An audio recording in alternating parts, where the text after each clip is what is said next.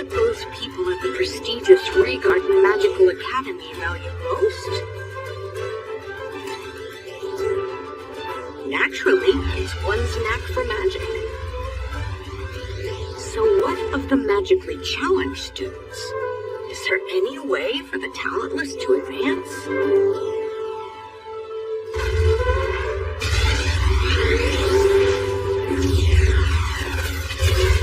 The answer is yes. I can come to the dungeon and slay monsters.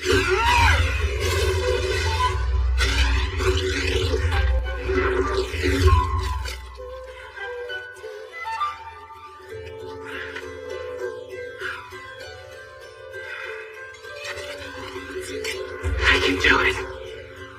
If I try hard enough, I can do it. Without one drop of magic.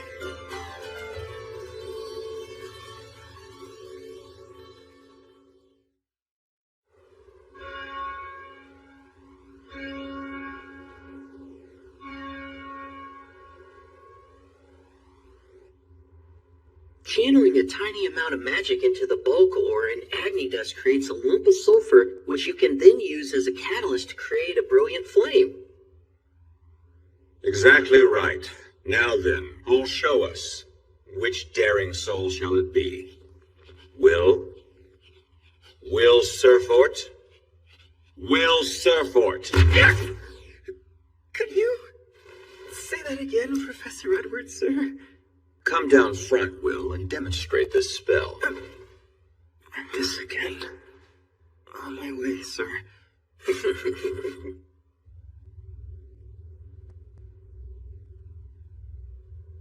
There a problem? It should be easy enough. You need only use the catalyst to conjure the flame, as you know. Oh, great fire. Spring forth!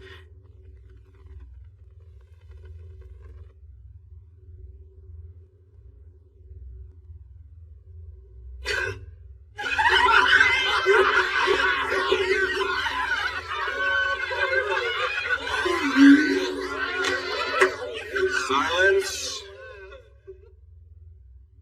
To think our fine institution has you, a wannabe who can't even perform the rudiments. But what did I expect? Book learners are only ever noteworthy when it comes to note-taking. You are entirely beyond help. Oh, flames! Obey me.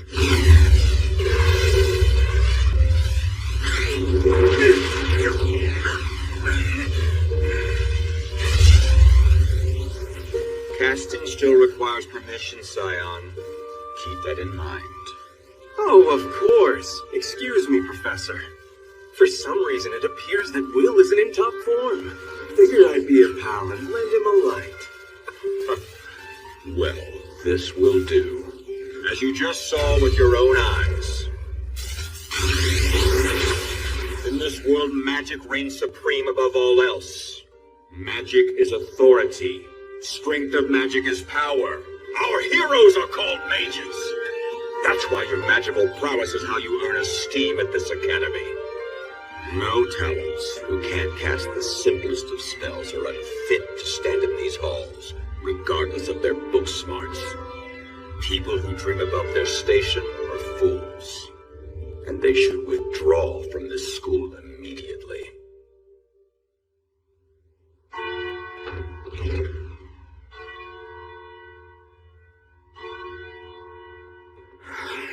You love flaunting your incompetence, huh, laggard? Hi, Scion. I heard you found yourself in the dungeon again, too. Slaying small fry to scrape up credits. Shameless to your very core. All three of you can buzz off! Well, if it isn't Colette, mind sharing what an overachieving honor student gets for defending this failure? Because I'm at a loss. He's kinder than you will ever hope to be and works himself silly. And I won't stand for you insulting my friend. Colette.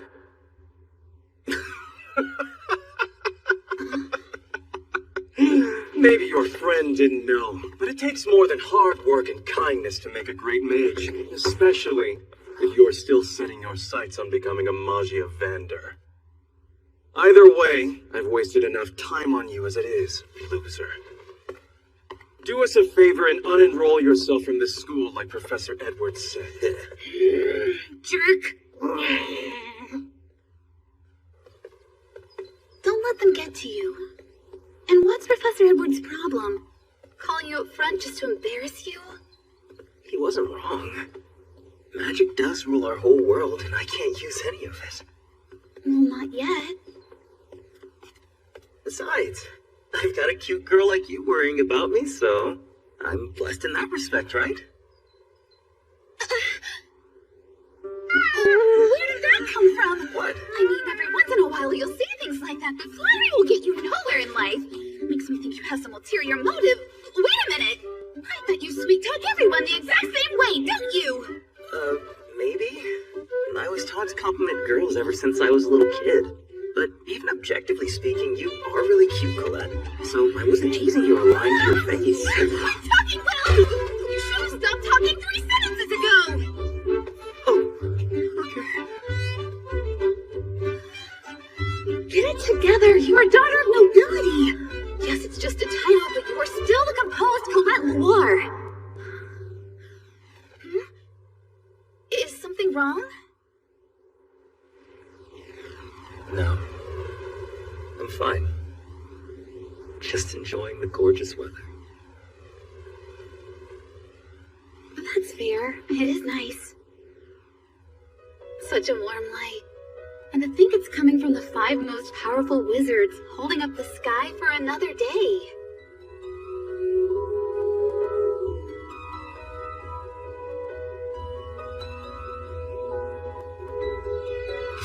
Long ago, our people were trapped in darkness.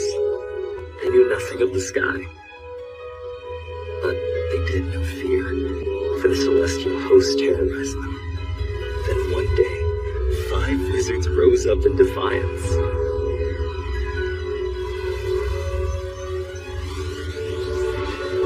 With their combined strength, they drove back the invaders, cast a seal over the sky, and brought peace to our world.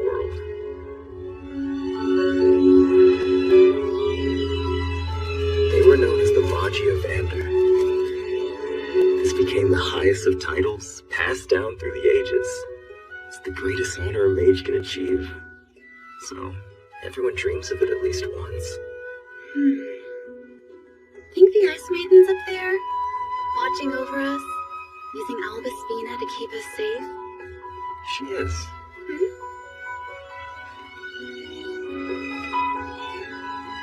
From her window on top of the world, she's looking right this way.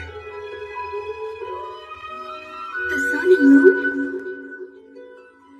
Yeah, they're these big orbs and they float around the real sky. Seriously? That sounds amazing! The best part is the thing called a sunset that takes up its own side of the world. It turns everything bright red. I hear it's the prettiest sight you'll ever see. You know, Will, the top of the tower is the closest to the sky. If we become Magia Vander, maybe we can see the sunset. Yeah, you're on! Let's go see it together someday! Alright, it's a promise. That innocent childhood promise was made on a whim. But Elfie held to it. With her talent, she became the youngest ever to earn the Magia Vander title and left for the top of the tower. And there's me, too inept to be even mediocre, yet also too stubborn to give up on our promise. I'm still stumbling along to achieve my dream of standing by her side. You massive idiot! Just take a deep breath and calm down, Professor Werkner. Not only did you hit the dungeon without clearance, you thought it wise to solo the 7th floor. You really will get yourself killed at this rate! Please have mercy, Professor! On the bright side, think I don't kill worth credits? That's one evil guard kill confirmed. Thus, I hereby award you with 2 credits. Yes! Yes!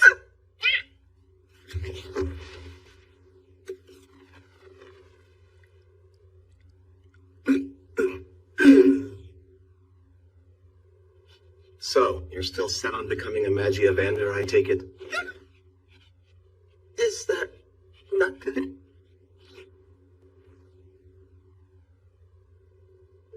Listen, if your goal is the top of the tower, then you'll have to advance to the Upper Institute first, Will. And for that, you'll need writing, spell work, and praxis. It takes a tremendous amount of credits from those 3 curricula, and you'll never earn anything in spell work since you can't use magic. Right! That's why I'm focusing on praxis. I balance it out by dungeon diving, so Will, I've told you before. It's foolish to think praxis alone will save you. Essentially, it just can't be done. Even if you could wield magic, that would hold true. I'm aware. But still.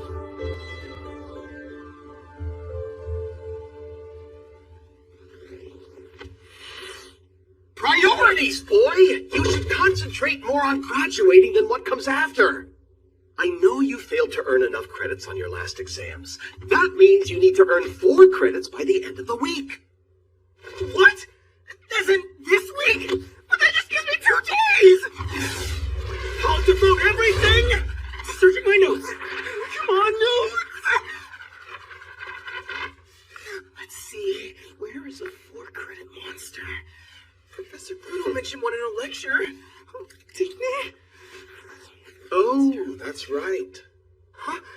Just thinking out loud here, but there are reports of a 4-credit Baskerville lurking on the 6th floor. If memory serves, a certain book learner hasn't defeated one yet. You're the best, Professor! Thank you, thank you, thank you, thank you! You lunatic, get off! You're stifling me! You don't really mind. I most certainly do! Let go! Okay. A Baskerville on the 6th floor. Now I can finally rid this school of that miserable misfit!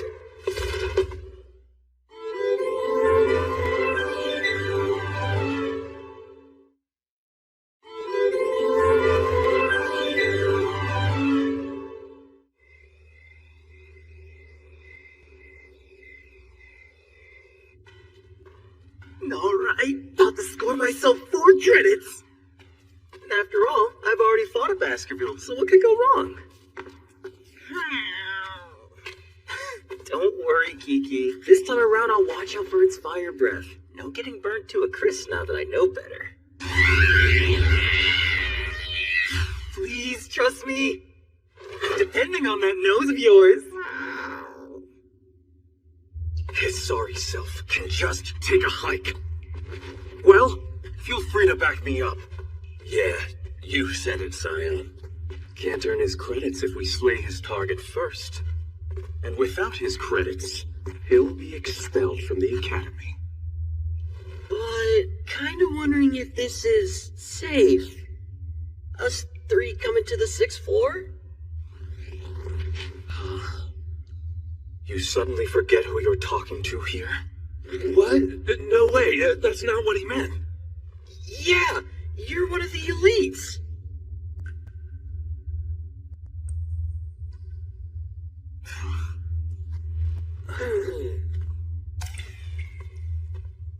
Those who can't use magic shouldn't even utter the words Magia Vander, much less strive to be one. The very sight of him offends me. No talent hacks have no business at the academy. Let's track down this Baskerville and call it a night. I'll cast search on this area team.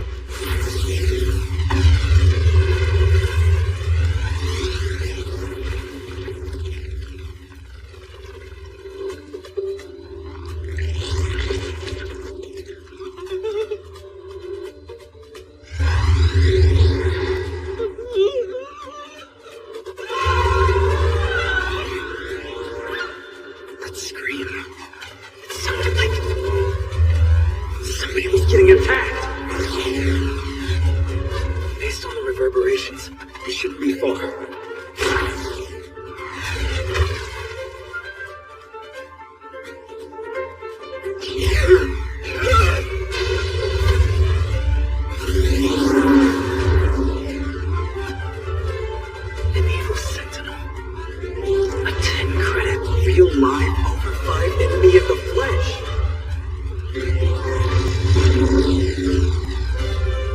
The Sentinel's habitat should be deeper down. Can't move on. Is that Scion? Stay back from Jerry!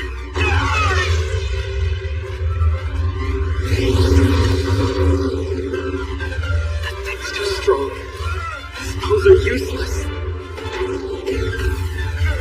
Die already! He doesn't stand a chance.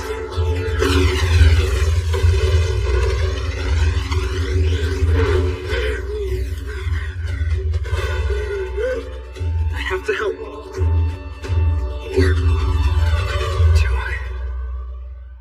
I could save him, but I don't have to. He constantly makes fun of me. Bullies me every last chance he gets.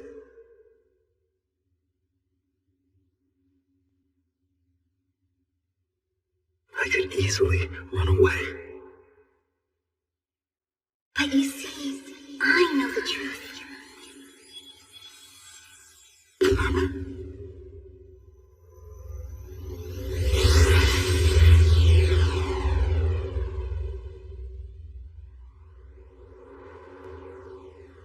But you see, I know the truth. You're incredibly kind and braver than anyone else around.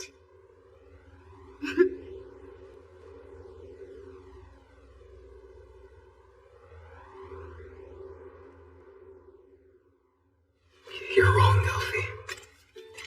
What I am is a guy who just wants to stand beside you. To be worthy of someone special like you.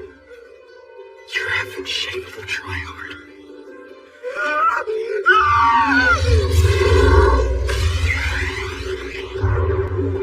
So at the very least,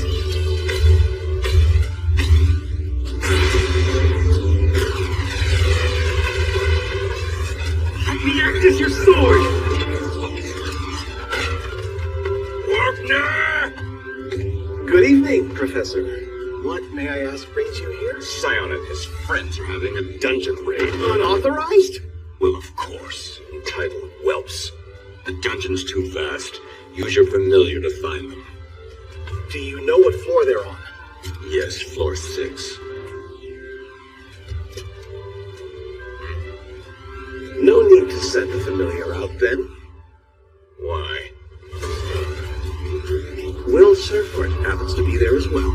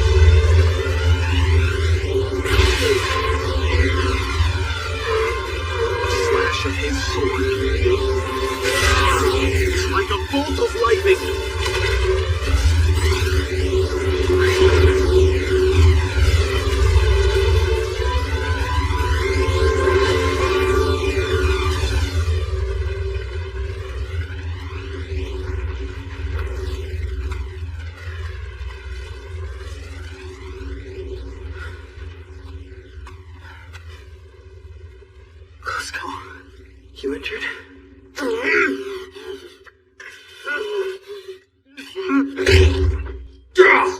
What a joke. One I refuse to tolerate. It's outrageous to claim a boy without magic could transcend it. Wait, Professor Edward.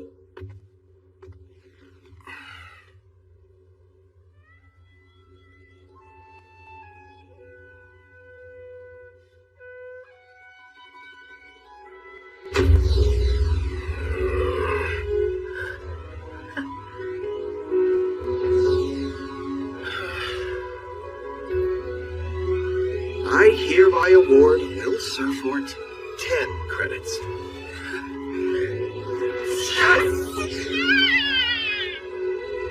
This is the story of a boy who would turn the world on its head.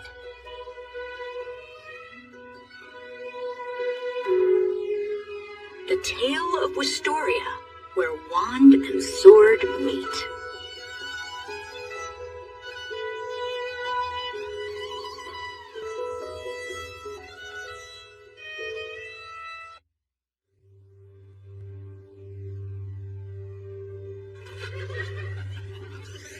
Rumor has it he can't use magic. I had no idea people like that even existed. So, how did he get into the Magical Academy? Apparently, he was just bait to lure Lady Elfaria into his hand. Then we don't need him anymore, right? Lady Elfaria has already become a Magi of Pandor. They'll probably toss him soon enough.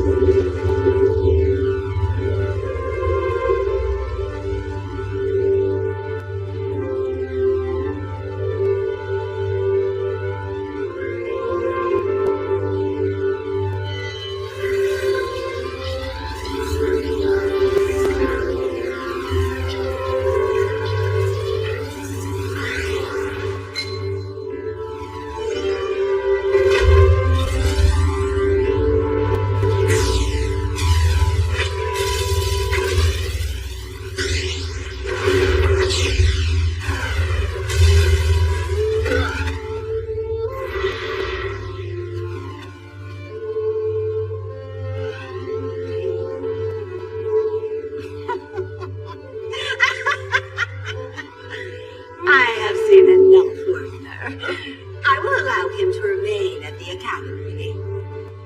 Are you certain that's the right idea? Bear in mind, magic is out of his wheelhouse. Even so, this is all so fascinating. A sharpened sword that yearns to be a wand. If I study diligently, will I be able to ascend the tower? If I'm strong enough, is there any chance I can get to Elfie?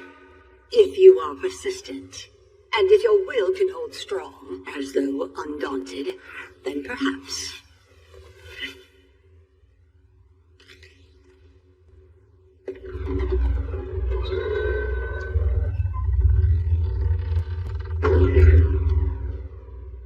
I am sorry. Yet without a guardian, this burden is yours to bear. A sword striving to be a wand. Well then, I wonder how this will end.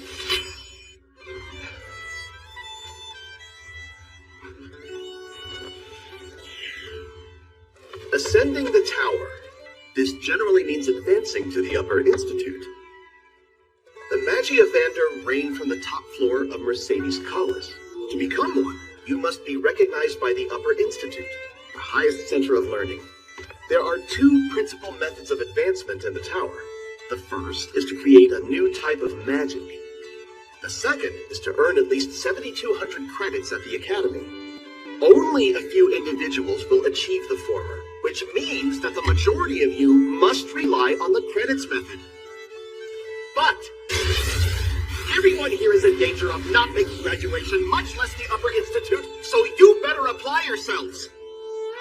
I will now drill these lessons into your very skulls.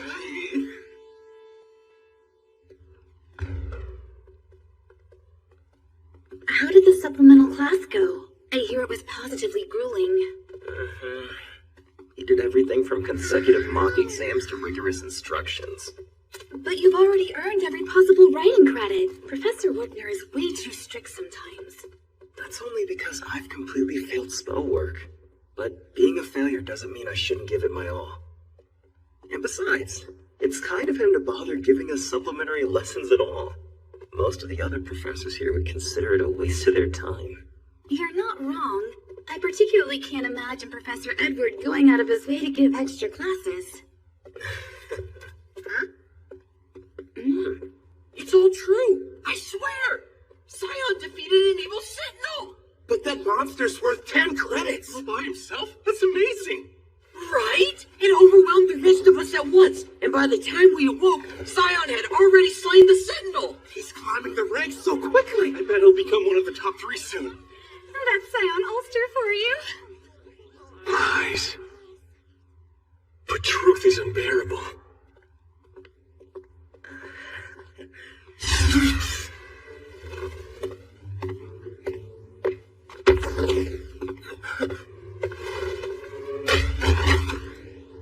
Is this some sick joke?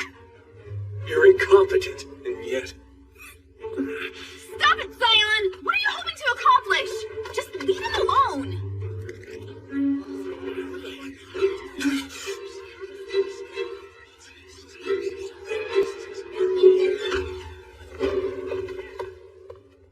Hey, wait, Scion! What was that about? Will, did something happen with him? Nothing important. Headmistress Will Surford should be expelled. You must see that. Is that so? What brought on this sudden urgency? Honestly, Edward, Will is in his 6th and final year at the Academy. Why now when he's come this far? This academy is no place for a warrior who has failed as a mage, or for someone who can surpass magic without being able to wield it.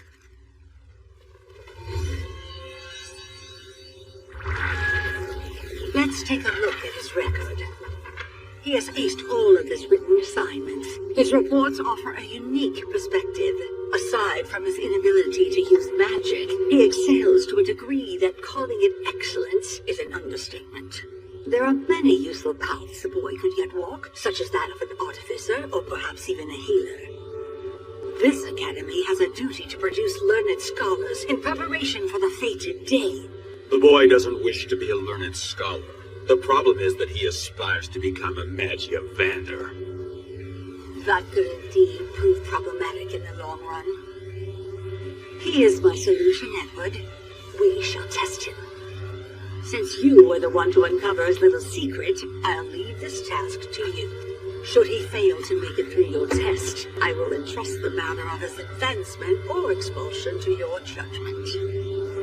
Are you sure about that? I am not nearly as lenient as Woodner is. I am aware. I will leave the content of the test up to you.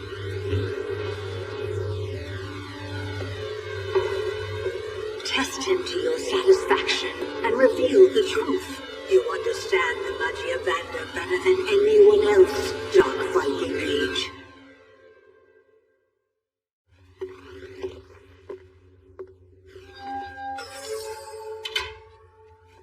I'm so sorry, Colette.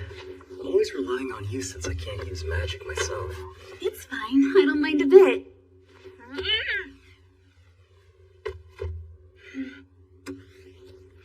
Up to your old tricks, huh? I'll never get permission to carry it on campus. And when I get back home to the dorm, my roommate pretty much doesn't let me leave. I see. His name's Rusty, isn't it? You must be close friends. I don't know. Not really. Year 344. The Battle of Garzamonzo broke out. The The dwarves, a race from another world, were angered by exploitation, overwork, and worse treatment than the elves, who were also from another world. So they raised an army to wage war. Well, am I crazy or have you reviewed this topic already? Here's a breakdown of their perspectives. You're already incredible at writing. Better than I could ever be. You don't need to work so hard. I have to make it to the Upper Institute. I can't lose a single credit. Besides, I know how the dwarves felt, so I don't mind at all. The Battle of Garzaronzo. Even in the face of the mightiest magic, they kept fighting. Never give up. Determination can surpass even magic. Did you learn that from Professor Werkner? That phrase really stuck with me. It helps me try my very best. My goodness, you have a great hair. What? That's proof you're working way too hard. Want me to pull that guy out for you? Oh, nah, it's fine where it is. Really? I don't mind. Just let me. What is going on here? Hello, Professor Edward? Sorry for the disturbance. We were just hitting the bugs. Sir Fort, come to the spell hall at once. Alone.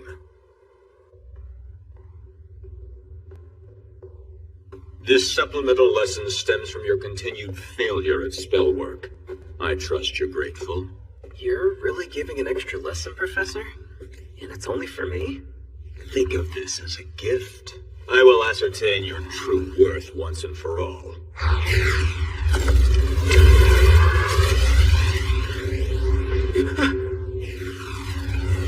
Your assignment is to land a single strike on me before the battle is over. Refusal is not an option. Should you succeed, I will award you 5 spell work credits. That said, should you fail, you shall leave this academy forever. Be expelled? Talentless worms such as yourself should not be permitted to even gaze upon the Magia Vander. I've given you reason to fight. Let's begin.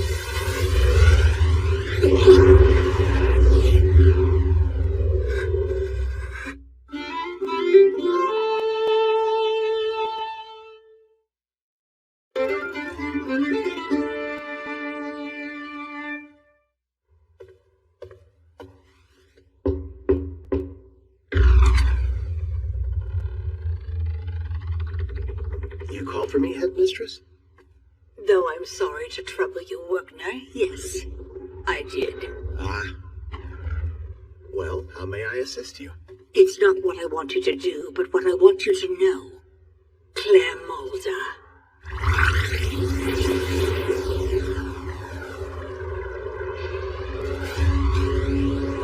What? Hold on. That's Will. And Ed. What's going on? They look ready to... Do?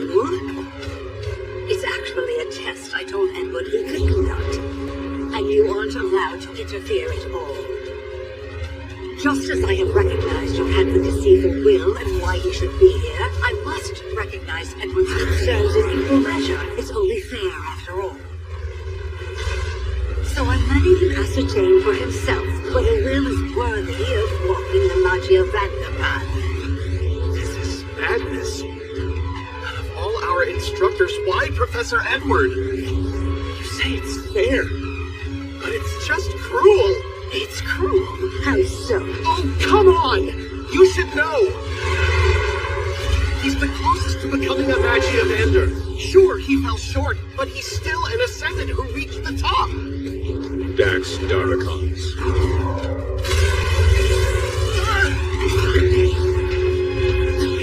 That's power. It's the power of dark magic. Yet look at this power.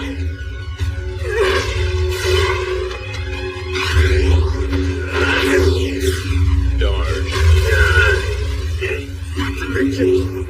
Defense. Think you can kick your way through a magic shield? How inept can a failure be?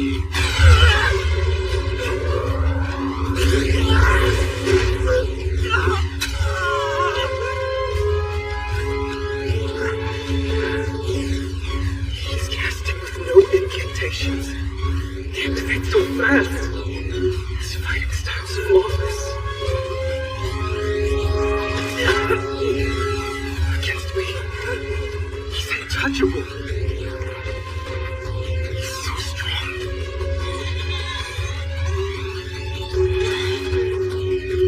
Smooth, Sir Fort. That's all. I'd only use my black flames to burn you and my shield to repel your unsightly savagery. Just those two. So, Will know the 27th rule. You shall never attain 1,000 magics. Should strive to master a single one, it shall become as 1,000 arrows for you instead. He's multi-classing one spell using an overlapping series. I'm about to be barraged with Jack's Darby cards. Accept your fate and be gone.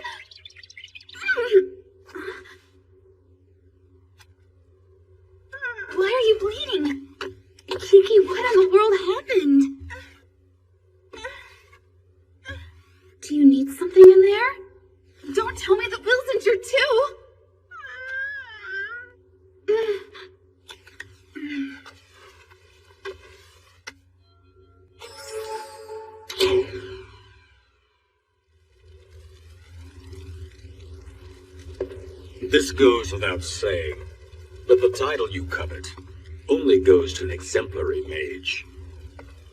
If you can't prevail over me right now, you won't ever reach those heights.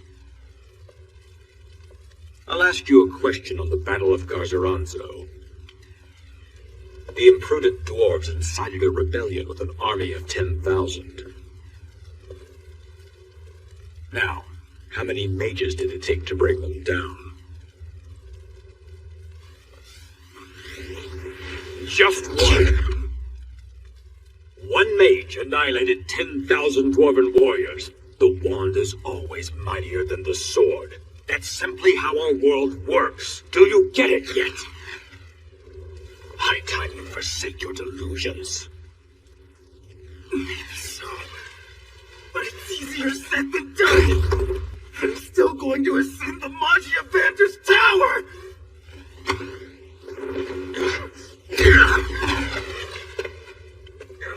What could possibly drive you to these leagues? What noble reason burns in your heart so to make you go this far?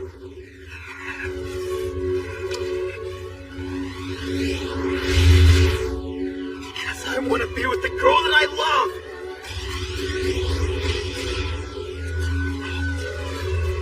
Elfie's waiting.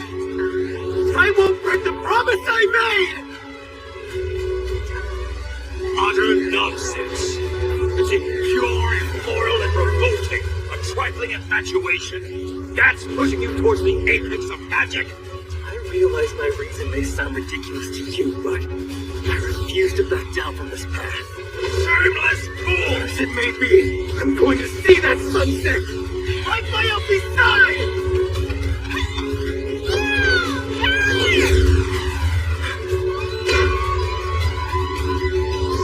Thanks, Colette.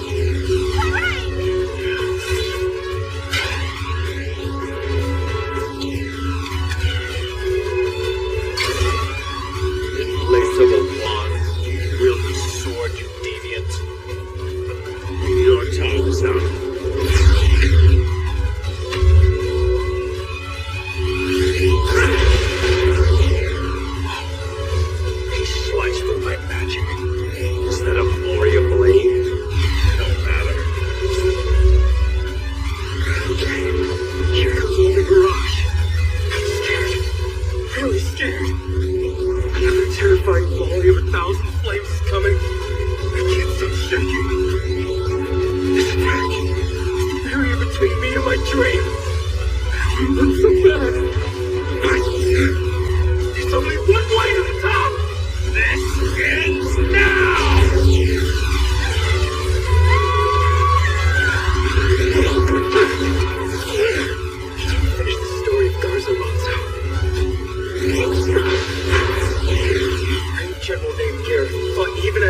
all of his brethren. Despite his odds, he charged forward and landed one blow. The mages then recognized the dwarf's status and honored that courage.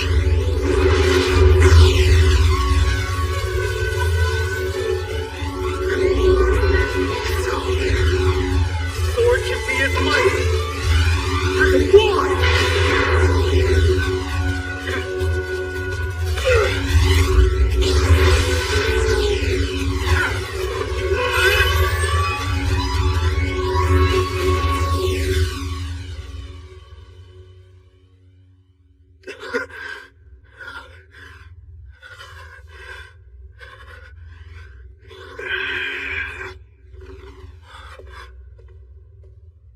Will Surfort is hereby awarded 5 credits.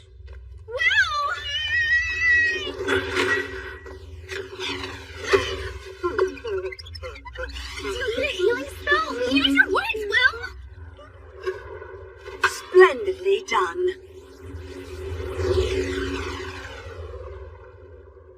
He purposely dove into the onslaught, for it positioned him above Ed, giving him a clear shot to strike. Yes, a strike powerful enough to shatter that shield, no less. We just saw a sword thrust capable of conquering magic. He fought as though undaunted.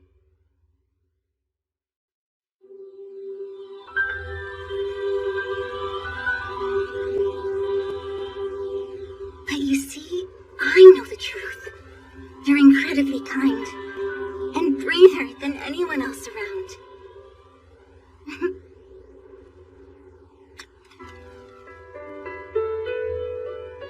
This is it. Goodbye, Will.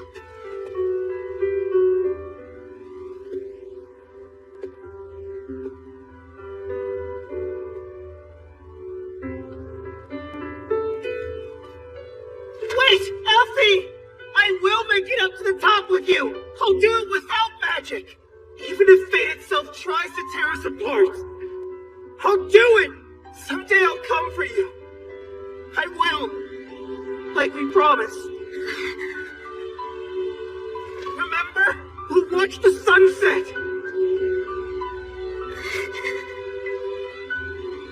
Okay. As long as it takes. I'll be waiting. Every day. I promise.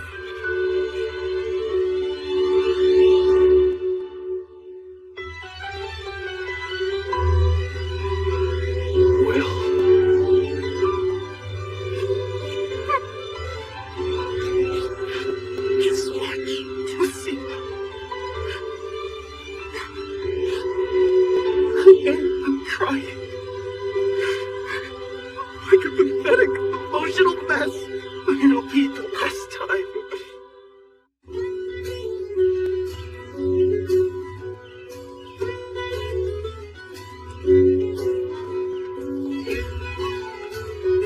Will Surfort, a no-talent book learner who only excels academically in one subject, writing. Also, a working student. Will, how goes? Early as ever, eh? Morning, Mr. Donnan. Shake a leg with that paper round. We can hit up Gina's afterward. Yeah, why not?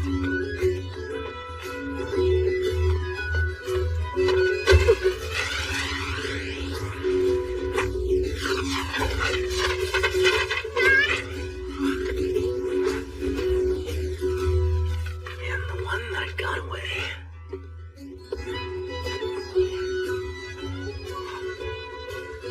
Albusfina Elfaria creates new original magic.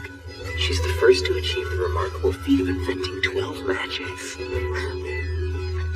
Elf is sure working hard. I gotta match her game. Subsequently, the Upper Institute has passed an order to the whole academy. The client is Elfaria herself? Wait, what?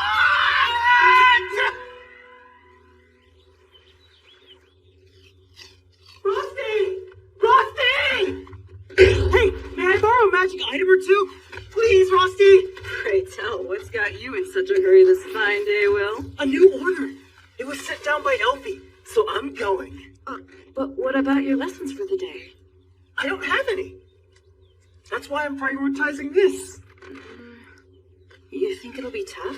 Doubt it, since we're just collecting Frostwalker ice cores. She's in need of a lot of magical catalysts, I guess.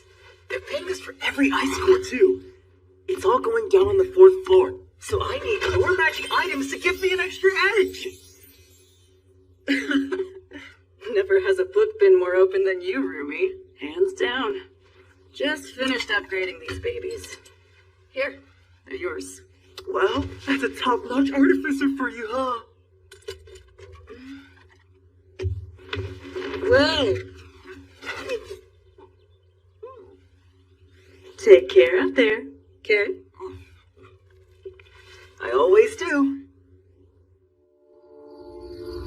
Mage Queen Mercedes, one of the great pioneers, once said, "All is born from the dungeon." O children of magic, take your knowledge and wisdom into its depths. Master the unknown and conquer it. Everything is connected.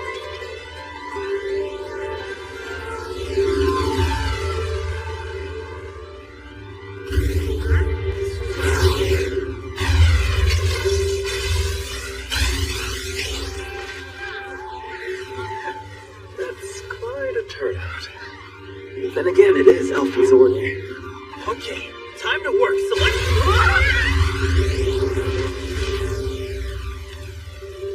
Nice, he's toast. One flick of his wrist made all those Frostwalkers dust. They were literal snowflakes, far from the monstrosity he took down. Scion's phenomenon. Seems like he's out for blood too. Is there even something left to hunt? Might have luck farther down.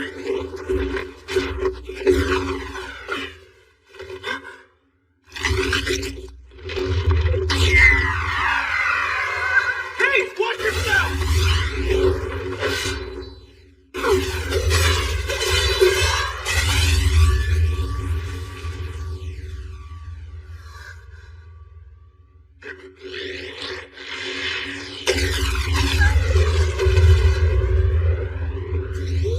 Kill all three?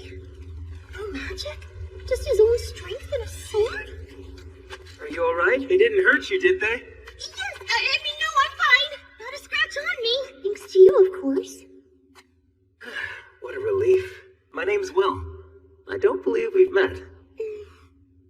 Hi, I'm Iris Churchill.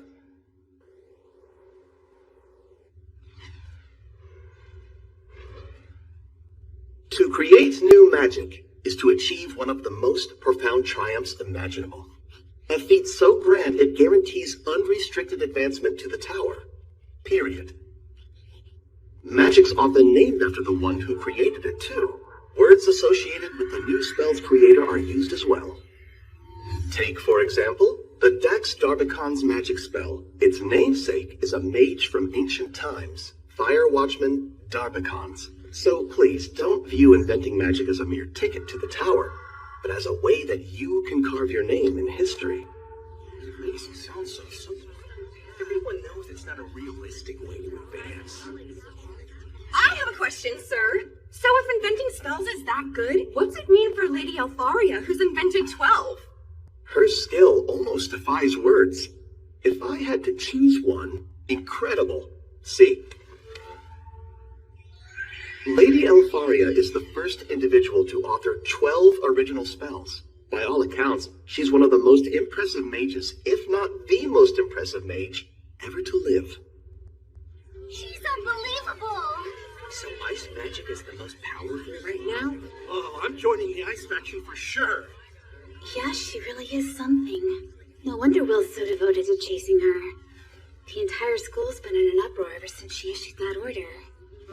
Aww, your young maiden side's on full display. Maiden? What are you talking about, Rose? You're jealous of Lady Alfaria, right? Will's amazing childhood friend is going to steal him away, right? No, you couldn't be less right if you tried.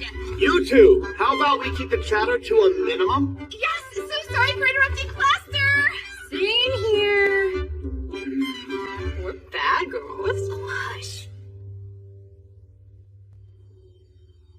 support from her is probably all it takes to send Will on a dungeon dive.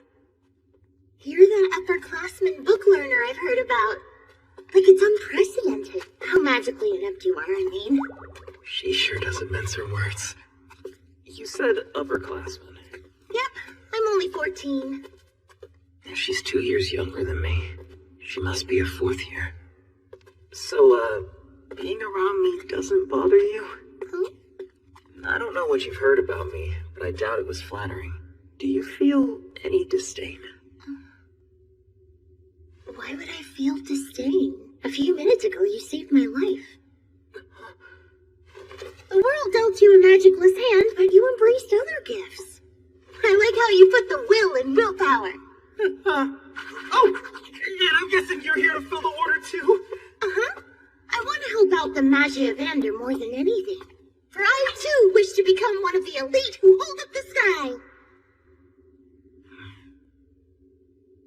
It sounds like an exaggeration, but it's not. The real sky is something that we've never seen. Our world is safe, yet hidden, cloaked by the tremendous energy of the Magia Vander, under a fake sky, the Great Barrier. According to the lore, when that barrier falls, the world will once again be plunged into darkness, and the calamity will begin.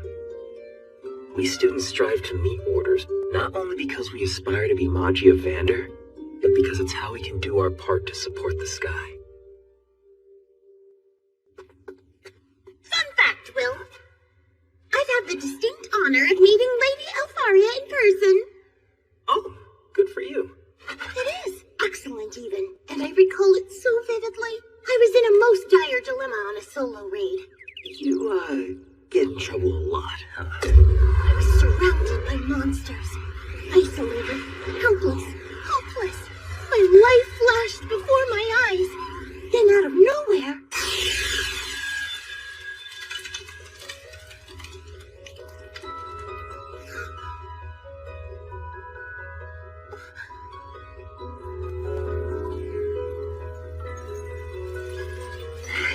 They didn't hurt you, right?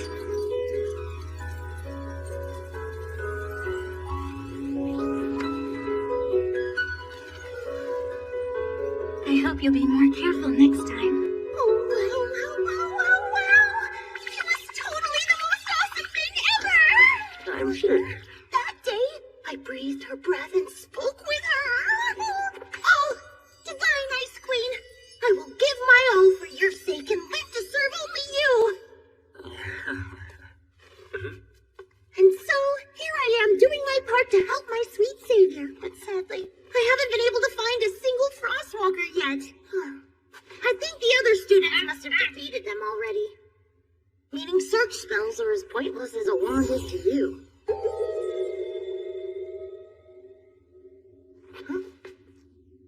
Hey, what you doing over there? When Frostwalkers move, they leave ice shards behind. See? Normally they're half a meal to 1 meal wide. But these are more than double that.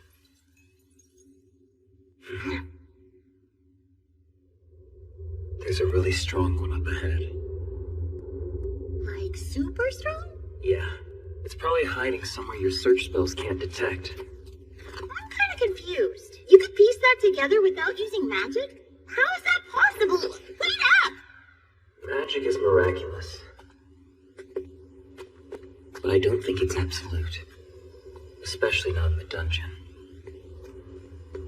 And though I may not be a child of magic, I do have knowledge and wisdom. Experience can make up for the rest.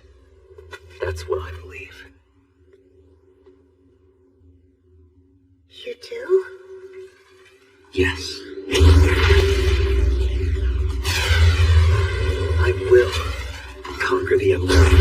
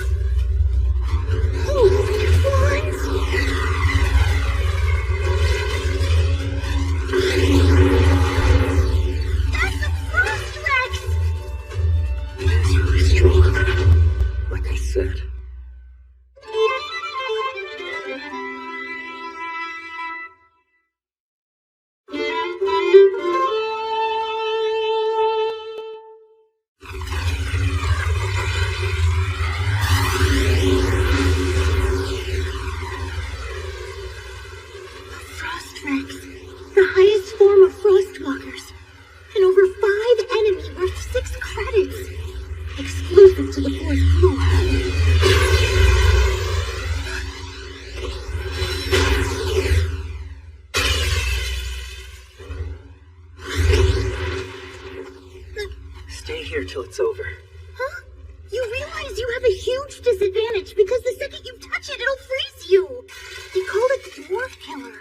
Close combat is a no-go. The only way to slay a Frost Rex is with long-range magic. This is one fight you can't win. But I can.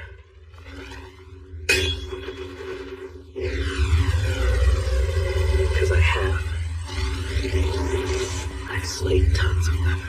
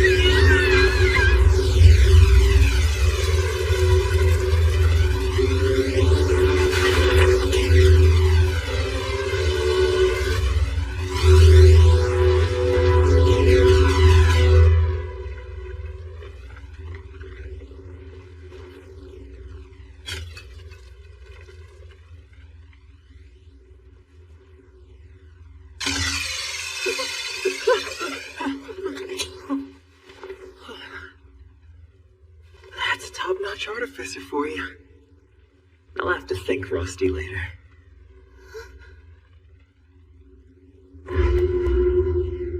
So the talent's not so talentless. What a massive discrepancy between rumors and reality. But how should I report this? Iris! He's got loads of cores. Let's head back. Yeah, let's! What he lacks in magic, he makes up for in cleverness. And he does indeed have experience, which has honed his combat skills. His genius lies not with a wand, but a sword. He's a warrior.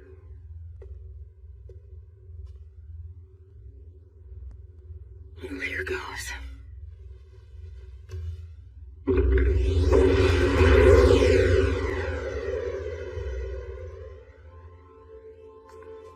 I humbly request a moment of your time, Magia Vander. Did I interrupt you all? No. Just a routine, tedious meeting for formality's sake. If the barrier were breached at this point, the world would be lost. I bet you anything that damn celestial host is on the other side watching our every move. And we haven't got the strength or numbers to give them a decent fight. The fated day draws nigh. We require more elite sprouts. What's written in the lore cannot come to pass. How'd it go, Watcher? Find someone useful? My search is still ongoing. There is at least one interesting prospect, though. A magicalist no-talent sixth tier. Will Surfort is his name. I recommend he be brought into the tower's service. Absurd. Leave. Sounds like fun. There's already enough inferior riffraff around as it stands. I cannot endure more. You warrants in the mud are too set in your ways. I would even take a dwarf if it was really worth my time. You lawless brawler. How you ever came to sit on that throne being the barbarian you are is beyond me. All right, that's enough, you two. In any event, there's no need to be hasty or cruel. We can wait to make our decision. Let's see how the Grand Magic Festival plays out first. Sure. The good ones will rise to the top one way or the other. The rest will sink back down regardless of effort. Well, thanks for the dull, pointless chat. It was a blast.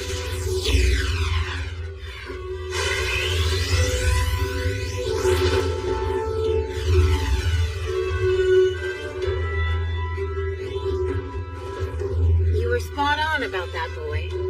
He's quite the find. Well done, my lady.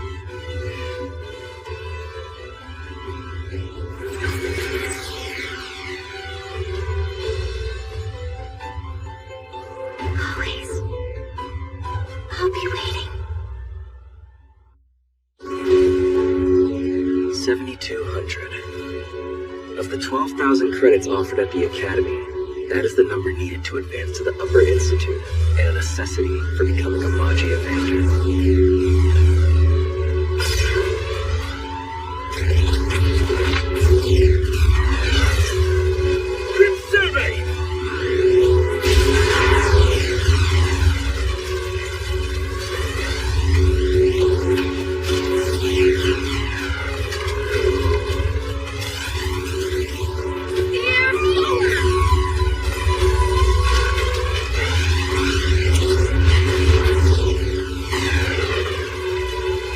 Well done, Cyanos. You pass.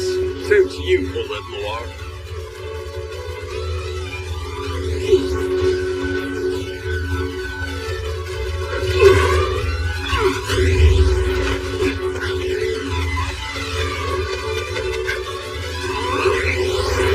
He's not serious, right? No respectable student would prefer throwing blows over spells. Performance issues!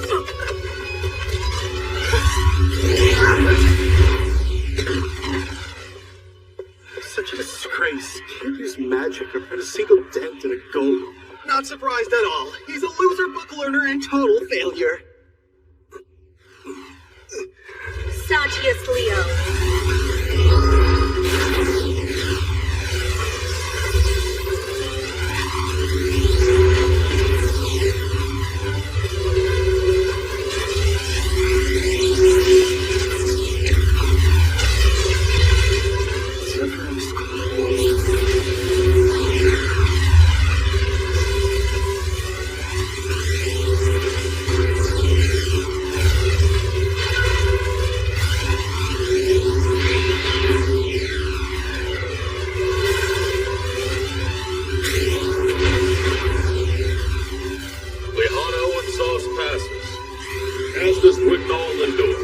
Nice work.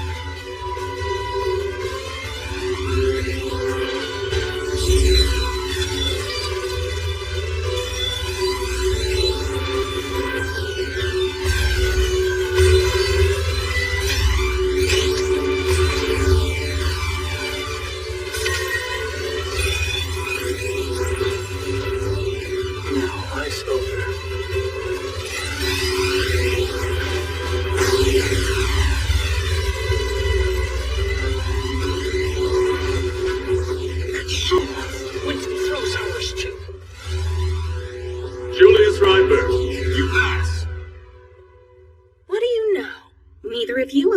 step. There isn't a reason I should have. Not with the festival so close at hand. So glad that the two of you could make it. Now I can declare my intent for war. I have developed a secret technique that I'm quite confident will allow me to easily defeat the both of you. Instead of a gauntlet, I offer you this.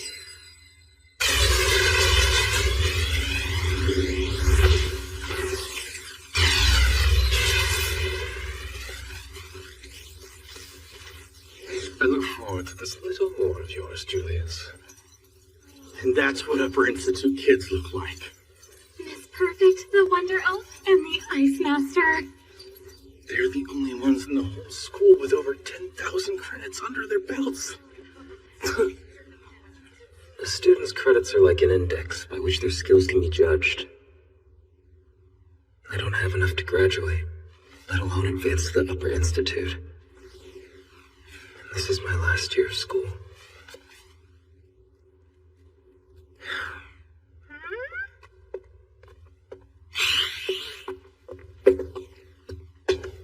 You realize you're in the way, don't you? Stay out of my sight, you sad laggard. Oh, I'm sorry, Julius. When you can pass an exam with just one spell, it's no wonder you're in the top 3. If anyone gets scouted at the Grand Magic Fest, it'll be you. Guess we are creeping up on another Grand Magic Festival. It's your sky race. You'll just have to get scouted at the Grand Magic Festival, too. Huh? Surely you know progressing to the Upper Institute on writing and praxis alone isn't realistic. You lack credits, but a student getting to ascend the tower on the spot because someone recognized their talent does have a precedent. I suppose that's true. Everyone's bent on turning things around with one shot when a festival's on the way, though.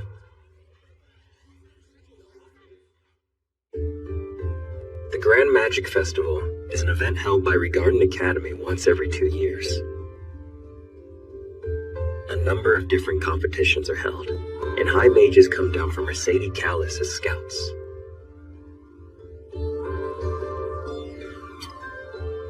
Don't you get it, Will?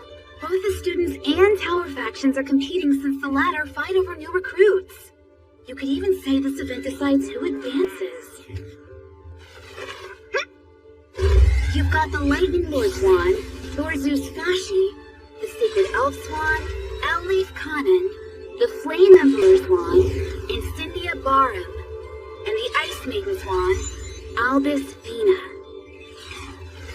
There's also the Light Sovereign's Wand, Mysterious Noah, only their faction won't be attending the fun. You still have 4 factions to impress, though, 4 ways to the top. You just need one. It's a pretty rare occasion for someone to skip their graduation requirements and head straight to the tower. I mean, I'd have to perform magic that would put a high mages to shame. I hear that your spell work doesn't have to be outstanding as long as you yourself are, because Watchers will be there too, and they'll snatch up anyone who catches their eye. The Watchers are just one of the school's 7 legends, Colette. Plus, no town shouldn't try to stand out at this thing. So, I'll work behind the scenes again. Help with operations. Will, whether you win or lose, entering this contest would change the way everyone sees you. The vote of confidence is nice, but if I enter, it'll just turn into an average sporting event. I had a really rough time because of when we were second years.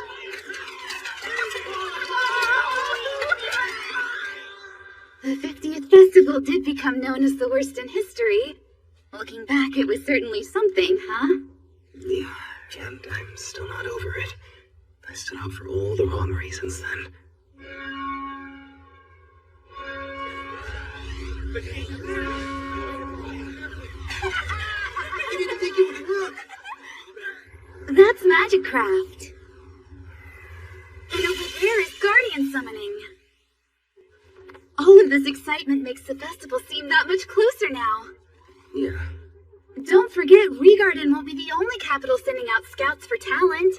Even if we don't get accepted into the tower, there are lots of other roads that we can pursue. Right, but I already told you I'm not joining. I won't deny the festival's a good chance to show your stuff, though. stuff to show us the next student, so promote yourself. Seems like a bad idea to promote my non-magic skills at a magic festival.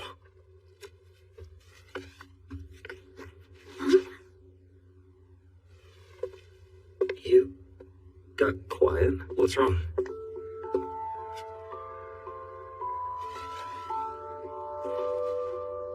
It's hidden well, but a barrier's been cast here. What? Sure it's not lock magic? I am. This is some kind of inhibitor. Could use force to break it if I wanted to, but I'd really rather not. Kiki. You try.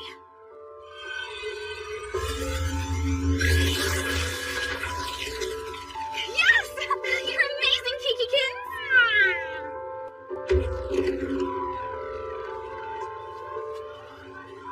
Whoa! A hidden stairway! I'm curious about what's down there. Aren't you? Jump right up and please your bets on who you think will win! We've got some big forecasts for each and every game! 300 on Julius! 500 on Desiree! 800 on Lihana!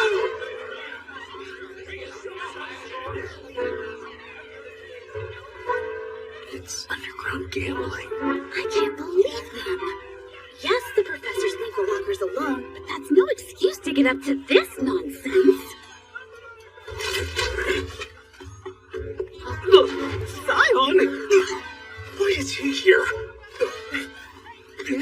What's the garbage doing out of the trash can? Will and I wound up here by chance. If you have any more insults, I suggest you not speak. Oh, and the next time you decide to get rough with Will, you'll have my wrath to deal with afterward. So, did you guys happen here by mistake too? Shouting at all your bets from the balcony's gotta be tough. It's none of your business. You tell him. It's not like Zion came down here to see the betting odds. Yeah, word is there's quite a spread between him and the top three, which sucks. But hey, Zion would never say that. He'd also never be sad that the top three don't notice him. Not in a zillion and 1 years. Just shut up or I'll burn your tongues off! We're sorry. Shutting up now. Wow, Zion, the big three are that deep under your skin? Are raging hormones making you rage? I'm not especially interested. No one's defeated anyone as of this moment. And the number of credits I lag behind them are credits I lost in writing. I've been training for a long time. In terms of skill, I'm just as good as Lihana and Wignall. You're so high up! Why am I bothering to explain anything to you? Excuse you? Zion! Wait up! Contest held once every 2 years. Yeah, I understand the excitement. I do.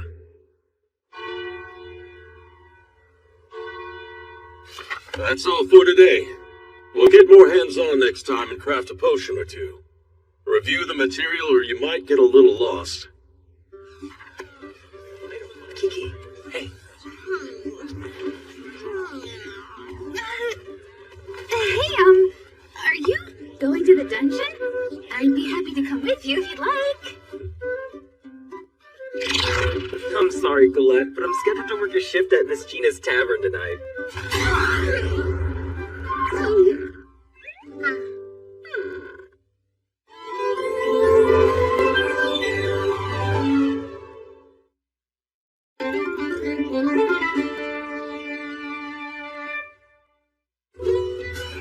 Slumland Street is on the outskirts of Purvis Retard. The exploited dwarves drink their cares away after another hard day's work in the mines. Their laughter ringing throughout the district. One goulard bean saute? It's ready to go when you are, Will, so hop to it. Got it. Thanks. Hey, let's see some hustle out there! Alright, wanna trade me that mug? Oh, your timing couldn't be better, lad. Why don't you grab a frosty one for yourself, too? Student by day and waiter by night. And one grueling routine when you add in your paper route. I have to work. The Academy's tuition isn't exactly free. I could try for a scholarship if I was eligible. Speaking of your school, that thing is coming up. What's it called? That festival for magic stuff. Could solve your money woes if you win, right? It's the Grand Magic Festival, and I really can't enter it, okay? I've got plates getting cold, so spill the chit-chat and work! Right. Plus, your friend is running laps around you. Hey, Table 3. I hope you're hungry. Yeah, but not for long. How about another mug of ale? Sure, I'll have it to you as soon as I can. You're really making me glad that I asked you to help out. Magicless manual labor is a fun new experience for me, which is kind of neat. And I can't just stand by while my roommate struggles, right? Frosty is my kind of worker, Will. Bring me another one like him to replace the staff I lost. What do you need this lad to bring you more hands for? Will you work as hard as you can do it all, Miss Gina? What? Because he's a brother to us dwarves.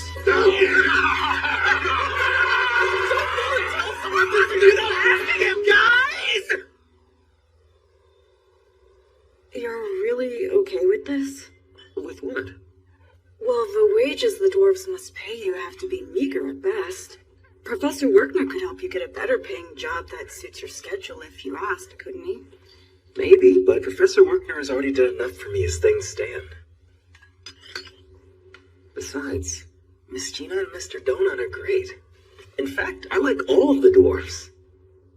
They're good with their hands, their hearts are as full as they keep their mugs, and despite my faults, they accepted me.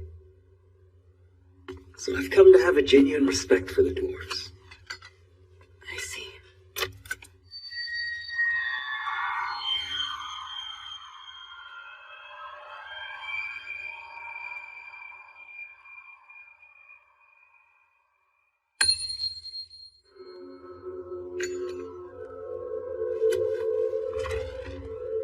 What sort of vulgar tavern is this? The only one that's open.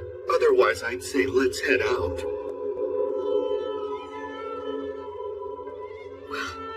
Those classmates of yours? What are the odds? Hey, dunce! Don't tell me you work in this sty. I'm nearly moved to tears! The laggard bonding with barbarians is pure poetry. What did you say? Calm down.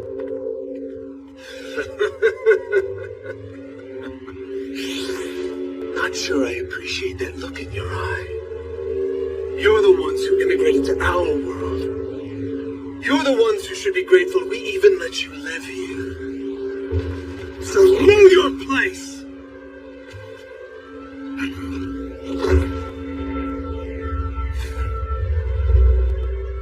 The celestial host was able to succeed in destroying the dwarves' world long ago. But some escaped ours. Is this a tavern or not? Bring me a plate and a beverage at once! Unlike the elves, dwarves are treated with contempt. Were a dwarf to lay a hand on a mage, their standing would instantly be in danger. In this world, magic reigns supreme. The discrimination against dwarves sums up our whole society. Even so.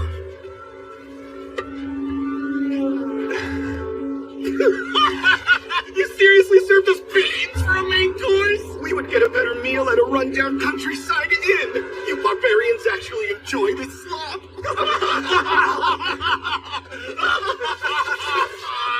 What makes it worse, it reeks just as bad as their sweat. Even so. Their hygiene's poorer than a beast's. You're stinking up our country. Go away!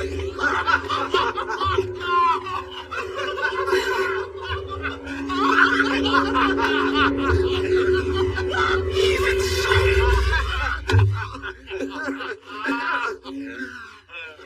Can we help you, no talent? If we need a server, we'll call. What you just said, take it all back. Excuse me.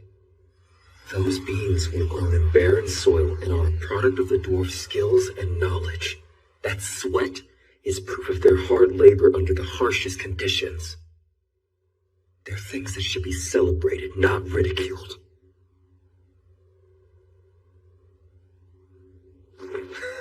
All you know magic stick together and lick each other's wounds. If something reeks, then it reeks. If something's slop, I'll call it slop. Is that so wrong?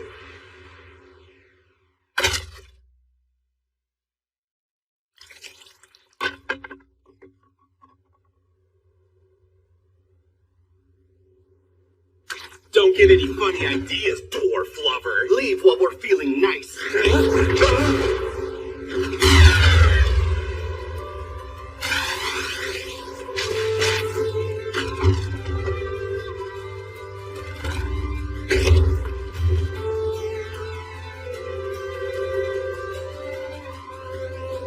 Savagery we've shown tonight is far more senseless than that of the dwarves.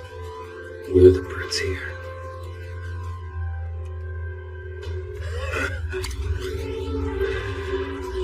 Haven't felt this insulted in a while.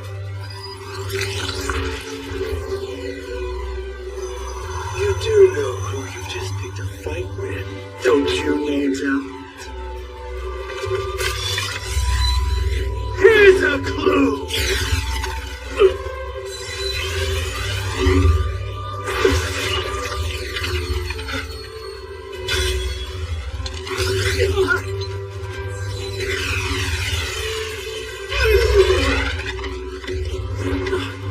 Mystery.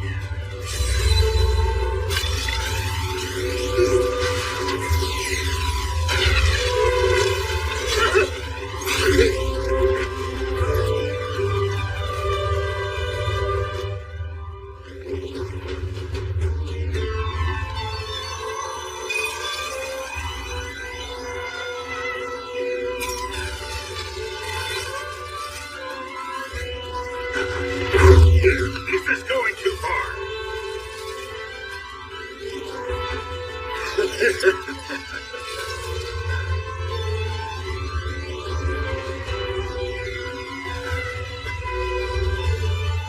I've changed my mind. Freezing you to the wall of this dump you love won't be enough to appease me now. You're going to enter the Grand Magic Festival.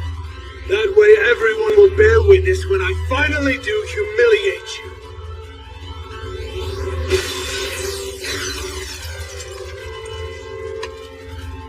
Alright, fine. You're on.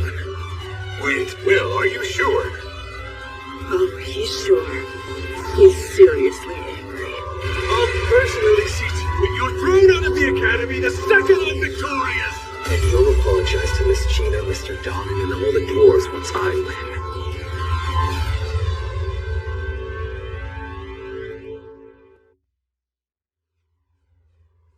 Improve, complete, and strive. Once you have reached your utmost potential, brace the sky and never serve as a foundation for evil. With those words from our founder, Mercedes, I declare the Grand Magic Festival shall now commence! Watch every match intently. Scrutinize everything. You never know when we may discover a diamond in the rough. Right.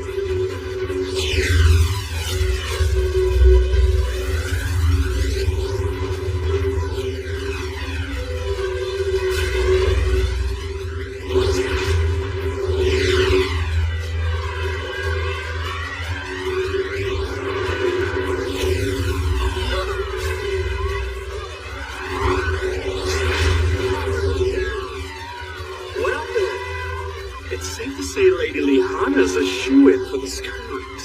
What did you expect from Miss Perfect? She's not a top student by some accident. No way.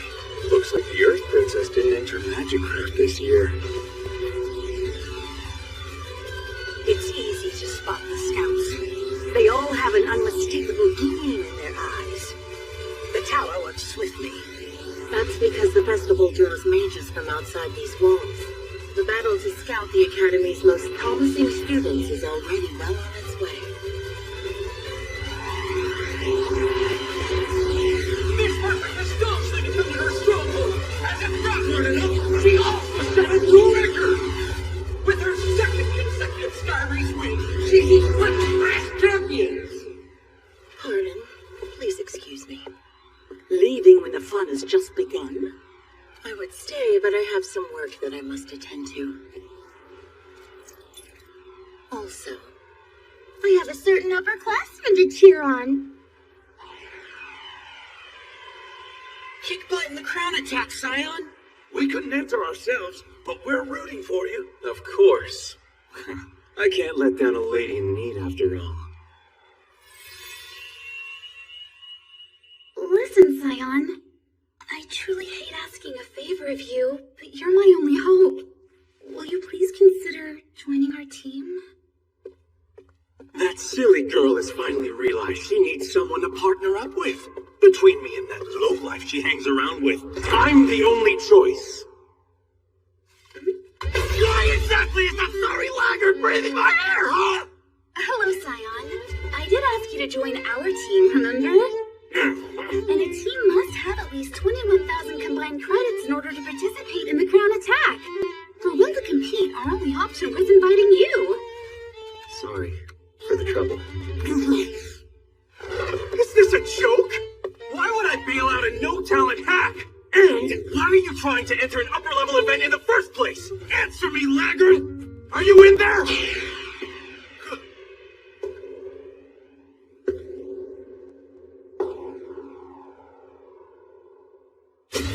He's looking right past me.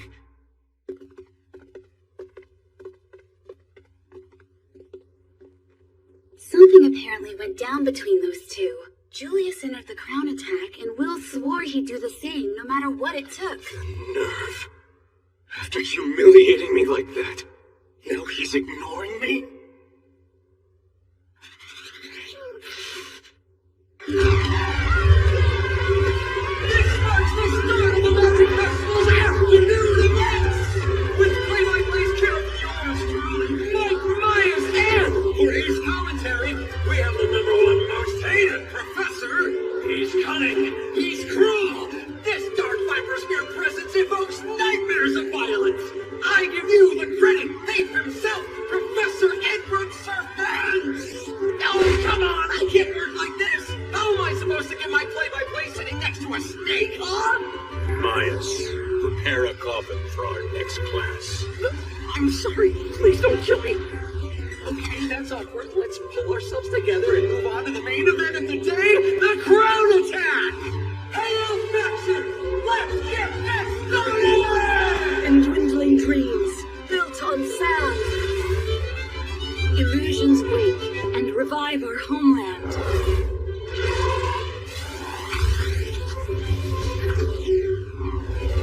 Our blood whispers, silenced cries. Now in our mind's eye, reveal our precious paradise. Connection now commencing. Fairy order, Valican, Ashanir, Oshis, Quanshia, Reese. Establishing domain. Our flowers in bloom. Magnazarus Wingpool.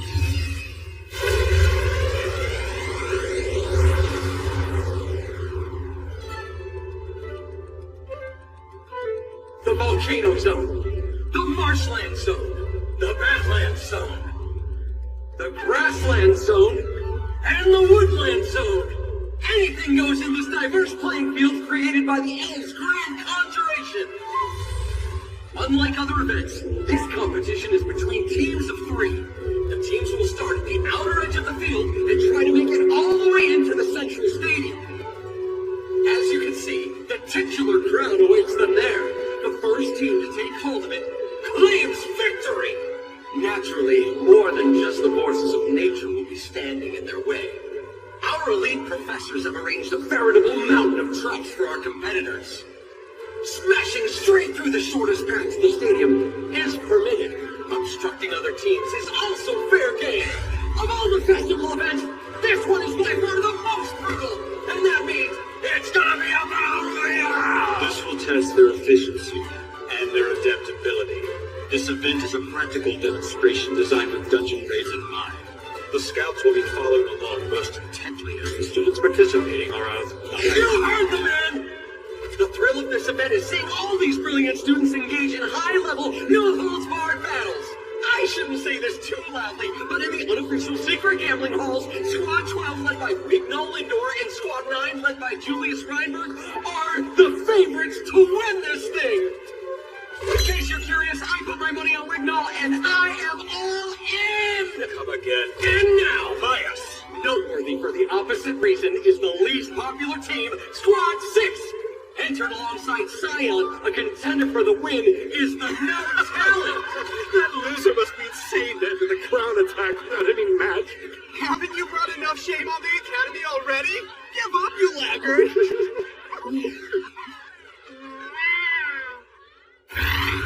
All squads in the Badlands Zone, on your marks. Sir! Huh? Will? Don't tell me you intend to participate! How many times have I warned you not to enter the festival? Plenty of times. And I'm sorry. Even if it seems stupid, this is one fight I want to win. Will! Hey! Wait up! Seriously? I tried to warn you. The wait is finally over! Now the moment we've all been waiting for! Let the hotly anticipated Crown Attack event begin!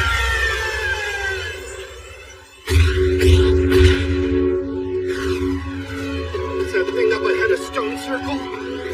No.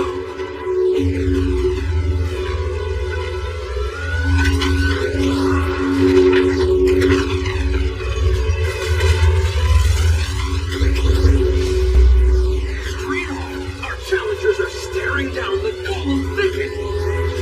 A wall of golems has emerged in this truly impressive obstacle. Will they manage to break through? Wait, what's this? Welcome, Squad 6 is charging forward. A suicide attack? Either way, it won't actually work. Like, he couldn't even nick one during the test we had the other day. Collect, if you would.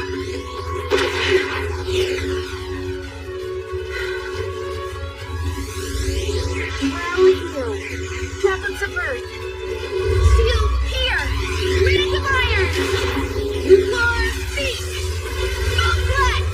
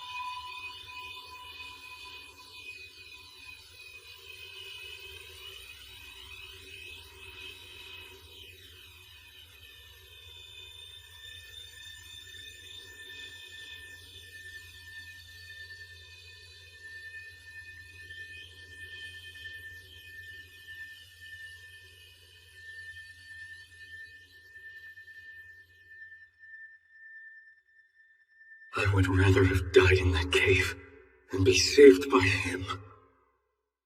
So I worked like a man possessed, giving it my all. Built up every ounce of strength I could. And still... what kind of backwards world is this?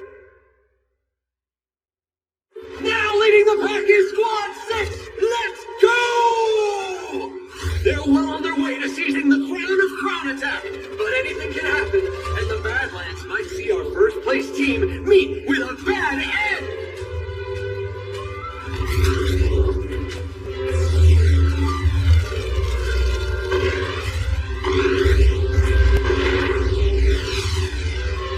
Dead ahead! See him? Mm-hmm.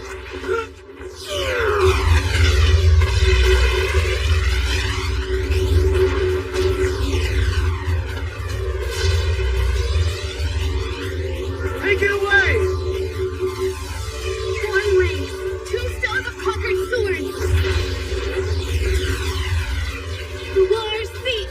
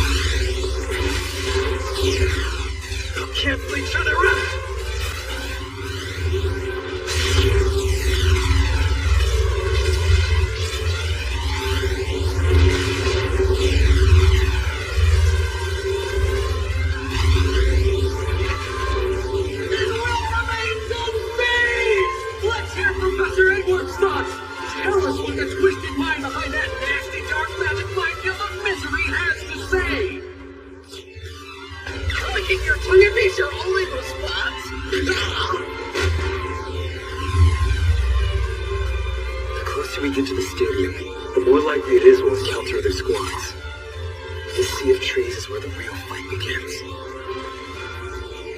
We'll use the cover to our advantage and set up an ambush.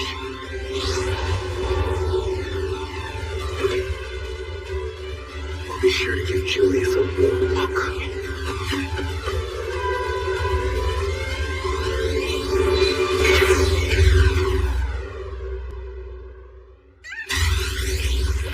Are you alright?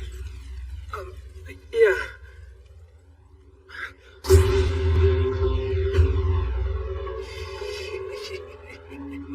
What? Impossible! He managed to get here first? No way. He beat our magic hit and run strategy? But is he alone? Or did his teammates keep up with him and they're just hiding somewhere? Scatter.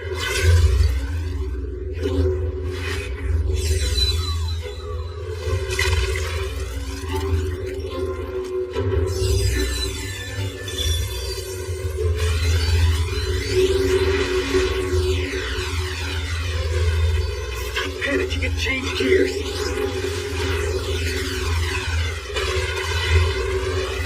I'll confront him head on.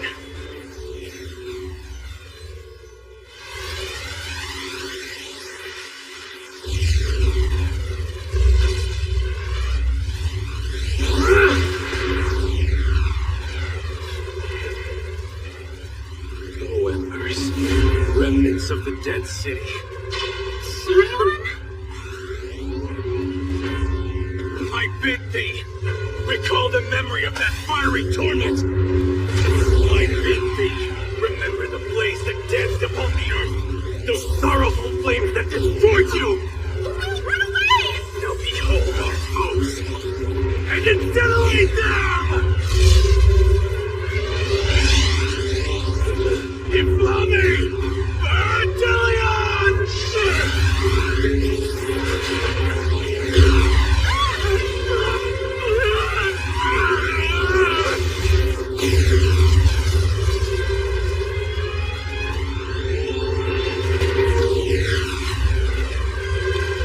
Holy mass humanity in the dark and dreary day! That shockwave came from nowhere!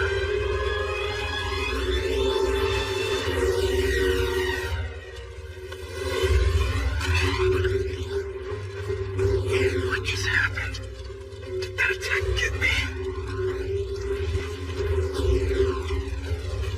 The Sea of Trees.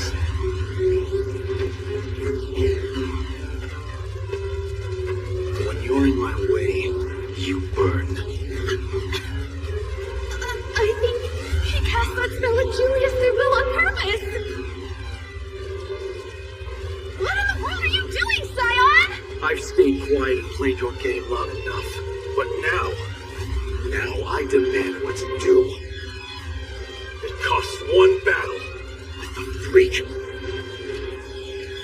Has he been planning this? Right here and now? You want to fight me? Why?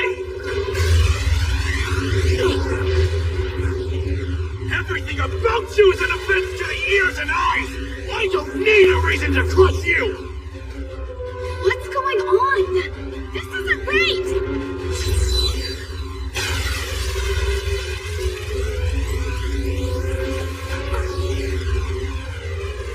Julius, but how? How did he survive that blast? Ice over. Collect!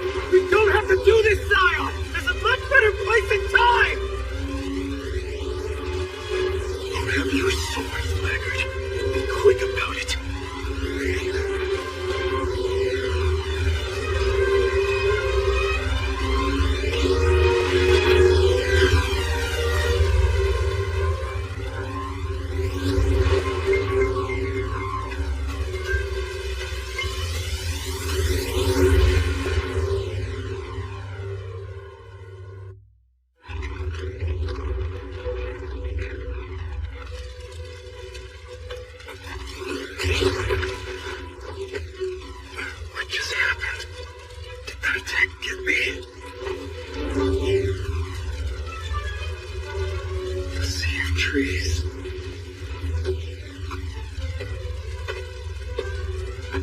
When you're in my way, you burn. I think he cast that spell at Julius through Will on purpose. What in the world are you doing, Scion? I've stayed quiet and played your game long enough. But now I demand what's due. It costs one battle with the freak. Has he been planning this? Right here and now? You want to fight me? Why? Everything about you is an offense to the ears and eyes. I don't need a reason to crush you. What's going on? This isn't right!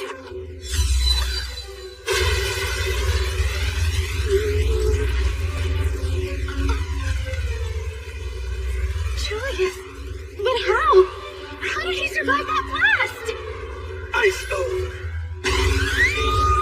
Collect!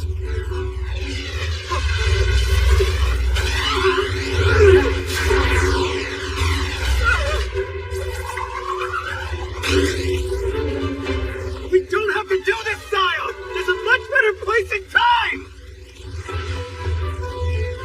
Grab your sword, laggard, and be quick about it.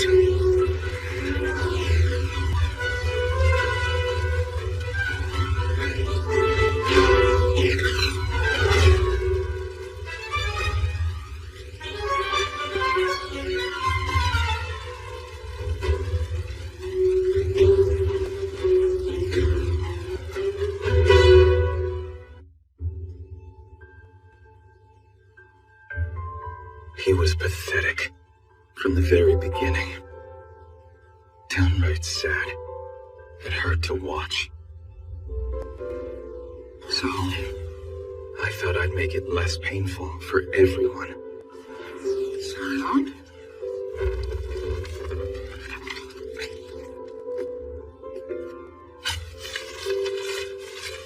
Hey, I'll let you be one of my underlings. That way you won't feel so miserable all the...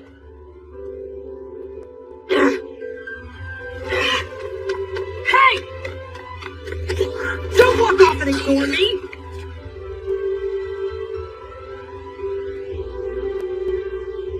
Leave me alone.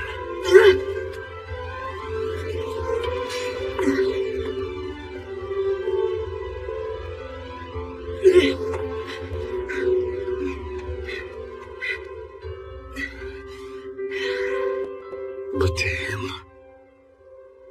we were the invisible ones, not even blotting the scenery.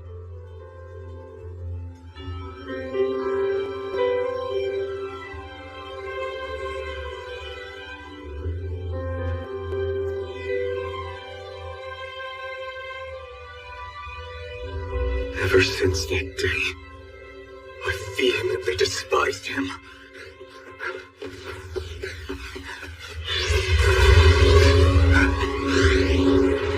Last year!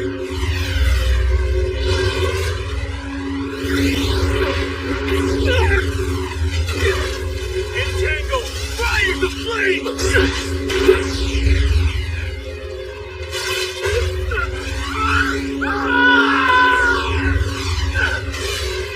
Fire! Obey me! Await this rock!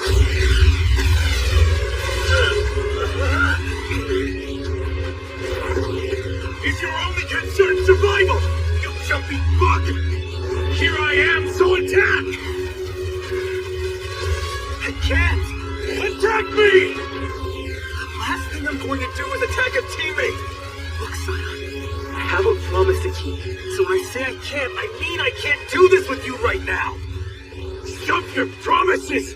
If you won't raise your blade, I'll burn you to cinder! Is he really gonna force me to fight? No way! This is such a plot twist, folks! 1 minute, Squad 6 was on track to take the crown. The next, Scion turns his wand against Will in an explosive clash. Talk about abrupt!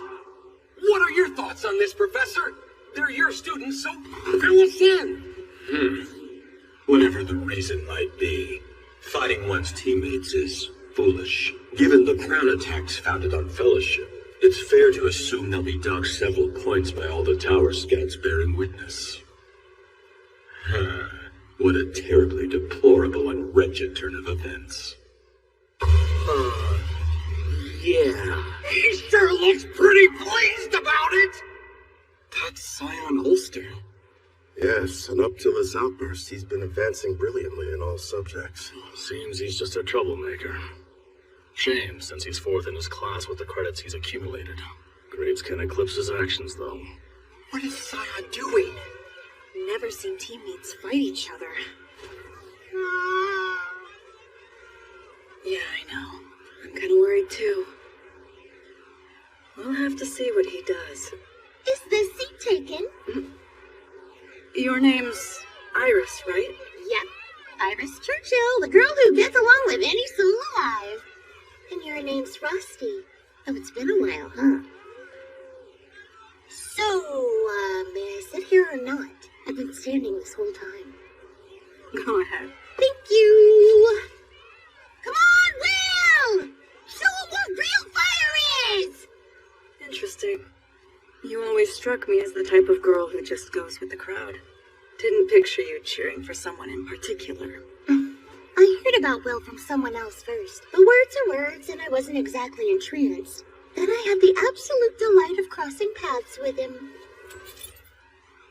Now I get the hype because I'm obsessed too.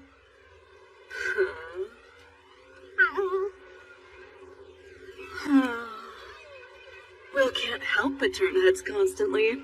Scion's yours. And I'm pretty sure your head is being turned too. Oh, I'm aware. I mean, Will is the one I love most in the world.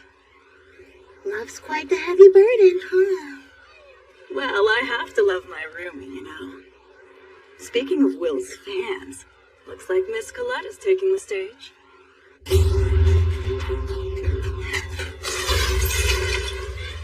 I have to hurry and stop Scion and Will. Julius! Are you only going to run? No, that won't do. At least not for the Earth Princess.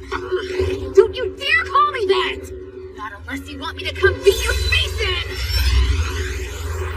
Give it a rest, will you?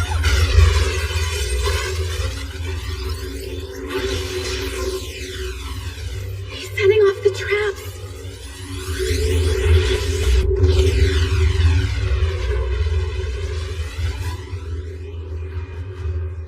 Wait. Those are all different zones.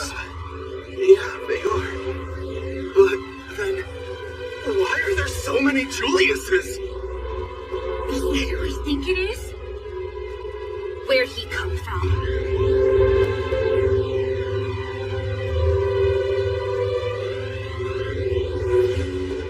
Why, hello, Julius. Come to unleash your secret skill just as you proclaimed you would? That's right. Good memory, Wonder Elf. Though I'm sure my new technique will end this war quickly. Are you? Before I'm thoroughly routed, let me return your gauntlet.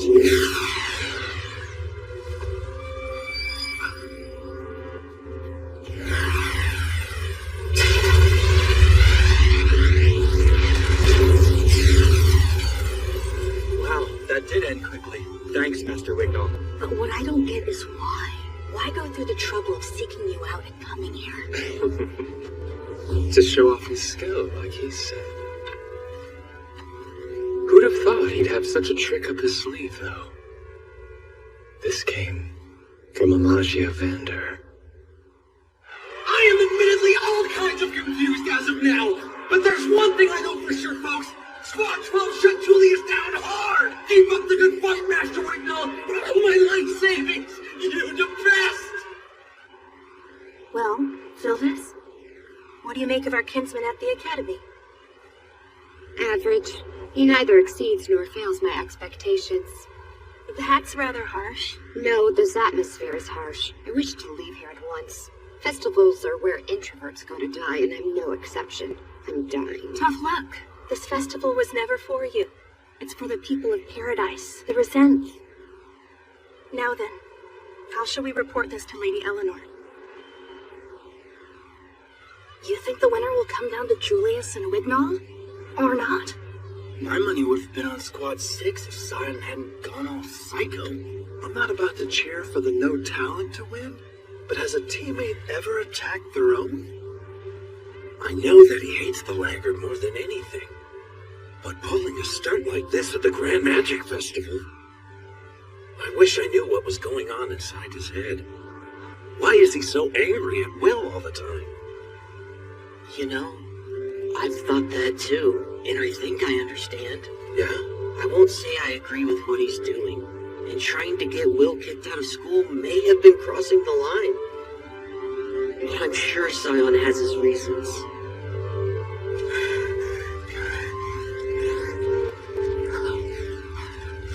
Why is Scion so fixated on me?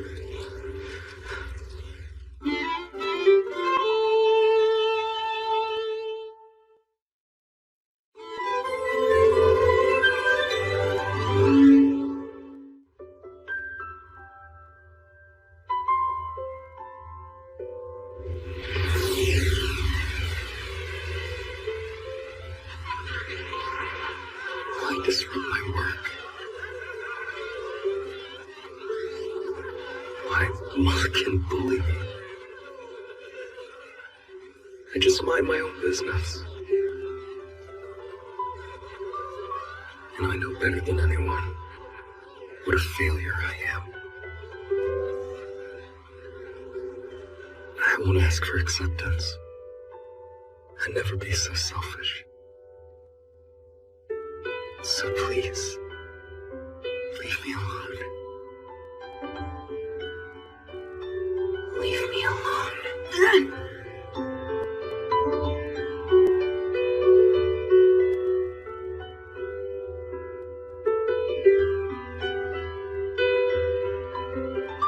I don't have the time. I can't afford distractions. I've got to climb the tower. Elfie's waiting.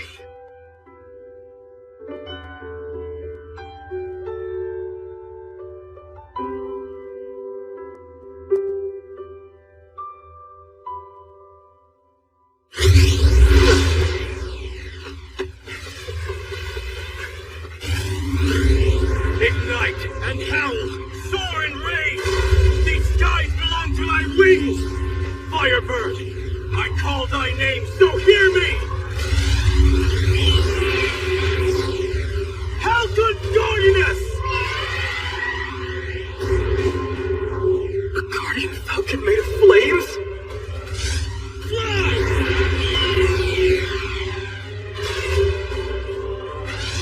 A direct attack.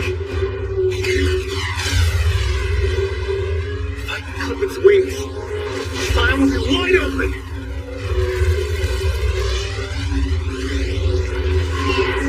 It's so fast.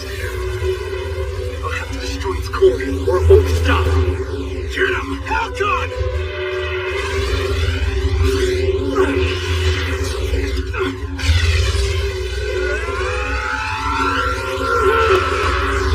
Guardians are mainly used to defend mages while they cast spells. But Silencers get to attack from all sides.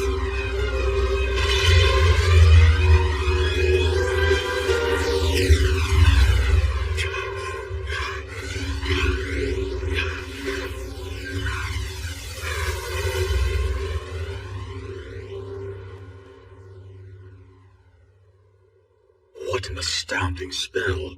No student would be expected to execute it. Iflame Berdelion. Summoning a guardian with that spell is impressive. To think he already has such precise magic control. What all do we know of him? Well, that's Scion Ulster. He's heir to House Ulster, masters of flame magic, sir. According to the Watcher's reports, he has potential, but he ultimately falls behind his peers, Liana, Wignall, and Julius. So he's even more motivated to break through, then? You can never tell with students, and this is why. But seems like a freshly hatched chick will suddenly transform into a hawk. Gotta love the Grand Magic Festival. Report back to Lord Carriot. Tell him there's a surprisingly good crop.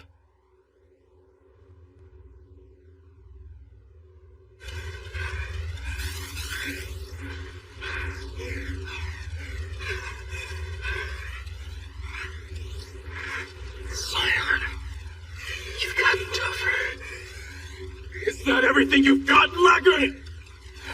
Back when you slayed the evil Sentinel, you were way better than this sorry display! Still don't get it. Why are we doing this? You and I have no valid reason to fight! You can't be serious! I was your bully 4 years straight! I always mocked and degraded you! After all of that, you're telling me you don't hate my guts! I do hate your guts! You make me furious! I've lost count of all the times I've thought of giving you what you deserve! But at this moment, Julius is the one that I need to beat! I'm wasting 30 seconds right now! You want to fight Julius?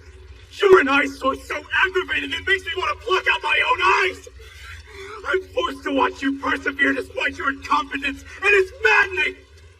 Yet when I'm right in front of you, you can't even spare me so much as a glance!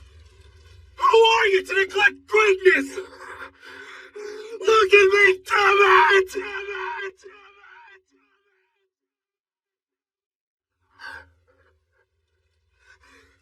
Scion, that's really how you see me. I couldn't care less about what's going on with Julius! This fight is the only one you should focus on, so you utter another word about Iceborne, you're dead meat! I didn't ask for acceptance. I could never be so selfish. But I wanted it. Deep down in my heart, I always have. It's true. So if he's saying he acknowledges me as a rival, I'm gonna meet his challenge with everything I've got! Finally got your attention, laggard. After only 4 years. Oh! Stones of the sky! I'll dress his unbending will! Dawn me the storm! Sing Calamity's song! Rain down from above in the name of Dragon Sling! His guardian will just block me if I rush him. I'll have to watch the timing of his magic attack and go for a counter. Falcon, fly forth! Drago Snow! Light skill destruction magic? And the guardian strike? 2 in 1?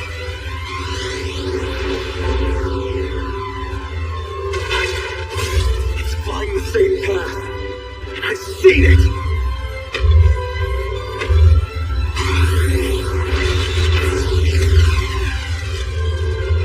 No!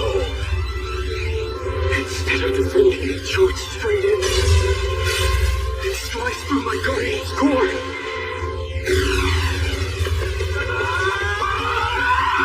I'm not done!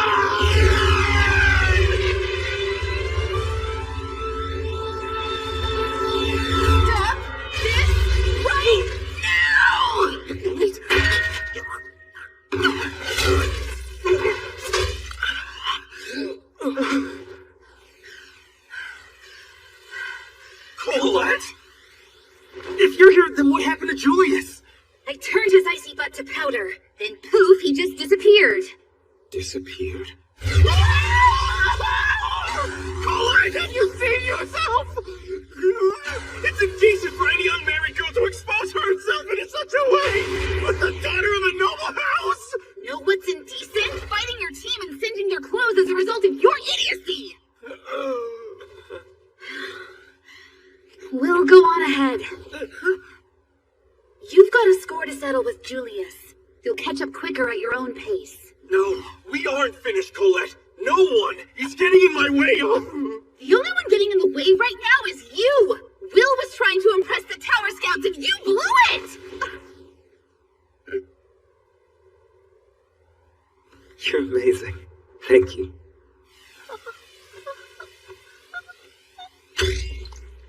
Hey! Wait! Sorry to disappoint you, but the next time we fight will be for real. But I said... Come back here and fight me, laggard! Fight me! We're moments away from the grand finale. The leading squads are set to arrive any second. But which team will be the very first to appear?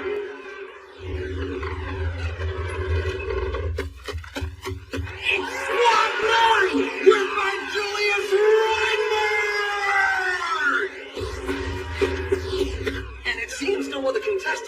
charging through the gate, meaning that the crown and all the glory is as good as...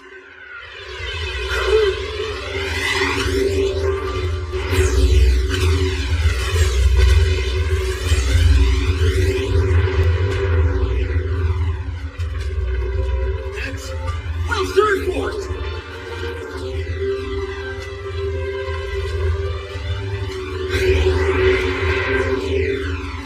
He's here. I challenge you, Julius.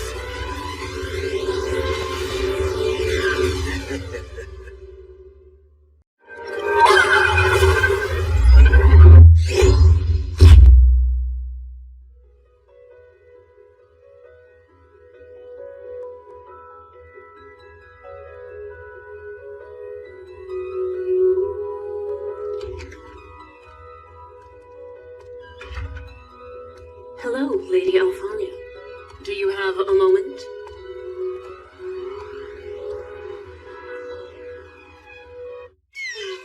Wake up! I hate it when you do that, Sarissa. Well then, you might try applying yourself as a Magia Vander, instead of just sleeping and watching the world below. You really masquerade as a saint, frivolous girl. Is there something I can help you with? I need you to look over these documents.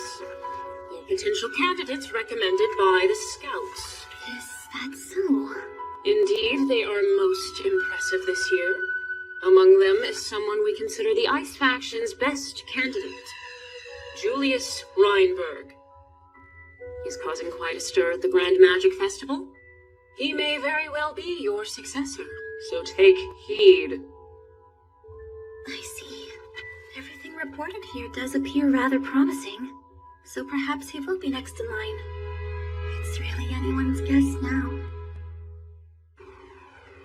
The crown attack is about to reach its thrilling climax! Whosoever takes the crown from the altar will reign victorious! At this very moment, Squad 9 and Will from Squad 6 are squaring up for a fierce brawl! I'm pleased you made it this far, you tragic laggard. I've been looking forward to this moment. If I'd won without the joy of disgracing you before this colossal audience, it would have been a much more unsatisfying end. I wouldn't miss this for the world. You will apologize to Mr. Donon and the others. Losing's not an option for me. Big talk for a lowly no-talent.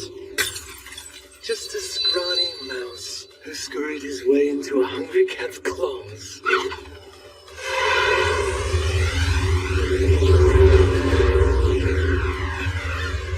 A smoke screen. And I sense his magic. Is he about to launch a sneak attack? No. They're moving. I can feel it. Those three are attempting to surround me.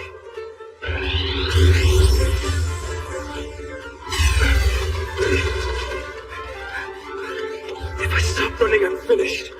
But even with my vision obscured, their attacks reveal their locations. A second shot, and a third. That's all three of their spells. Now I know their positions. It's over!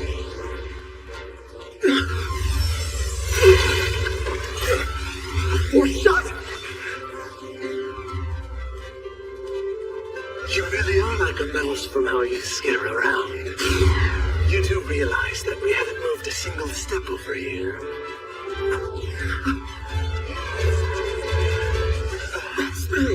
No way!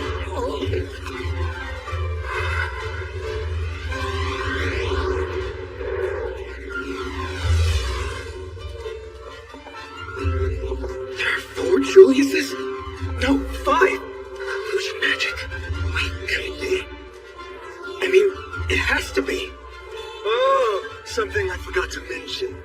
My copies are known to go boom. Explosion.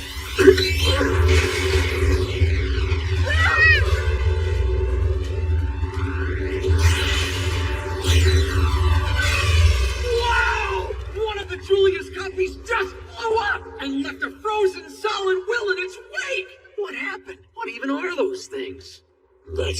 magic. There's no mistaking it. The secret arts. Those discovered by the peerless Alfaria. Elglace Fros. Alfaria's grand masterpiece comprises those 12 spells. The term serial magic was coined to describe them. I don't understand how it's possible that he used one of the 12 spells. L1, Ars Vice. A spell that can conjure frigid copies of its caster. Tell me right now how you're able to use Elfie's magic!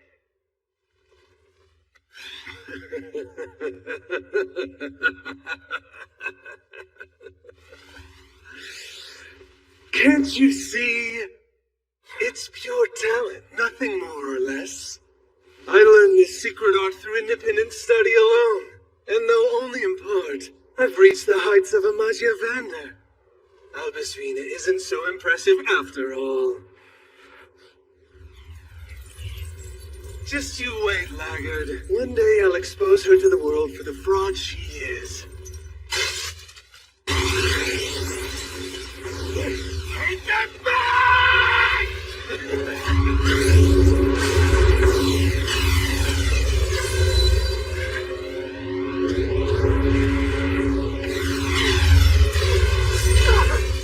My doubles move exactly as I wish them to. And they can use magic as well.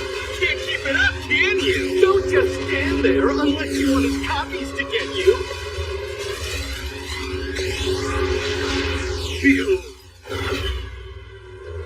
What now? Why have they stopped attacking?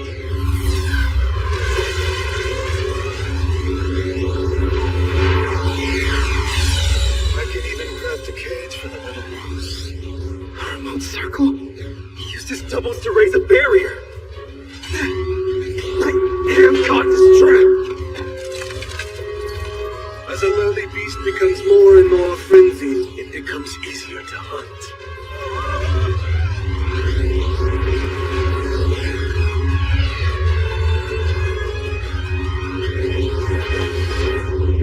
Selunia Calis. Goodbye.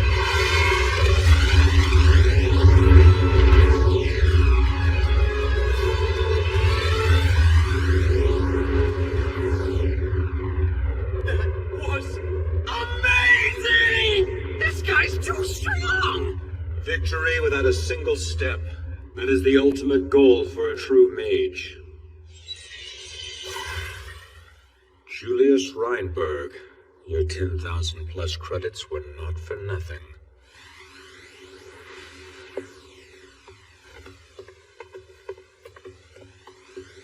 Are you impressed, my esteemed scouts? As you witnessed, with Albusvina's secret art, my ice magic is indomitable. I will prove beyond a doubt that I, Julius Reinberg, am Alfaria's heir apparent. You can use Lady Alfaria's magic? That's something else. No one else stands a chance. He did all of this as a demonstration. To give the scouts a show, he used Will, who's as quick and agile as a monster. Quite the tactician. But If he loses now, he'll look pretty pathetic, won't he? no way! It can't be!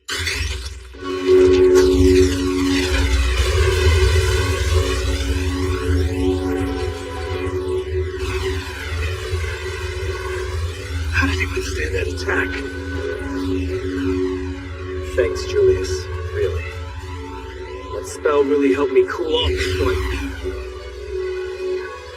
It's a bad habit of mine when it comes to elfin.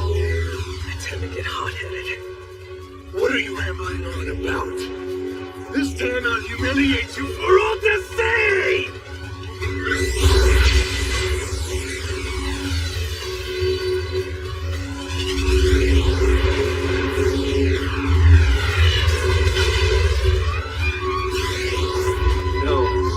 Vice has some major room for improvement.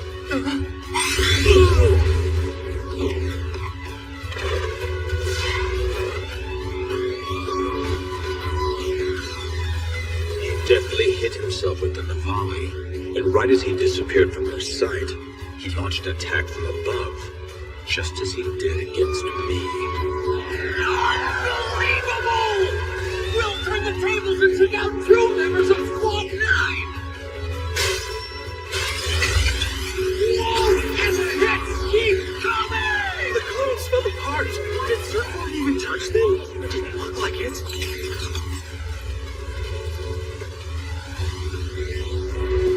You are controlling your doubles with your teammates' support. You can only briefly use Elfie's magic. That's why you're nowhere close to being as good as she is.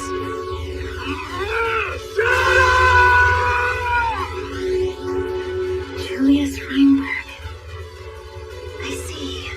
Everything reported here does appear rather promising. So perhaps he will be next in line. It's anyone's guess now. But that being said, a successor is not what my heart longs for. What I yearn to have at my side is a lone sword.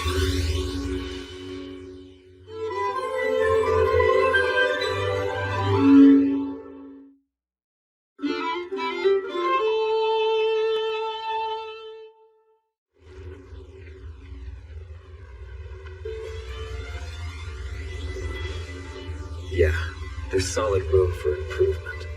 Unlike a Guardian that can act independently, our Vice has to be actively controlled.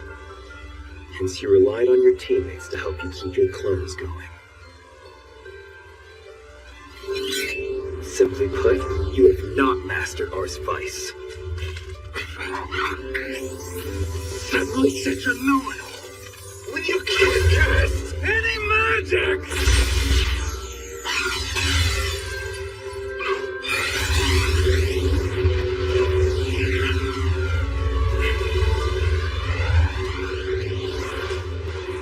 Let's see how crazy you are when I freeze your nose shot!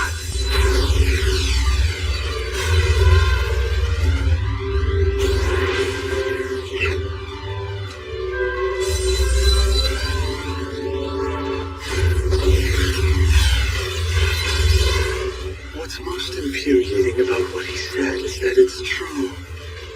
I can barely manage 4 clones at one time. And without my teammates' power, I'm on the defensive. But he has no way of knowing who's real and who's not. My doubles are all as beautiful as me, perfectly proportioned, equally stunning with captivating handsomeness. No one can tell us apart.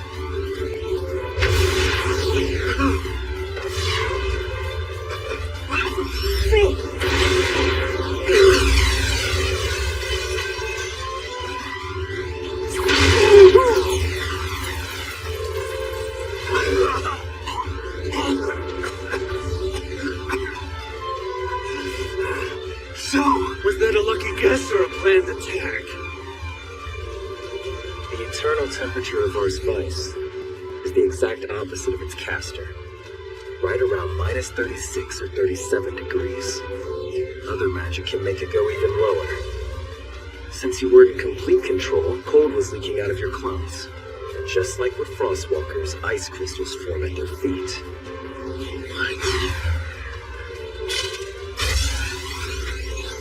Why does it want to be like you know more about that spell? You couldn't cast it even in your wildest dreams! What good is it to you? Because Elfie, Afaria's my childhood friend. You were orphaned, and raised at the same orphanage. Because of that, I know her magic very well. I admired it. I studied it.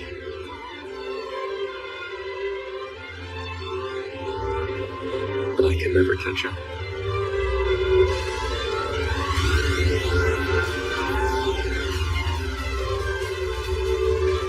Which is mine, Will.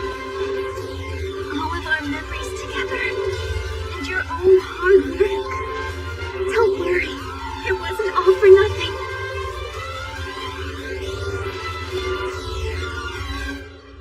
That's why, Julius. all the strengths and weaknesses of Elfie's magic. It's FullScreen is magic! A magic Avenger's art! And you're just trash! You won't ever miss this genius!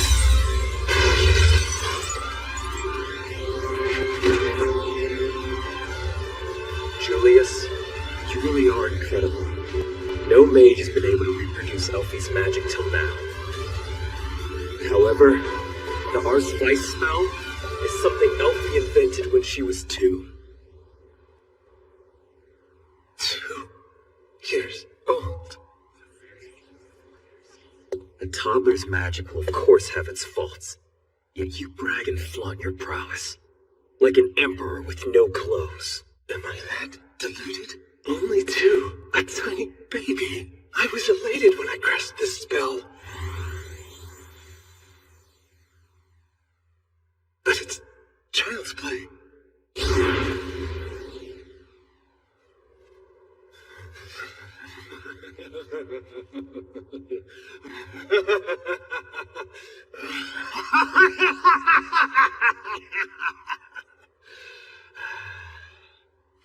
You've got to be kidding me!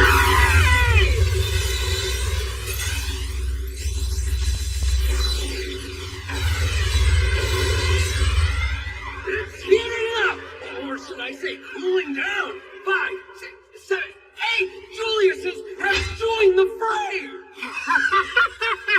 If you thought 4 was pushing my limits, you thought wrong! Insanely wrong! Control be damned! I'll use sheer numbers to pound you into the ground. And this time, you will lose! Sorry, Julius, but here's the thing. I was tormented by 10 Elfies at a time when I was younger. That's it!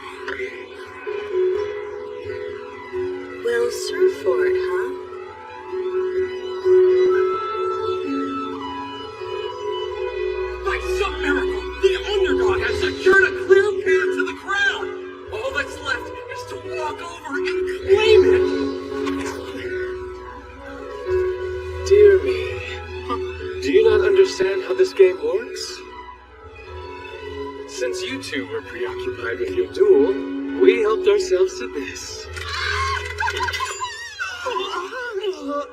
Dang! How long have they been there? I'm getting whiplash from all these turns. Nevertheless, our winner is Squad 12 led by Wignall!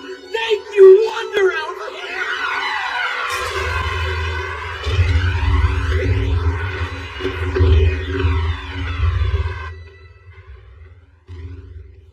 They're all cheering.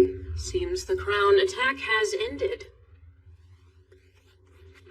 Sarissa! Is there a spell that lets you go back in time? So sorry, but I'm afraid not.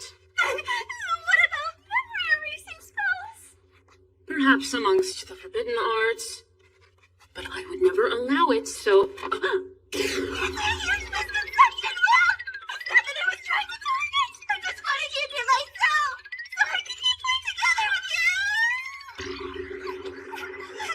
My dark past was exposed to the whole student body!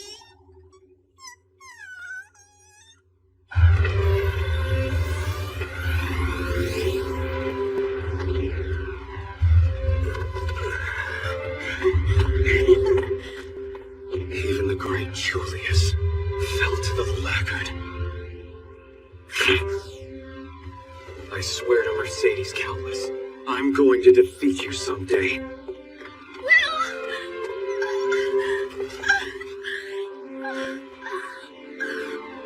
Sorry, they got the crown.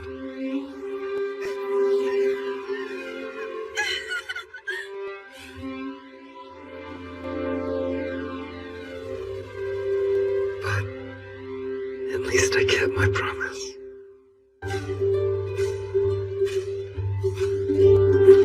I don't want to see an empty-handed sight. Tonight's dedicated to our champion, Will, who fought tooth and nail for us dwarves and won.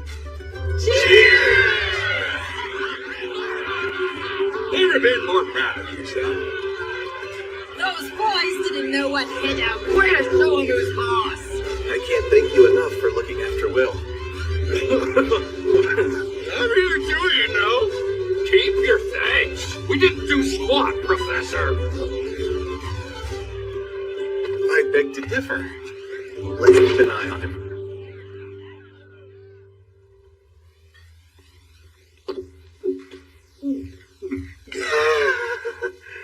Any news, Will? Tower folk ought to be clamoring to snatch you up. If only that were the case. On top of losing the crown, our team also lost marks on cooperation. Why? All because Scion had to double-cross us! Well, was your rogue teammate invited to tonight's gathering? Kinda, but he As if I'd mingle with you, laggard. passed. Hothead's missing out. Our boy won his duel. We got our apology. Everyone wins. Just about. I almost tore myself to the bone. Words aren't enough. The Dwarven way is to repay a person through action. And I just happen to be short on staff. Order up! And be quick about it. Get those dishes done and these beans out! Yes, ma'am. Focus on top of the fact that I wasn't scouted because I lost to that no talent. Working hard or hardly working? Poetic justice. My goodness. Something on your mind, Professor Werkner? If it's the party, I thought it was a nice idea. Since I didn't stop you beforehand, that ship has sailed. Honestly, after entering the festival and the show he put on, how will he handle himself after tomorrow? I assume everyone will treat him better now that they realize what he's capable of. If only this world were that perfect. I suppose time will tell. The all-student praxis sure creeped up. One whole week of exploring the dungeon, huh? You formed a party yet? Yeah, only in my dreams.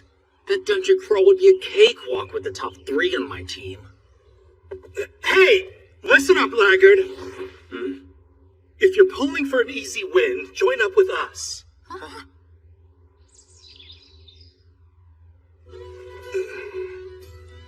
You weren't too bad a fighter at the Grand Magic Fest, is all I'm trying to say. With us, you'll clear the dungeon in no time flat. Oh, are we jumping the line now? We planned on inviting the book learner way before you guys cut in. It was off Emma, we were first. Outstanding job at the Grand Festival. I'm dying to share notes with my partner. Excuse me, don't just rope him in like that. Besides, he's my partner. Am I just the right sweat?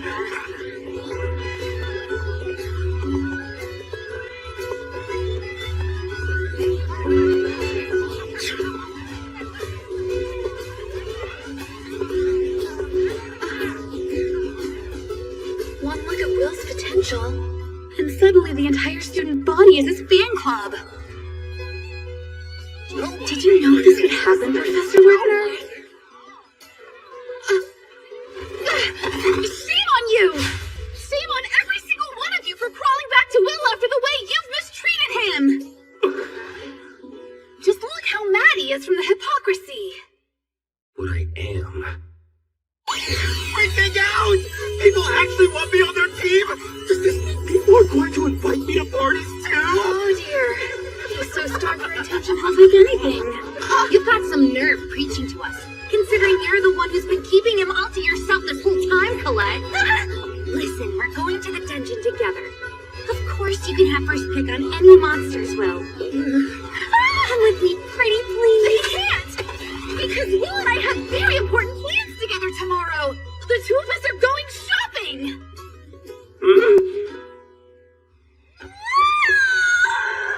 I can't believe I blurted that out in front of everyone! It's like we're going on a... Heard you scored a date. Nice. Oh, stop it, Rose! Not funny. All jokes aside, hon, I'm rooting for you. Careful, it's hot. Just what I need. Bottom line, you two are spending time together. There's no harm in putting your best foot forward, is there? Yeah, that's true. Besides, I have to be at the top of my game if I want to support Will. Atta girl!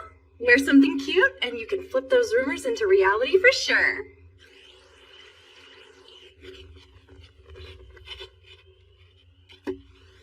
Staying up this late could only mean you're preparing for another dungeon trip. Guess again. I'm actually going shopping tomorrow. Shopping? Yep. Even though I sort of feel like I was peer pressured into it. Best stock up for the upcoming Praxis. Equipment and magical items won't hurt. Gearing up for the Praxis doesn't sound like a bad idea, though.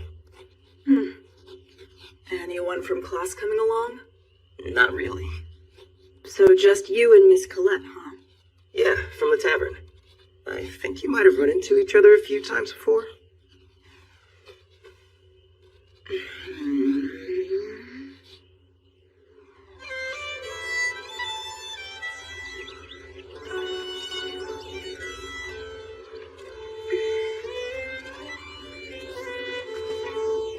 Keep it together. This is definitely not a date. Who am I kidding? Even if it's delusional, I'm calling it a date. It may not be yet, but it will be. Did I keep you waiting, Colette? No, not at all, Will. Thought I'd leave home early. Didn't expect you to meet me here. Surprise. Guess we both got early starts. Do I look weird? Nah, I think the outfit and hairstyle really come together. It's the first time I've seen you all dressed up. My heart's racing.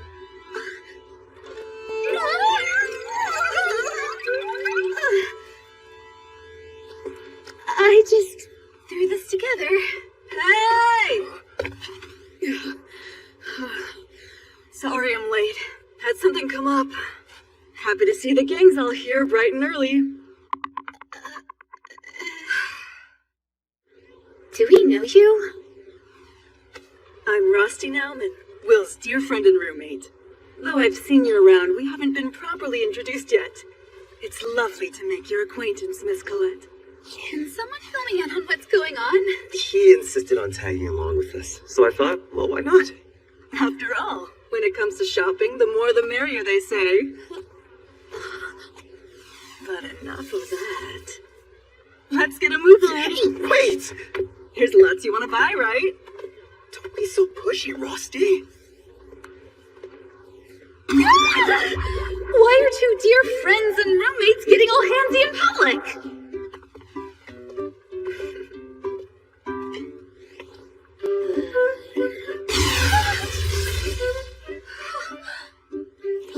What's going on here?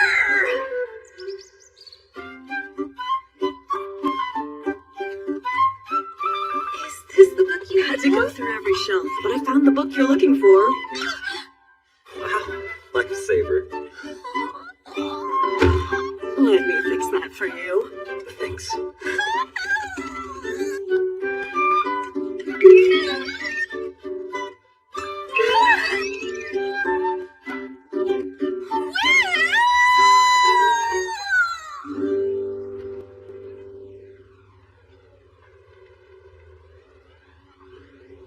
Doing okay over there? Wanna head home? Who is he? Who? Tell me who Rusty is right now! You two are glued together at the hip! It's downright suspicious if you ask me! Be honest, are you really just roommates? Like, have you seen a prettier face? Are you lying about him even being a boy? Slow down. Let's not jump to conclusions. I don't completely follow, but trust me when I say Rusty's a guy. He's got the proof on him. Bigger than mine, actually. Bigger than yours? Bigger than your what? I mean, sure, he's a little on the affectionate side, but he's been that way since the first day we met. As long as you're happy, Will. Here. Thought you two might be feeling thirsty. Thanks. Wait, what about yours, Rusty? You're holding it. Could really use a sip right now. Or you can just have some of mine!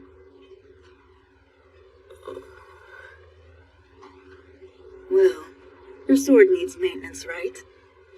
You should do that. But The dwarves probably wouldn't appreciate a couple of mages just showing up randomly. Best if you go on ahead.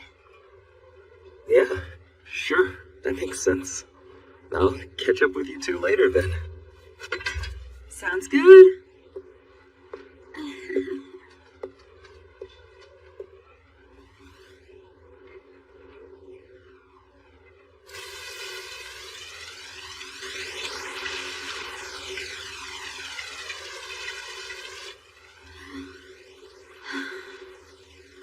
I'd rather just flat out ask, okay? So do you like Will as more than a friend, or am I just imagining things?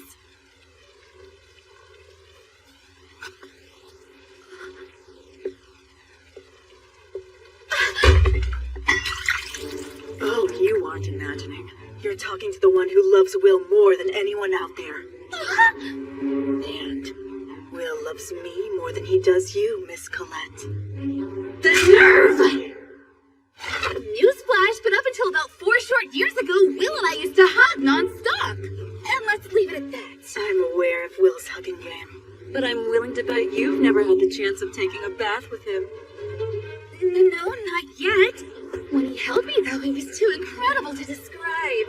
Well, we have a nice friendly bath together every night. And what exactly does a friendly bath between two friendly boys consist of? Since you're so good at imagining things, I'll let you answer that.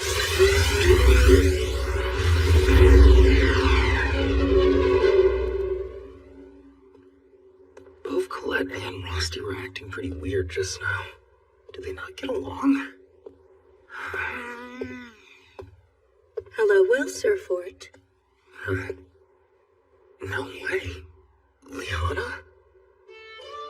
Liana Owen's house, dubbed Miss Perfect for gaining every credit in writing, spell work, and praxis, and held so highly that she's basically my complete opposite.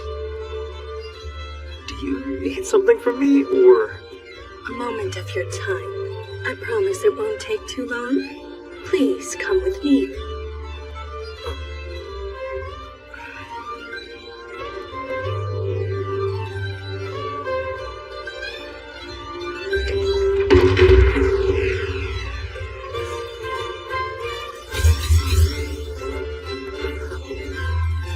It's the final final term of our final year. This leaves one thing, the all-student praxis exam. I would like the 5 of us to form a party. We're going to attack the dungeon.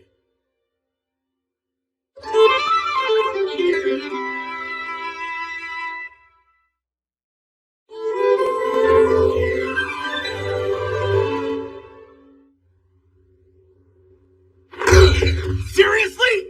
Why'd you invite that good-for-nothing here? Good question, but let me guess. You want me to put him on ice for you and serve him cold? You're hands down the 2 people who hate me the most in the world. How Mercedes call his name? Did she invite me here? So is that a no? She's clueless! Was she always like this, jerk? Don't just ignore me! Gloria.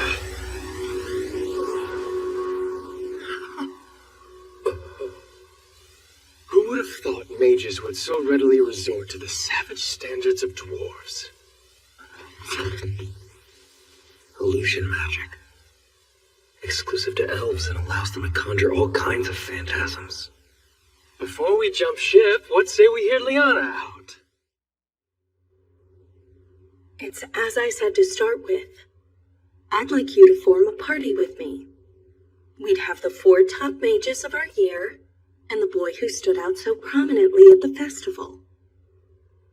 He has skills we magic users lack. Those talents will prove helpful in the dungeon. At least that's the way I see it.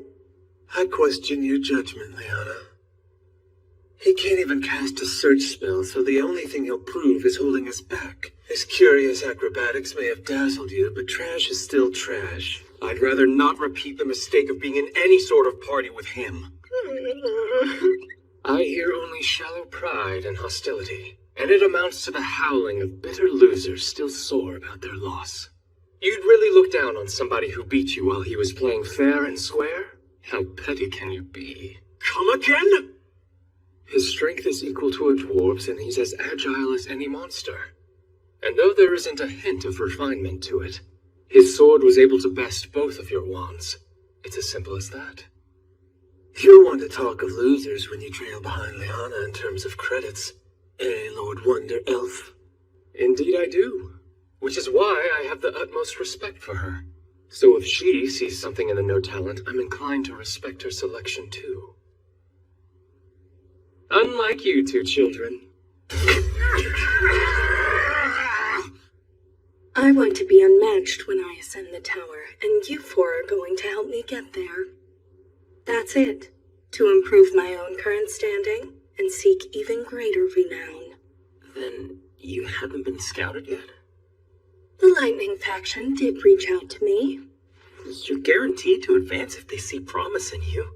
Why give the extra push? To be candid with you, those who remain at the school are leftovers. As of now, we're inferior. Inferior? I am an Owen's house. In general, we die young.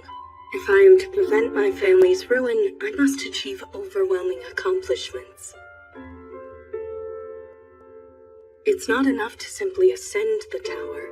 What I must do is become a Magiavander. Though we're all different, one trait I believe we share is our ambition. If you see the slightest shred of merit in my proposal, find the coin beside you and place it in this cup to signify it. You of course know I'm in. There's no other party that could possibly reap better results in battle. To someone looking to gain more school credits, it's essentially coercion, right?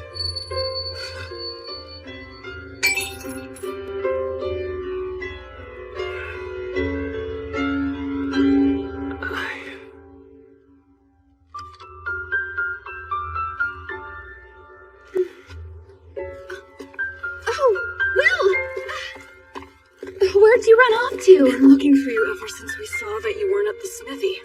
Is everything okay? Talk to us. Colette. Rusty.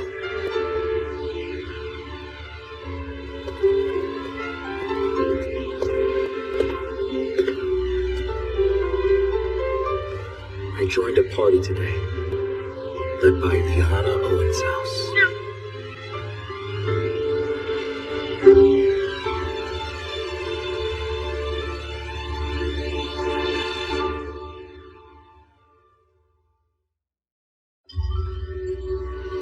Friendly reminder, class. The all-student praxis will be taking place in 10 days.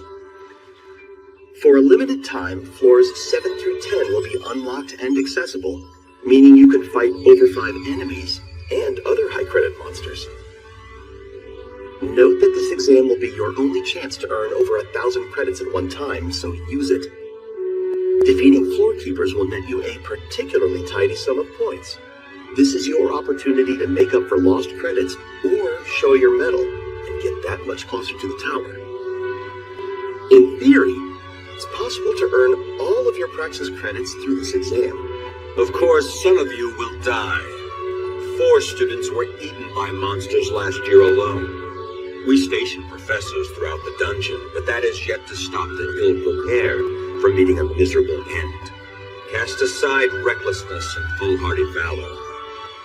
What's being asked of you is not blind admiration for the magia of Vander. It's the good sense to know you're not special.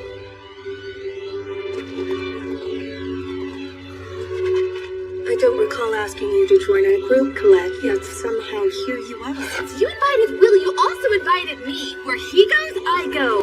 I see. Students in the artificing track are stuck at base camp. Though I'd like to, I can't go with you. Don't feel bad. You contributed by making a bag full of awesome magical items. Take care out there. Always do. It's time. Welcome to the all-student praxis, or field intensive. You have 1 week. Unlike routine praxis exams, this is a survival exercise. There's a base camp set up on each floor. It is important to check their locations on the maps you've received. At the exam's conclusion, or should you retire, move to a safe area. We professors will be on standby. With that, let the all-student praxis begin. Right. The Academy has set a date for this year's all-student praxis. Lord Carried. No need to report every little detail, Logwell. Temporary though it may be, representing the wands doesn't suit me. Lightning is self-indulgent. The elves are arrogant, and ice is indolent. There is no one more suited to fill that seat than you, the Flame Emperor's wand in Cynthia Barham. I take it our light sovereign has not yet returned to us, then? Still on campaign, I'm afraid. Honestly, we all know this barrier won't last much longer. With that, let the all-student praxis begin. Right.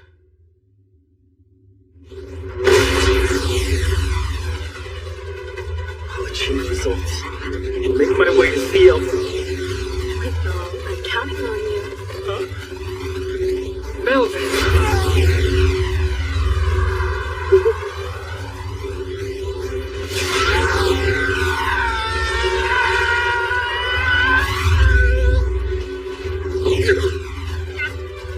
Well, shall we? How's your face, Will?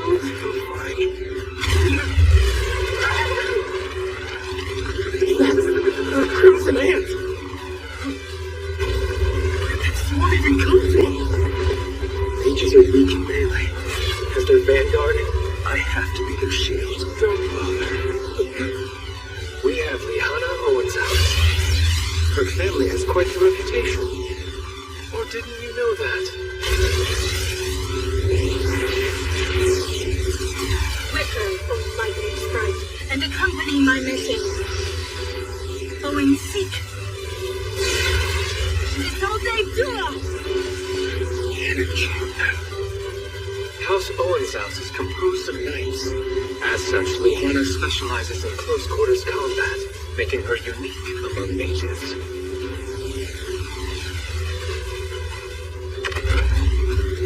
for credits would be way too much hassle. We have to stay ahead of the other parties. Keep moving. Do you know what magic is most vital in the dungeon, Will? Attack magic? Defensive magic? Neither. The answer is search, a common spell that detects enemies and abnormalities. It's indispensable while traversing a monster den, the basis of all basics.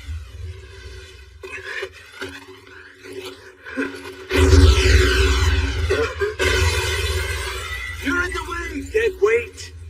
Am I too slow? No, their search spells just let them detect a broader range than my senses can. At this rate, they'll clean up all the monsters before I can intercept any. Maybe not. Sephiroth's claw.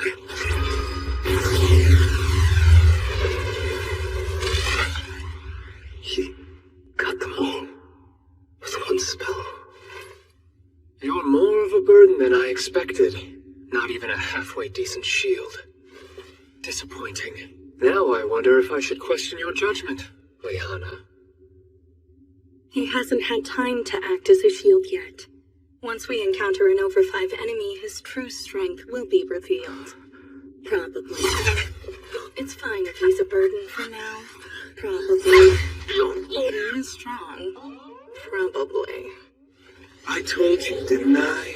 A dimwit who can't even use search will only hold our group back. Fallen monsters leave behind magic traces that mages can absorb into their wands. And this way, their wands serve as a record. The Academy can check the number of targets they've killed and award them credits accordingly. Wait a second. We haven't finished collecting the drops. There's really no point in hauling drops of such little value, is there? Sorry, I'm good to go. But me, with no way to absorb traces of magic, I have to lug back monster remains to earn my credits, which gains me no favor with the rest of my party. Now that you're with us, try to be less embarrassing, laggard. Don't let them get to you, Will. I knew it'd be like this from the start. But in one way or another, I'm gonna be helpful to our whole team. Easy enough to say.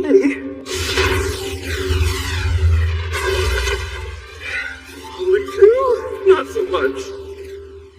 I knew it'd be hard, but not this hard. They don't leave room for me to contribute at all. Nothing more than their stupid pack animal.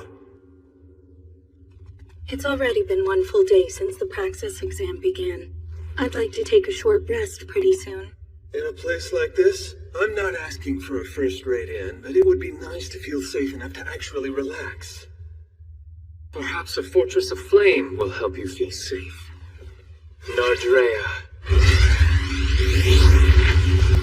The technique that's incredible has got to be elven illusion magic. Yeah, seems like it. The flames themselves are illusory. But the monsters are still wary of the sight, so they'll keep their distance. There, you see? Sir Voigt, distribute the rations I gave you if you would. Oh, sure. There's yours, Julius. And here's yours. Got yours too, Wignall. That's close enough. You can just leave it on the ground. What? Only those we elves deem worthy may touch us. I would hate to make contact by accident.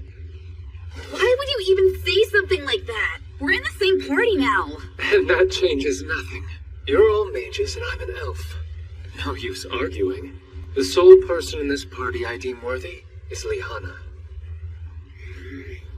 Colette, just let it go. But Will... It's fine. Elven culture differs from ours. It doesn't offend me. Like dwarves, elves come from an entirely different world.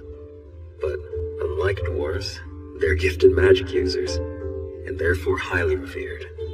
They can be pretty insufferable by how superior they are, but their talents do often surpass most mages. And at the head of one of the Magia Vander factions is none other than the Elven Queen.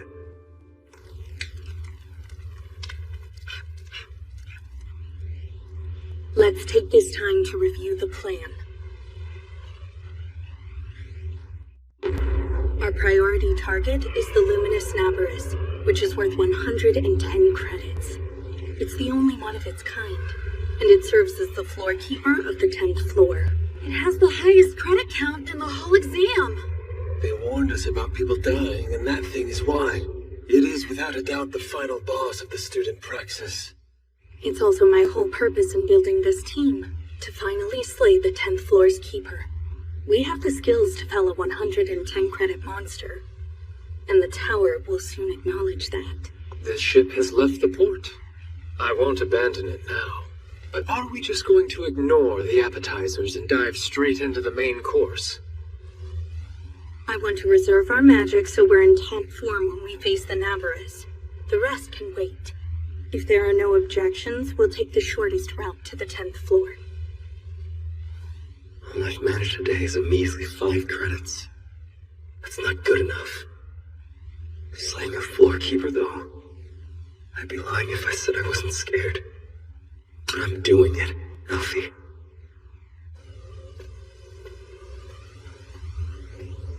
Hey, what are you up to, Headless? Did you go and slaughter the guys upstairs? I was getting sick of them. So? So, I gave them a taste of hell.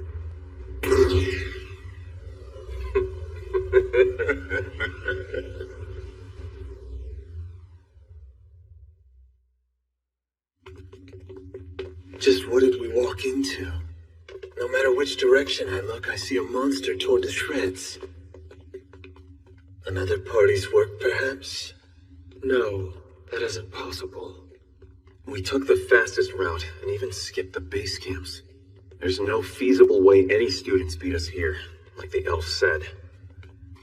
Hey, Will, what are you doing? What's wrong? Zero evidence of magic. It was ripped apart with brute force. Our target's lair is almost in reach.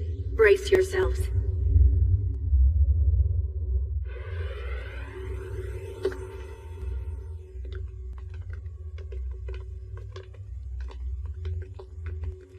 The dungeon is so quiet it feels fake.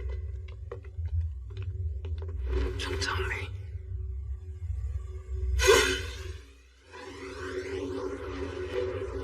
Cast search! What is going on? Its magic has yet to fully dissipate. It was killed just moments ago. Who walks up and slaughters a floor keeper? That's exactly what I'd like to know. Search is an all-purpose spell, but it is not all-powerful. It has a hard time detecting clever traps, and any mage that's worth their salt can use hide to cloak themselves from it. As a matter of fact, there's a type of monster capable of evading search.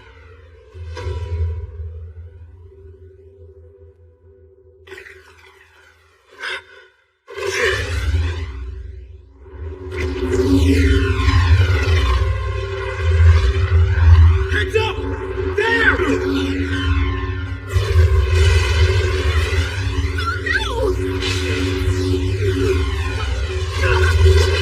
What's going on?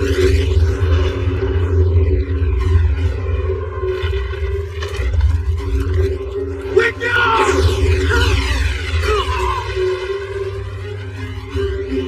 Oh, Crimson Flame! I see!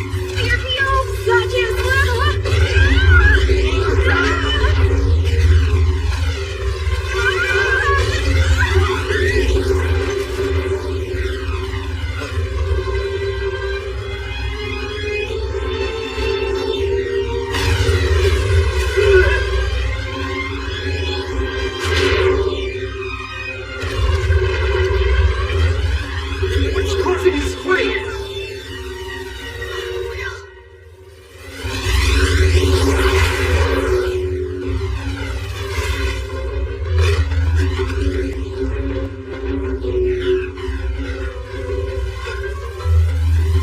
I'm sorry.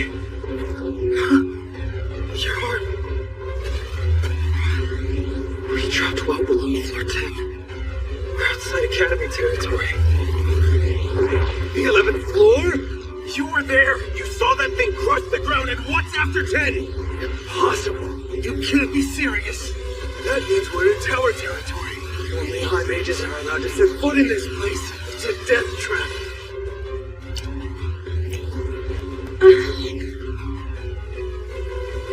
The Nightmare's Maw, filled with monsters stronger than anything we've ever faced, stretching all the way to the 15th floor. A hell pit as vast as it is complex. Nana, you're bleeding! It's not serious. A rot grazed my head during the collapse. I'm more concerned that we seem to have lost the rest of our party. Getting separated on this floor could prove fatal. If we don't find a way to reunite with the others quickly, the dungeon is going to eat us alive. All of us. Sir Ford included.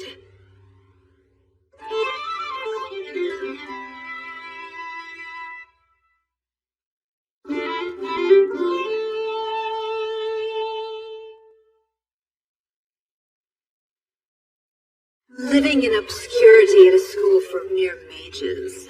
You can't even produce adequate illusions. Have you any shame? You are a disgrace to our people. I have no need of you. Eleanor! Wait! Useless arm of a useless boy. Eleanor! You won't need that.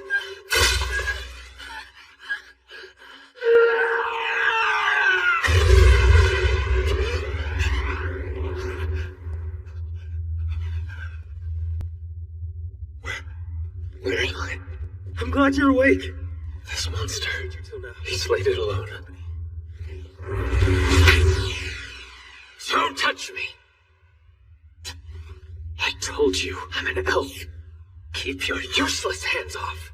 Even if it means you hate me for life, and perhaps kill me one day, I still can't leave you like this. So please, let me treat your arm. Give me the supplies and I'll treat myself. Hand them over.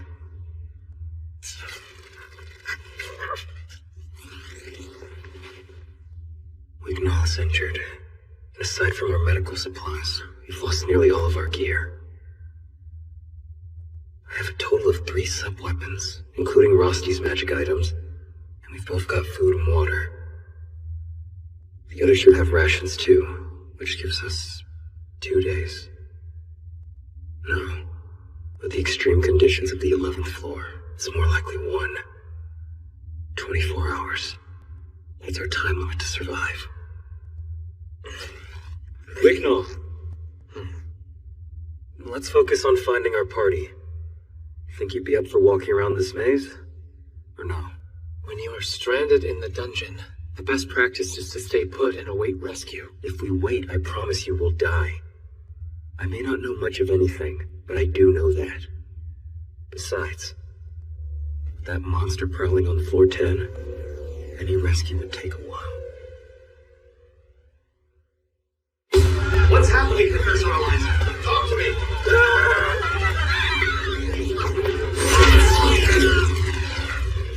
There was a stampede. The base camp was leveled by a horde of rampaging monsters. Where's Bruno and the other faculty?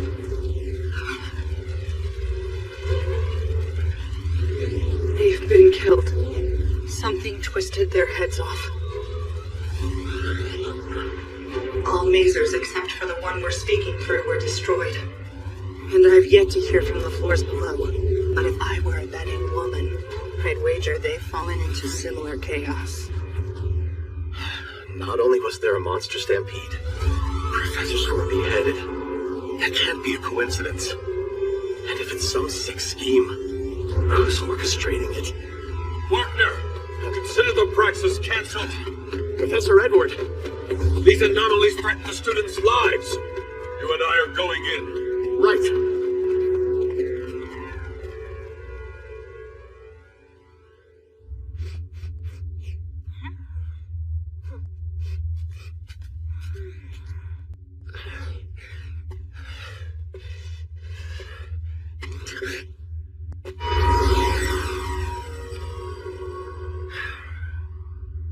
You know, you should probably wait before using search again.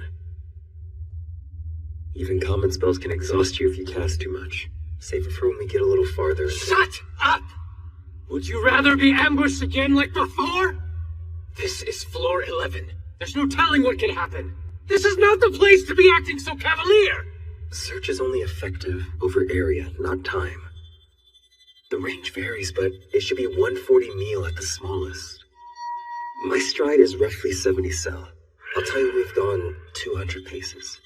That's when I'd like you to use search again. You and I detect different things. It's much more efficient to divide the work up. Leave all the nearby monsters to me and Kiki. We'll locate and take out any that your search can't catch. You stay vigilant against threats in the distance. The last thing we need is to encounter another big swarm. Right now, it isn't ambushes that we need to worry about. It's keeping our fighting to a bare minimum. Tell me, how can you stay so calm under such dire circumstances? I'm just used to places like this. Since I want to ascend the tower, I have to take credits by force.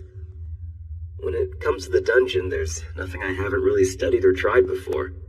I'm not exactly proud of it, but I've been stranded on different floors over 100 times. But that experience taught me how to deal with this a little bit better.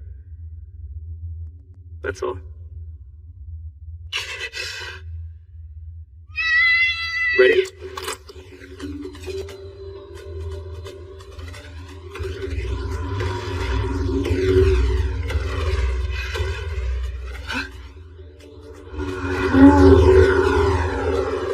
Demon spirits, swine Gargessa. I can sense more in the other passageways. Our only choice is to fight.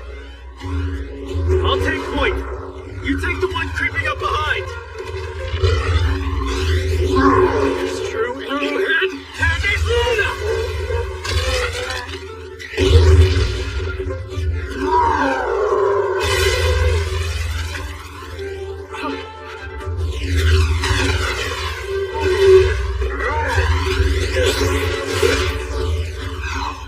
How can he move like that? How can he fight against those odds? He clearly took his knowledge into the depths and mastered the unknown. How can that really make someone this strong? In comparison to him, I'm just... I can't counter in time, so I'll hide myself and regroup. Ardrea! No, wait! Illusions won't work! You're on a Gargessa!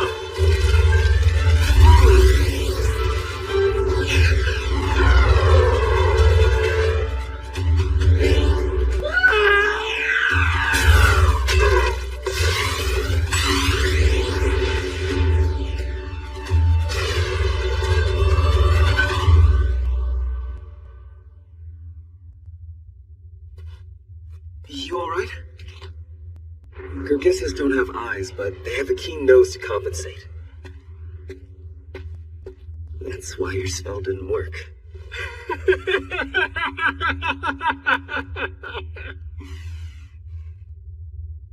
I truly am a disgrace. Just shake it off. You're supremely talented, and no one could possibly deny that. But you're wrong. So very wrong. I'm not talented. I'm a dreg. A laggard among my kind. Obey me. Aluria! Come, Darkleia! Please don't abandon me here! Eleanor!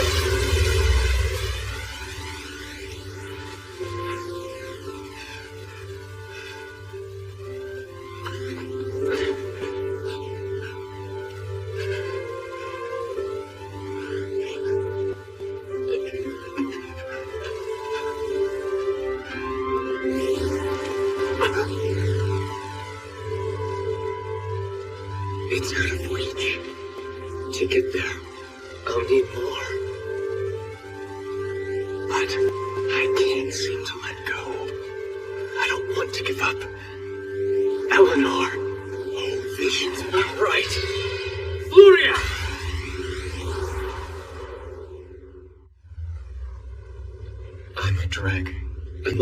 elves, I'm considered a laggard. And it's just me. I'm the only one still here at the Academy after 6 years. The other elves, without exception, have all ascended the tower. You have no talent. You're a disgrace to our people. My kin have slung every manner of insult. And the reason is my magic. It's actually meant to give illusions physical form, as you saw the elves do at the festival. While mine produces immaterial phantasms, all show and no substance. And you can't vanquish enemies with smoke and mirrors. But everyone in the school talks about how great you are. You're in the top 3. Liana said it best. Those who remain at the Academy are leftovers. We're inferior. What makes you think that? Whether they get scouted at the festival, or gifted enough to create a spell of their own design, those who prove themselves worthy will ascend the tower regardless of any graduation requirements. For the past 6 years, I've watched as the ones with real talent left me behind. We truly are the leftovers. No one wants us. Anybody who's good enough to be called Miss Perfect is definitely not a That's only within the Academy. What they should really call us is the 3 big fish in 1 little pond. We aren't what excellence looks like. I know, because I saw a girl my own age rise to Magia Vander status our first year. She's a genius. The Hallowed Ice Maiden, Alfaria Albisterfort.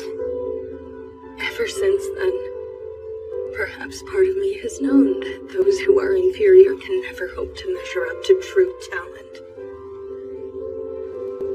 I first learned how soul-crushing it is to be lesser than the favored sibling growing up back in my homeland. Your sibling? Yes, the pride of my people, the elves' exalted queen.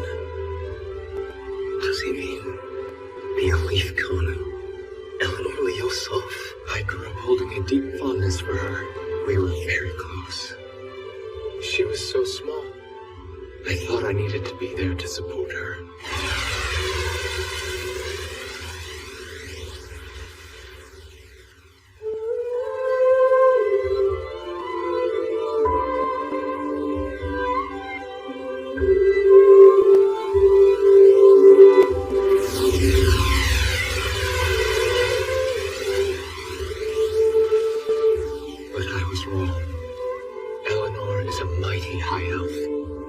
Powerful enough to create King's Wood.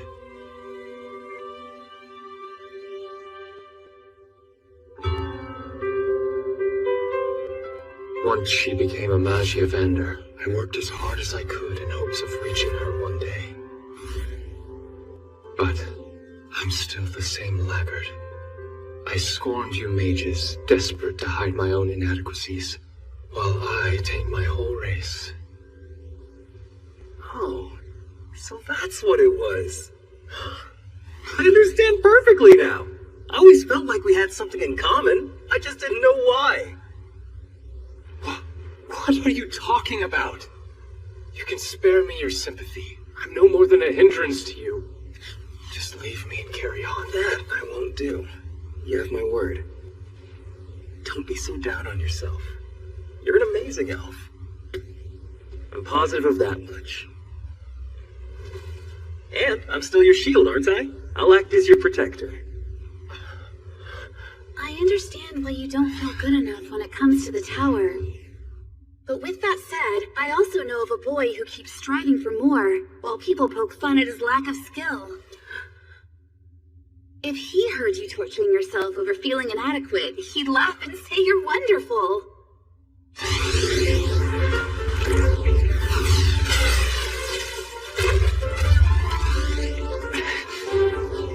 We've encountered nothing but over 5 enemies. This floor really is leagues worse than the previous ones. And yet, he's cutting through them like they're made of paper. One fight right after the other.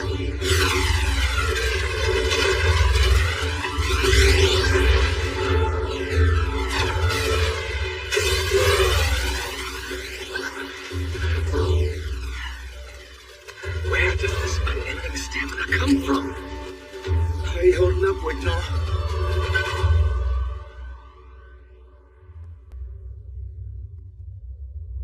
You ran yourself ragged from protecting me.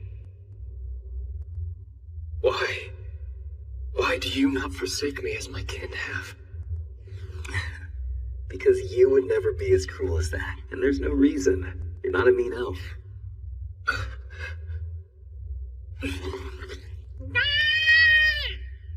What is it? I heard a strange noise.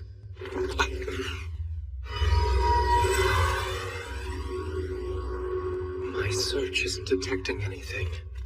No, it wouldn't. The dungeon's giving birth to monsters.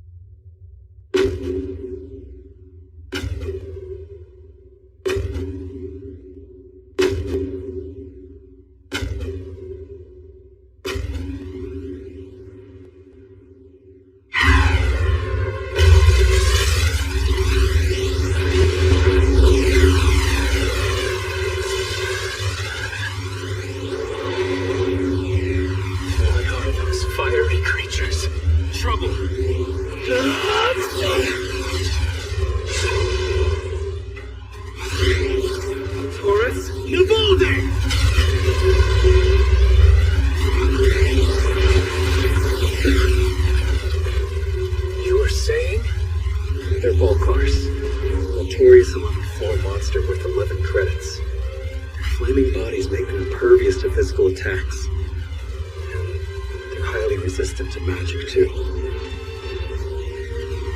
Even the tower must consider such a natural enemy to mages dangerous.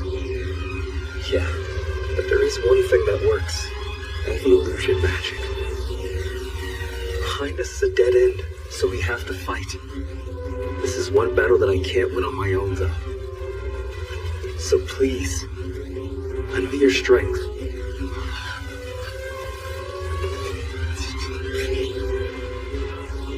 No way! How will my illusion magic help you when it's so incredibly imperfect? I'm not good enough. I could try, but then I know I'll get it wrong. It's okay to get it wrong. It's okay to make mistakes. In fact, we should make them. We aren't prodigies by any means. So we sometimes have to fail if we want to move forward. Listen, this is the kind of failure that'll mean life or death for you, though. I won't die. You should know, since you and I share the same dream. I'm going to the tower where Elfie's waiting for me. So until then, I won't be dying. Mark my words. I always felt like we had something in common. I just didn't know why. Don't be so down on yourself. You're an amazing elf. I'm positive of that much. We have the same dream, yet we're so different. So very different.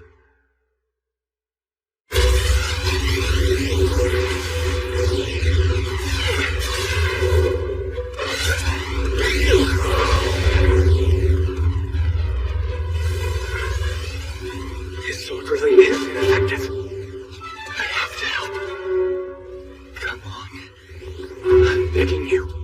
Please. Please. Valeria!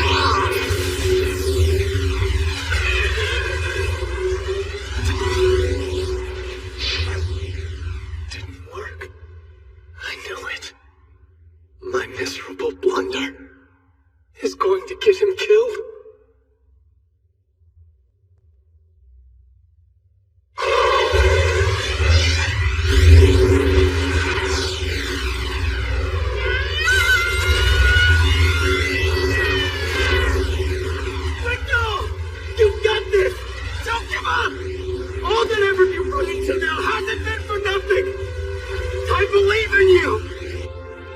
You believe in me. My own race cast me aside, but you have that much faith in me? What are you doing? You perpetual embrace. Let her rest. Be more mindful. You're a disgrace to our kind. Even if every word they said is true, I'm done trying to outrun them and my pain. Someone believes in me, and I'm not about to betray that trust. I'm not about to give up on her and the dream I've been fighting for. Now, come! Go! I'll spring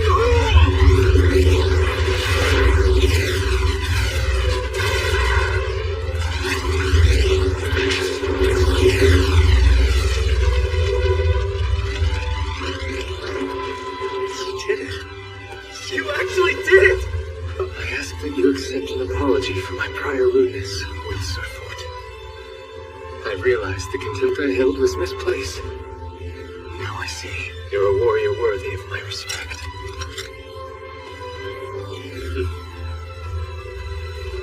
I wasn't planning on telling you this, but here goes.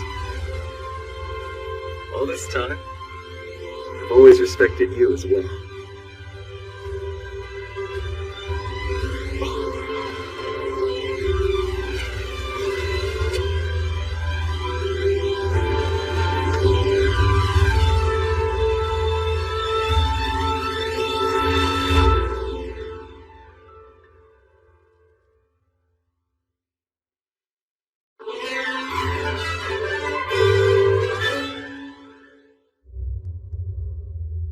What are you up to now? I'm using the Seeker's map that Rossi made.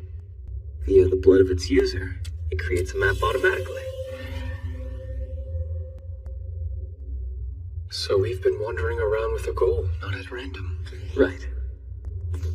Kiki also remembers Colette and Scion's scents, so we should be able to find them as long as their trail lingers.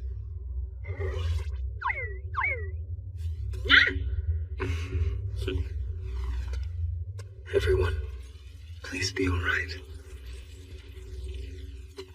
If you have any water, I could use some. It's a precious resource we can't waste every time we get a little parched. But if you're really that thirsty, just melt yourself a drink with your wondrous ice magic. You know I can't do that. Wasting magic's just as bad, if not worse. And I've used search at every interval. If you have the strength to yell, then you can make a damn glass of water. He's coming from the guy who just summons fire, which doesn't help at all. That blasted Scion. So cocky simply because his magic's improved. We couldn't be more incompatible. Yet we share in the indignity of being beaten by that no-talent.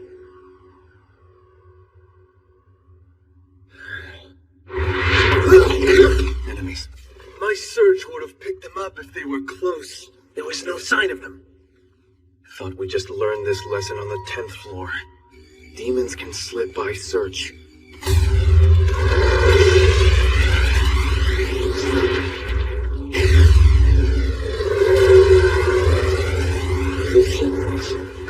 I know we're in the Nightmare's Maw, but it's like there's been some mass outbreak for so many to appear.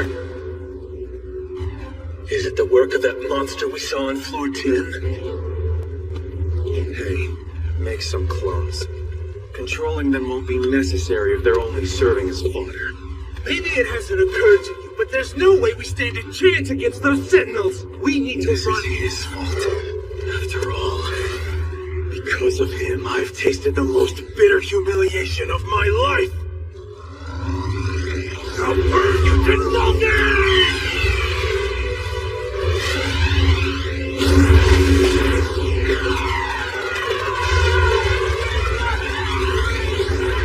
What are evil sentinels even doing at our base camp? I have no idea!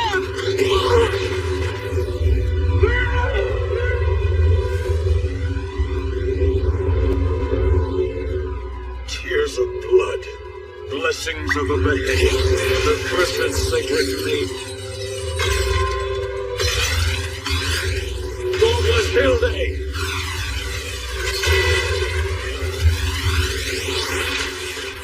All students evacuate to the 6th floor. Instructors and guardians lead the way and clear any threats. That's an order. Yes, sir! Onward! A sky racer on the dungeon floor? Is this real life? It's incredible. What's the situation, Werner? Most students escaped. Lucky thing the majority haven't made it past the 8th floor yet. Save for one party, of course. The honors group? If our intel is correct, they were on their way to confront the floor keeper. Floor 10 is huge. With a limited number of majors left, searching it will be a challenge. I know where they are! Do you recall the carbuncle that follows Will around? Kiki's crystal is connected to this one. So I know for certain. They're on floor 11. Don't waste time. Right, I'm coming.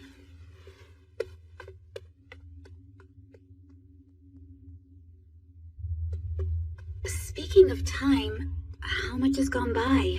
You mean since the fall? 16 hours have elapsed since then. We're nearly out of food and water. And though we've been resting when we can, the monsters aren't making it easy to catch our breath. Thanks to Lihana, we've managed to withstand the onslaught. But I can tell she's reaching her limit. At this rate, I'm sorry this happened, Colette. I let my ambitions get the better of me, and now we're all in mortal danger. It's entirely my fault. No, it's not! If you want to play the blame game, then we should all blame the monster that put us down here! Like, that's just an objective fact! Well, so you say. I say it because it's 100% true! And besides, I got what I deserved for tagging along uninvited to begin with. Thanks. I mean it. It's all right. Will's coming for us. I just know he is. I'm absolutely positive that's a mage. If not two, I'm sensing just around this bend up ahead. I hope so.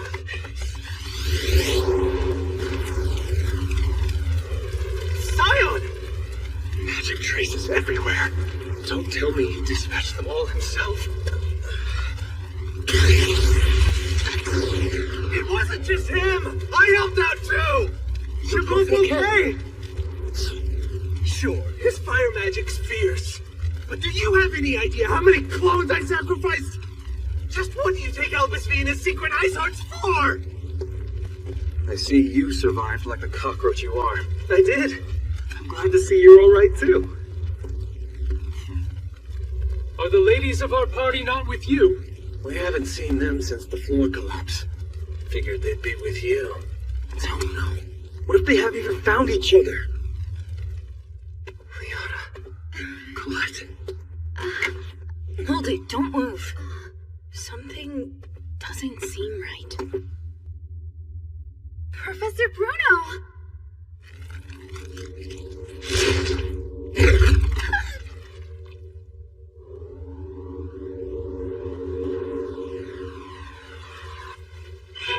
How do you do, my lovely young ladies?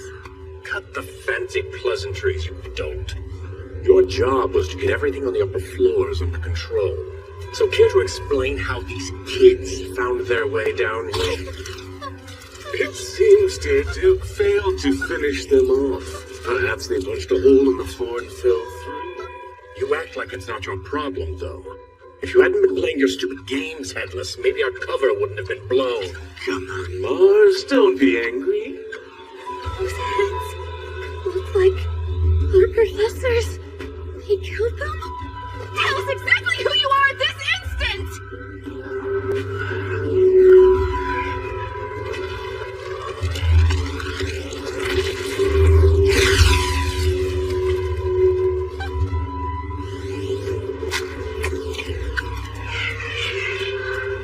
We're just your average villains.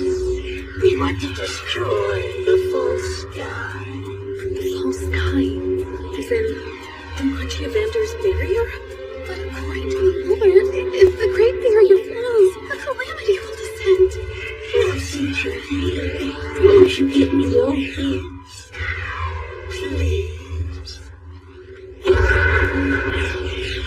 Bye-bye.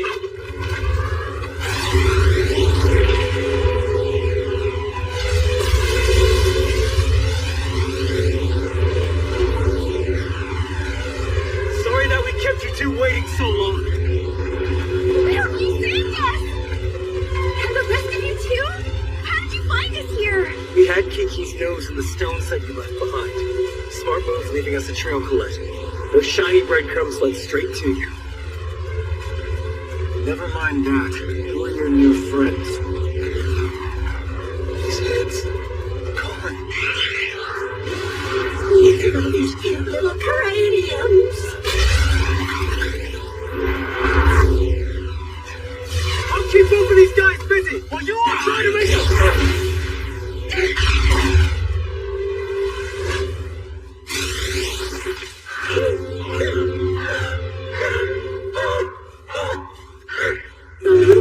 I like you guys. You give me tingles.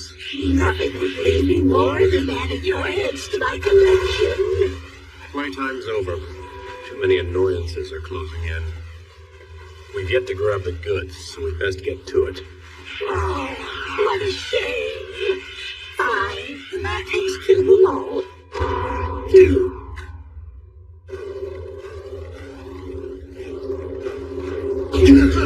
Gates, the Mage Queen's transportation spell? That magic's secret. It can't be. It's the same monster we saw before we fell in this nightmare.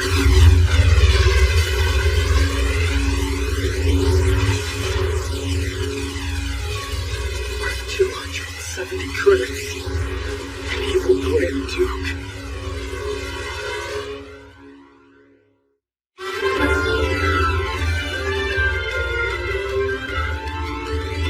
Next time on the Story of Wand and Sword, Episode 11, The True Name of Cowards.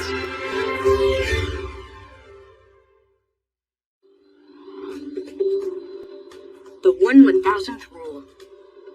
It's the tower standard for determining credits at Regarden Academy. A monster worth 1 credit is considered equivalent to a mage with 1,000 credits. Worth 270. So the conversion of a 270 credit monster would equate to a 270,000 credit mage. Evil Grand Duke. Guys, move!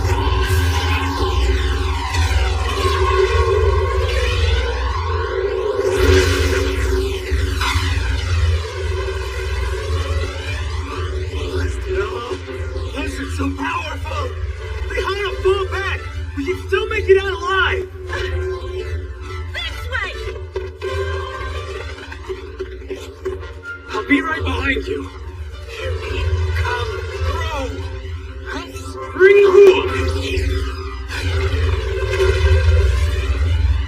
Wignaw, hurry! Right.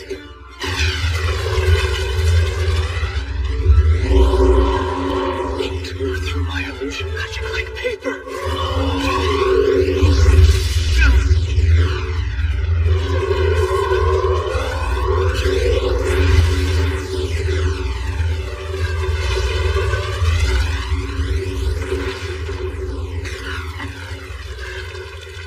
This can't be real. What is that monster anyway? I've read about it in the library. It's an evil Grand Duke, the apex of evil monsters. They spawn on floor 25. They spawned where? It was up on floor 10. So how did it get there?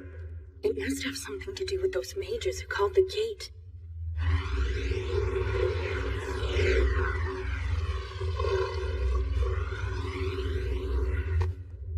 Did we lose it? No. They're still searching for us. Evil guards and sentinels. What luck. With the Grand Duke commanding them, they won't stop till they find us. That demon may have also attracted the sentinel pack we fought earlier.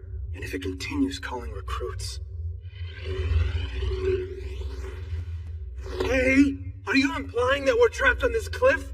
And even if we slay the demons, they'll only bring more? Is our plan just wait to die? Well... We're exhausted, battered, with no apparent hope of escape.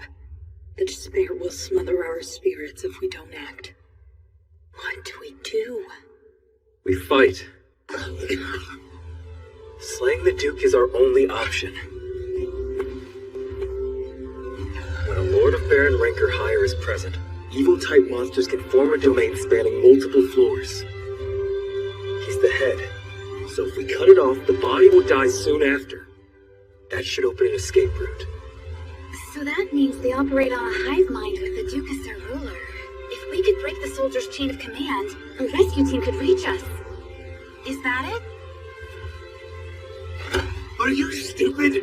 Or have you lost your damn mind? You think the six of us can take that monster with the strength we have now? With the right plan. But I won't pressure any of you. I can't use magic, as you well know. Damn right you can't! And who would trust the plan of a blundering little... You what? His wisdom and self-sacrifice have saved my life countless times. He's worthy of my faith. Yeah, same for me. There's no one who knows more about the dungeon than Will. May as well fight. They'll just chase us down and corner us if we try to make an escape. That's street logic, so it isn't like I'm agreeing with the laggard. First Wignaw, then Colette, and Scion too. Lehana, I granted him permission to touch me. You'll trust in an elf sworn friend, will you not? Seems I was mistaken from the start. I brought you as our shield, but you were meant to be our leader. You're the only one whose eyes don't get beaten down by despair. They're actually filled with hope. Lehana. I believe in Wignaw, and if he believes in you, then I shall leave everything in your hands, Sir Fort. Now, Will, our light, guide the way. Give the order, and we'll follow your lead. Right. We will make it back alive. So have all of you gone mad? Think a failure strategy isn't bound to fail? Take him, Julius. You can't win with my plan alone. You're the key. Please, lend us your power. Why would I? I'll teach you a trick to one of Elfie's signature spells.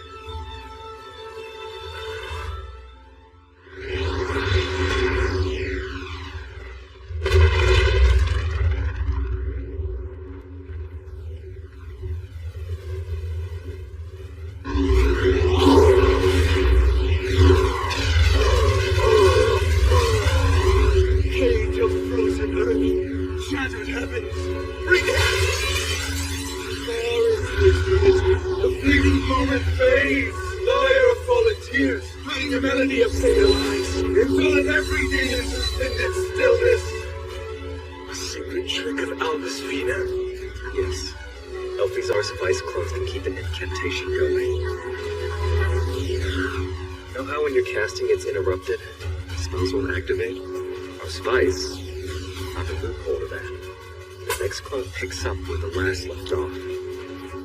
So say one clone is casting but gets destroyed. Another one can continue without starting over. Our spice makes it easy to cast advanced spells and long incantations. Offer up blood, swear upon the corpse! Makes it easy, my left foot. An idiot. Does he know how hard it is just to maintain our spice? Do any of them? It's all on me. I am a protector, brave defender of Perseus' tomb. Everyone, cover Julius. We're just trying to slow it down, so low-level spells will do. Colette, Scion, Wignaw, Julia, activate!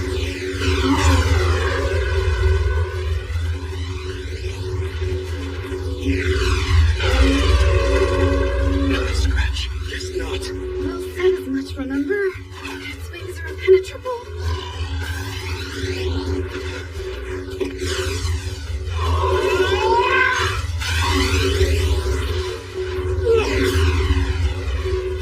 Right, but it's true. Granting's wings are impenetrable. No magic or physical attack will break through. So we'll be decoys. We'll keep the enemy occupied until Julius begins his attack. Howling wind!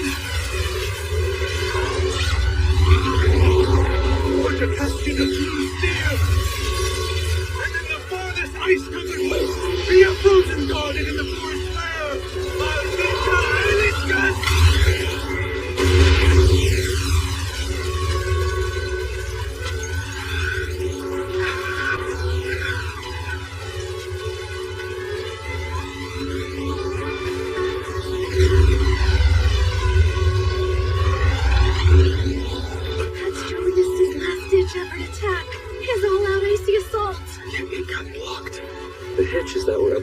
270 credit Grand Duke.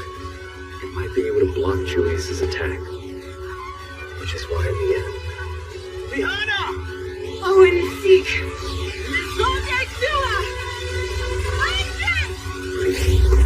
Even if it blocks the Lord, the effects of the ice will slow its wings. If Lihana's high-speed maneuvering, she can slip into striking range and make straight for its heart! A barrier? Looks like a remote circle. An auto barrier cast on the monster. Did those mages do this spell in advance? Lihana!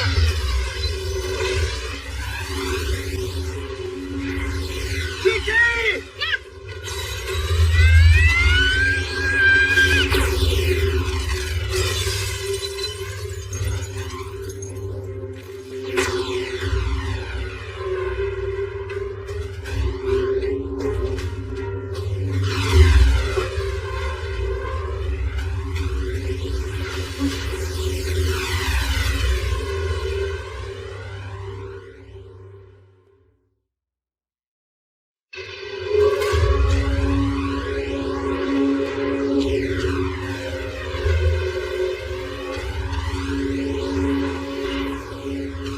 Why is the Grand Duke 14 floors up from where it should be?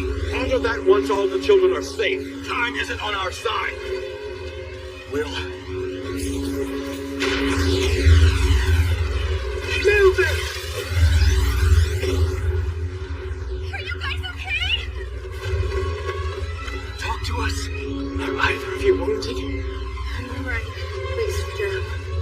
Well, he took the brunt of the damage. Snap out of it! Please, Will, please! It's staring right through my ice spell. It's getting ready to attack us again. Get out of here. Take Will and run as far as you can. He'll stay and buy you some time to escape.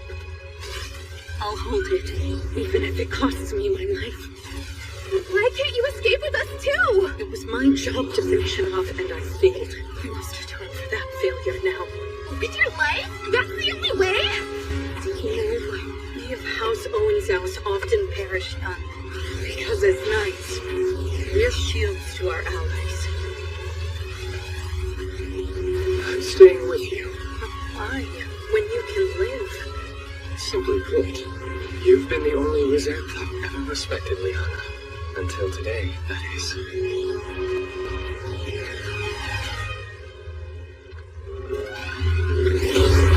No, there has to be another way! Right? So what's our plan? I don't know.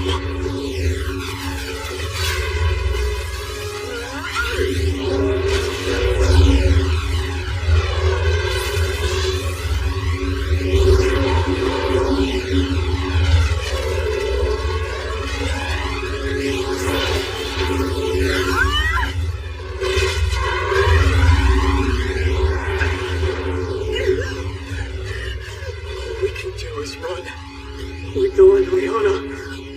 We're dead. To make sure their deaths aren't in vain, we have to escape this place. There's no disgrace in that. There's nothing to be ashamed of here. They would agree. Abandoning the two of them and getting out of here. Sion, I need you to punch me like really hard.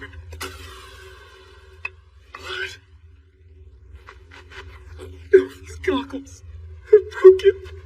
I can't stop shaking. Look at me. I can't do this. Not without those goggles. It's terrifying. I can't. To hell with that. You're the one who got us all worked up in the first place. You're the one who gave us hope. So I know that you can't possibly be serious. Lihana and Wignall are moments away from dying, and suddenly you're sniveling and afraid? This is what you brought! Own it! All of this is on you! You're the reason we planted here! You're responsible! We're all gonna die in this armpit of the dungeon because of you! Stop!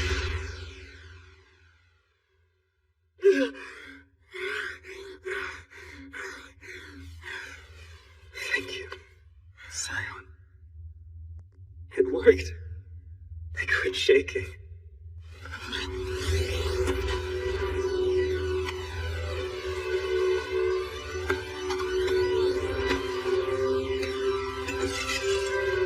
Colette, take care of Kiki. Wait, he snapped back to normal?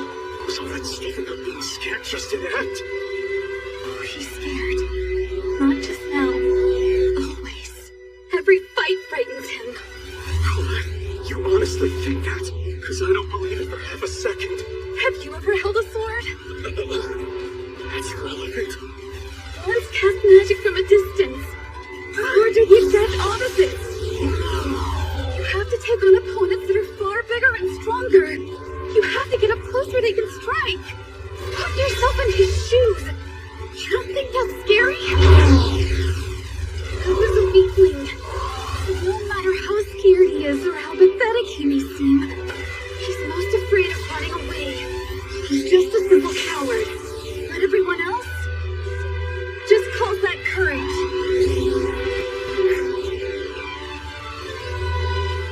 I'm gonna fight too.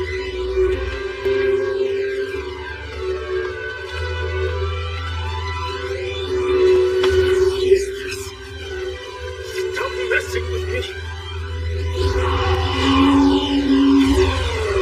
I can't break its defense. Since it's abnormally quick for its size, it barely been able to hit it in the first place. It all comes down to those protective wings. If we want any hope of winning, we have no choice but to cut them off! Pebble shot! What? Sure, you ignore worn out. Two of us will have to persevere.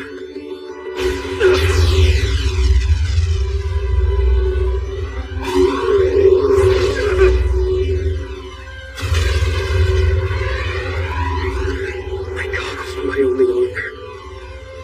I'm so scared. I can't think straight. The thought of losing someone I care about scares me even more. Collect!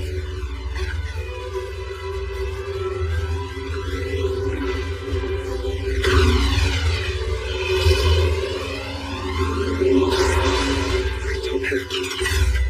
A direct hit means instant death. A one-strike kill. And this attack, I've seen it before.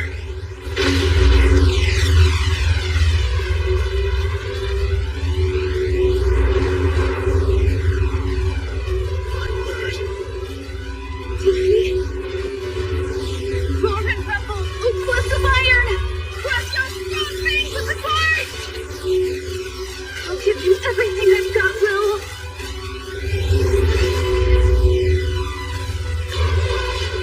Lord, sink!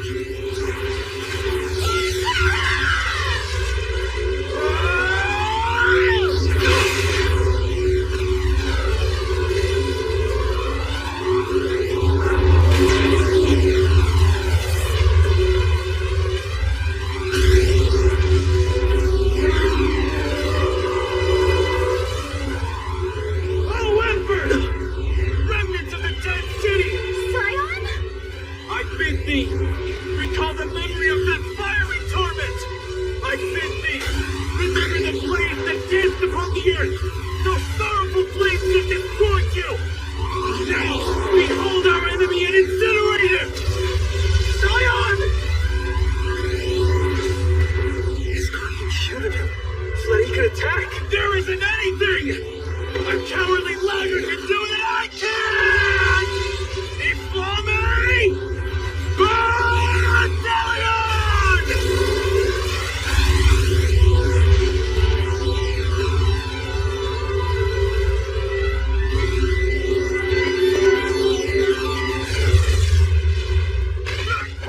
No, Scion! Really? That didn't kill it either? It survived advanced magic at point-blank range. A true monster. A wand isn't enough. And a sword can't slay it.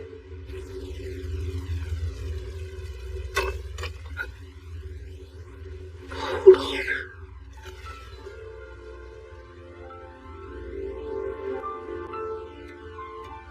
Try to remember, please. It's wand and sword.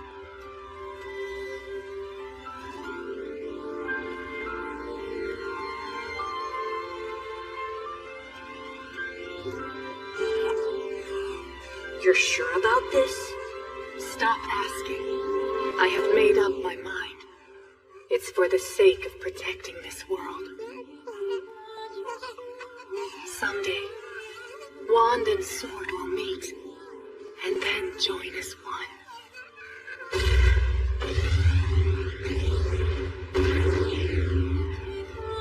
Wand and sword.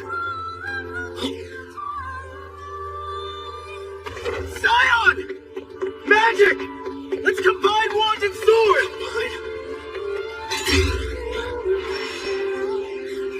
In this front!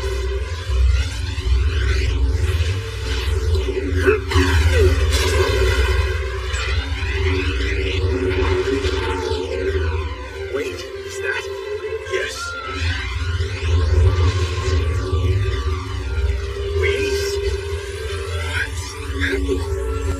Will's blade is covered in Zion's flame. I'd call it a spell. Is it? It's more like the sword consumed the spell. Just what did you do, laggard?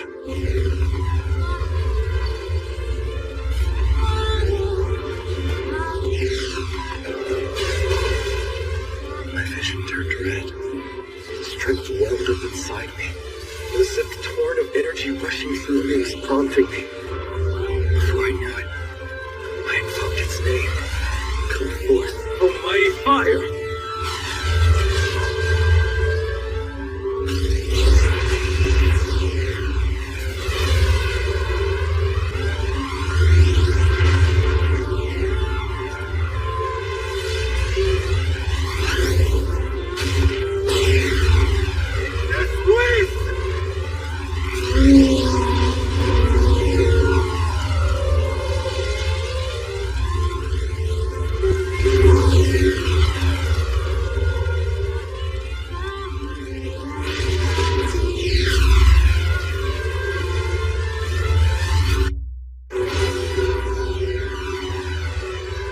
There isn't anything a cowardly laggard can do that I can!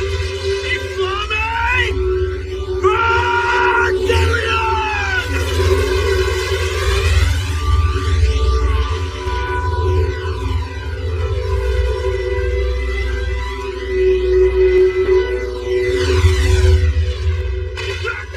No, Zion! Really? That didn't kill it either? It survived Fane's magic and point blank range. A true monster. A wand isn't enough. A sword can't slay it.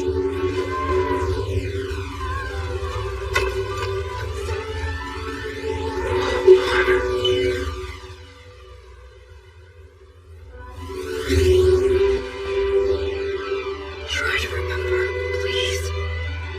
It's wand and sword.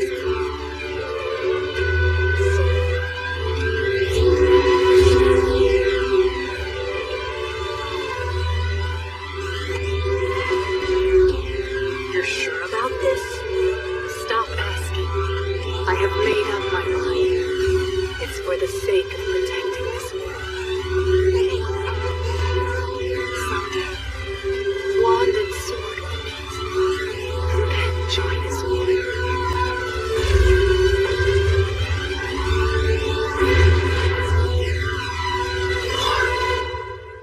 And sword. Zion! Magic! Let's combine wand and sword!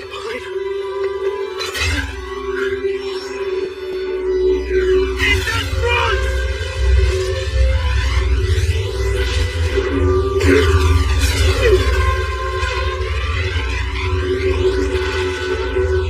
Wait, is that? Yes.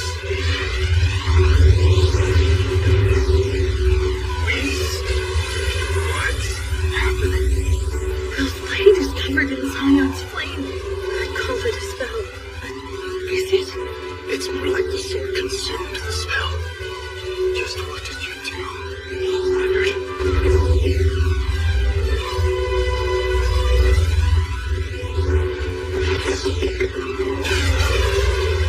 My vision turned red.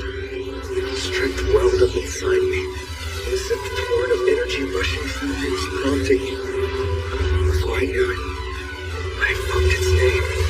Come forth, almighty fire!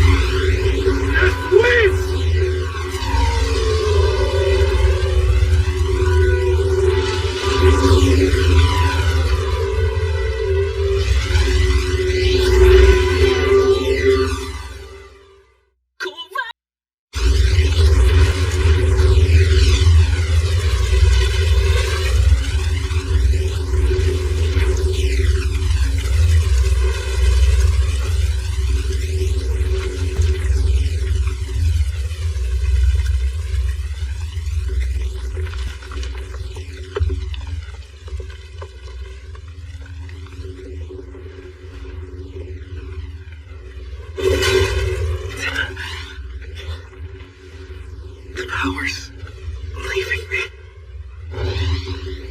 My sword's going back to normal too. What exactly did I do? He really just defeated a Grand Duke. You okay?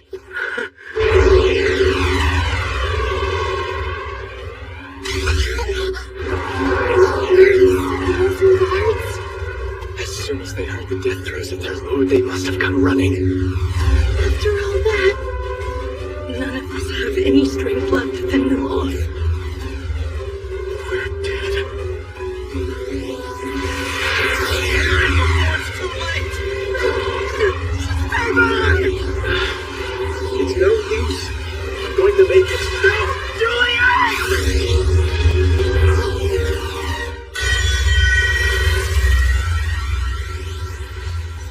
Pass your judgment, O Sage King, Vanquisher of Evil, Owa Elusa.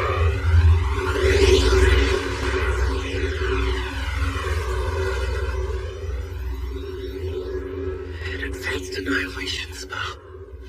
But who cast it?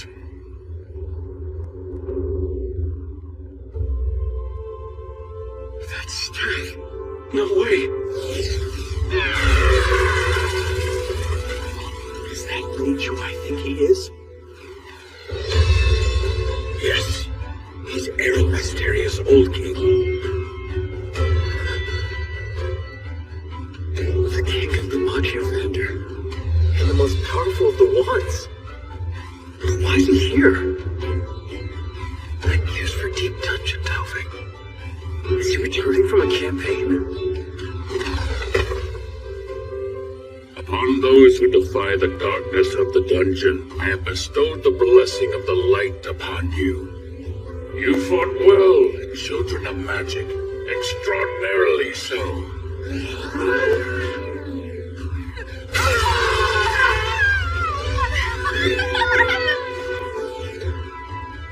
Mage who even makes elves tremble with elation in his presence. All worship him. Yet, while everyone else was fixated on the sole sovereign of light, for some reason, my eyes were drawn to him.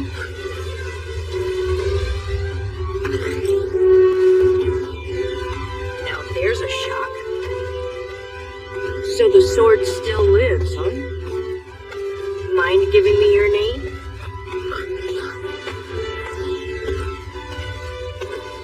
Surfort. Will Surfort, that is. And who are you? Just call me Finn. Plain and simple.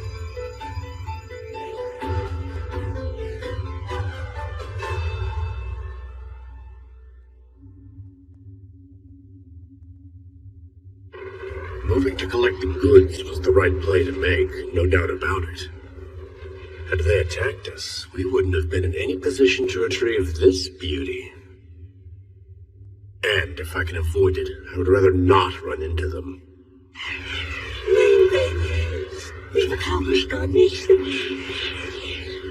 Now we can hold one hell of a party.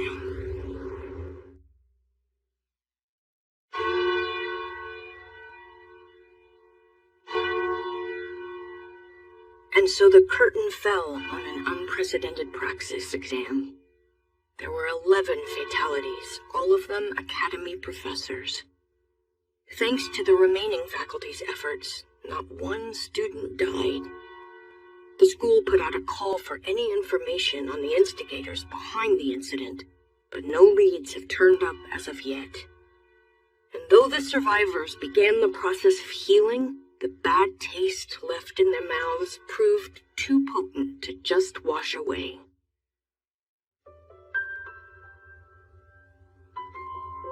Who was that headless guy?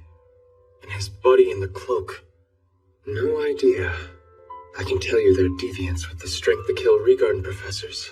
But sadly, that's all. Even though I saw it for myself, it's hard to believe our instructors are dead. It is tough.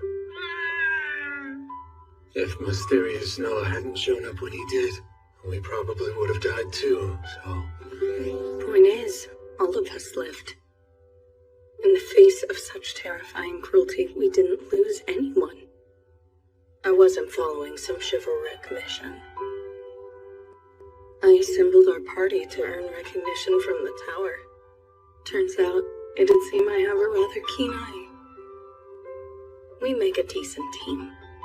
So as one of the youngest in a long line of knights, you have my undying gratitude.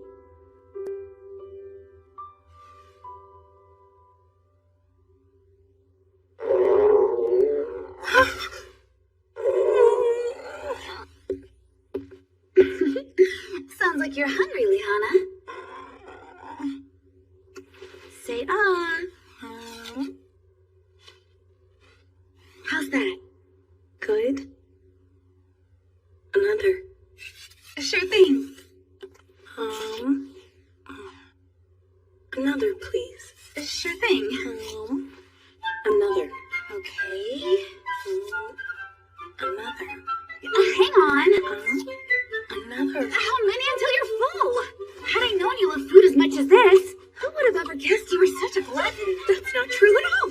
Since my close combat style takes considerable stamina along with magic, it's natural I consume more energy than your average person would. So you see, I'm no glutton, Colette. I'm also not someone who would resort to lying, so you can believe every word I've said and erase any misconception about me. It really is the truth. Saying it cute doesn't make it any more convincing. Just a regular starving knight, aren't you? I swear I'm not. You've got the wrong idea. Miss Perfect's true colors. Not that perfect after all. Indeed. When I first learned of this and saw her stuffing her face, I was quite taken aback.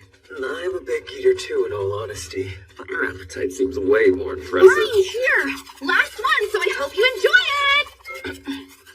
Right, so as I was saying, what held us together at the end was Will. The day was saved by his courage and judgment. We'd likely be dead without him. No, I can't just take all the credit when what really saved the day was us coming together as one. Joining forces is what got us through it. I'm not better or special. Exactly. You say he saved us, but I recall that his cowardice nearly killed us. He couldn't stop shaking because he was so scared. Unless we forget the brilliant plan he devised required me bearing the brunt of it. How brazen can you be? Enough! Please, shut up!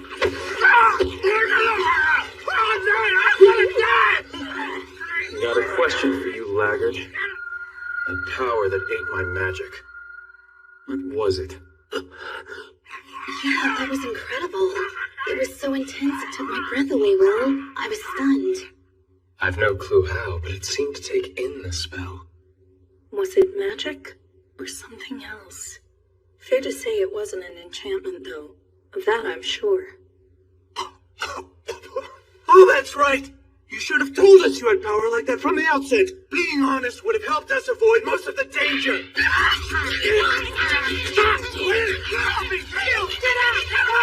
Well, Laggard, what was it? I'd tell you, but I don't understand what it was either.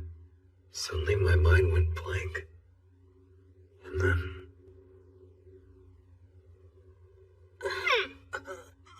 We could always ask Professor Wardner or someone about Will's experience. Yes, surely it can be explained. One of them has to know something. It certainly was extraordinary. Extraordinary? Oh yeah. Remember that young boy? The one tagging along with the expedition team? You guys know who he is? A young boy on the expedition? You mean that blonde supporter? My guess is he's part of the Finn tribe. Never heard of this tribe before. My family owns a couple documents that mention it. That's how I know. Though no one in the Finn tribe uses magic, their kind have gained extensive knowledge of the dungeon over many generations. They've had a contract with the tower since the age of the Mage Queen, and are used as guides through the passageways. It's said that without their help, we wouldn't have managed to reach the deeper floors. The guides of the labyrinth. The Fen tribe. I'm curious about the power that filled the Duke. But I'm also curious about the feeling I got when I met that boy.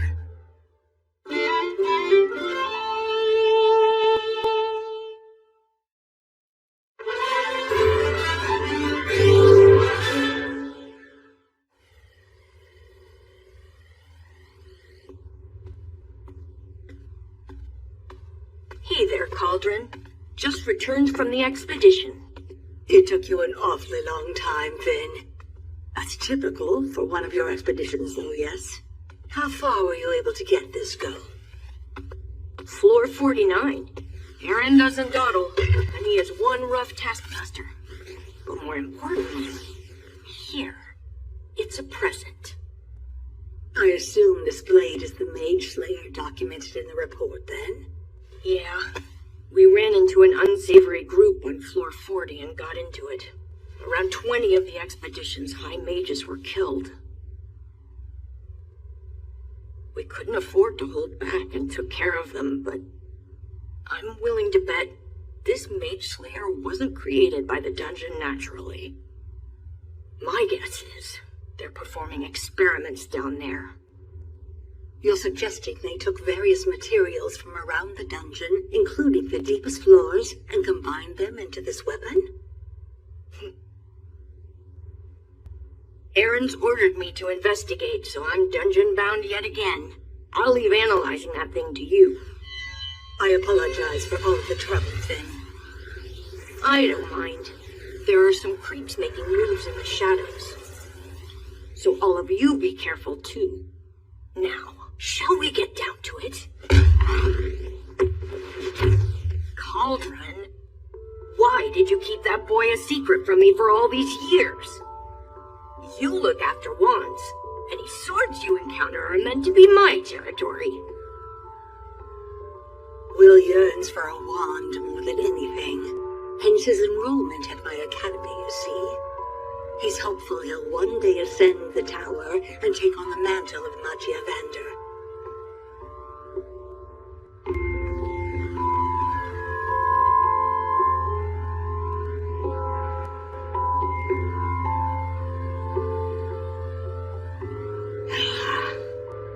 Never heard of a sword aiming to be a wand in my entire life. Yes, it's certainly unheard of. But perhaps it's just the thing to yield an explosion unlike anything our world's ever seen. Oh, you witch. But this sort of game can be fun. All right, I'll let you hang on to him a little while longer. Don't be surprised if I stick my nose in from now on, though. Sure, go right ahead. It's all for the sake of surpassing the heavens.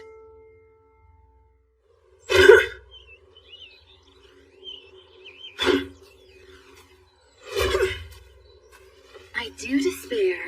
How are you, the only one up and about when the rest of us are still recovering from our injuries? Sitting around was getting to me more than my injuries. There's so much I can't begin to understand. But still, I have to keep moving forward. Forward is the only path to my goal.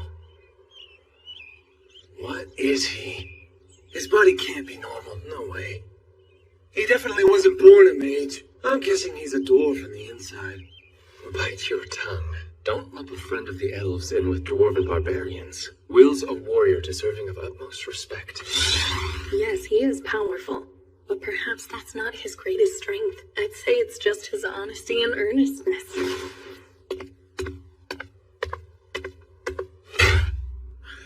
Fight me, laggard! And no holding back either!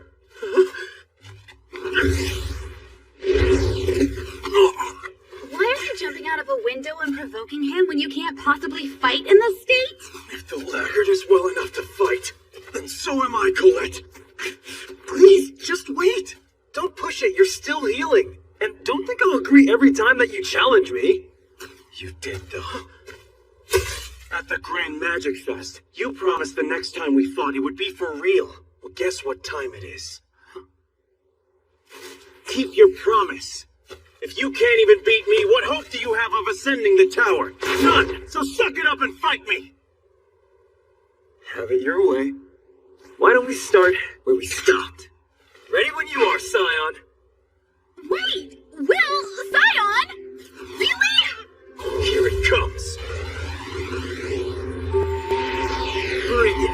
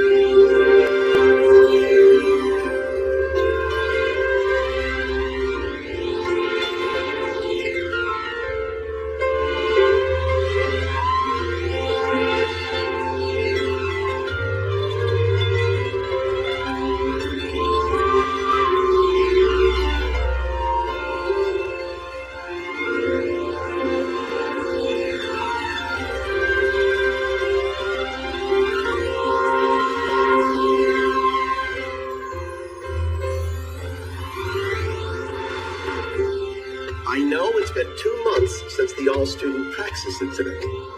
I'm sure some of you are still coming to terms with what happened. That said, we cannot allow you to stand idle and grow stagnant in your studies. Since then, I've done everything I possibly could. And a school year cannot end without testing all you've learned. For you sixth years, these are your final exams. I'll see her soon. Welcome to day 1 of your graduation exams. Begin! I'll see Elfie.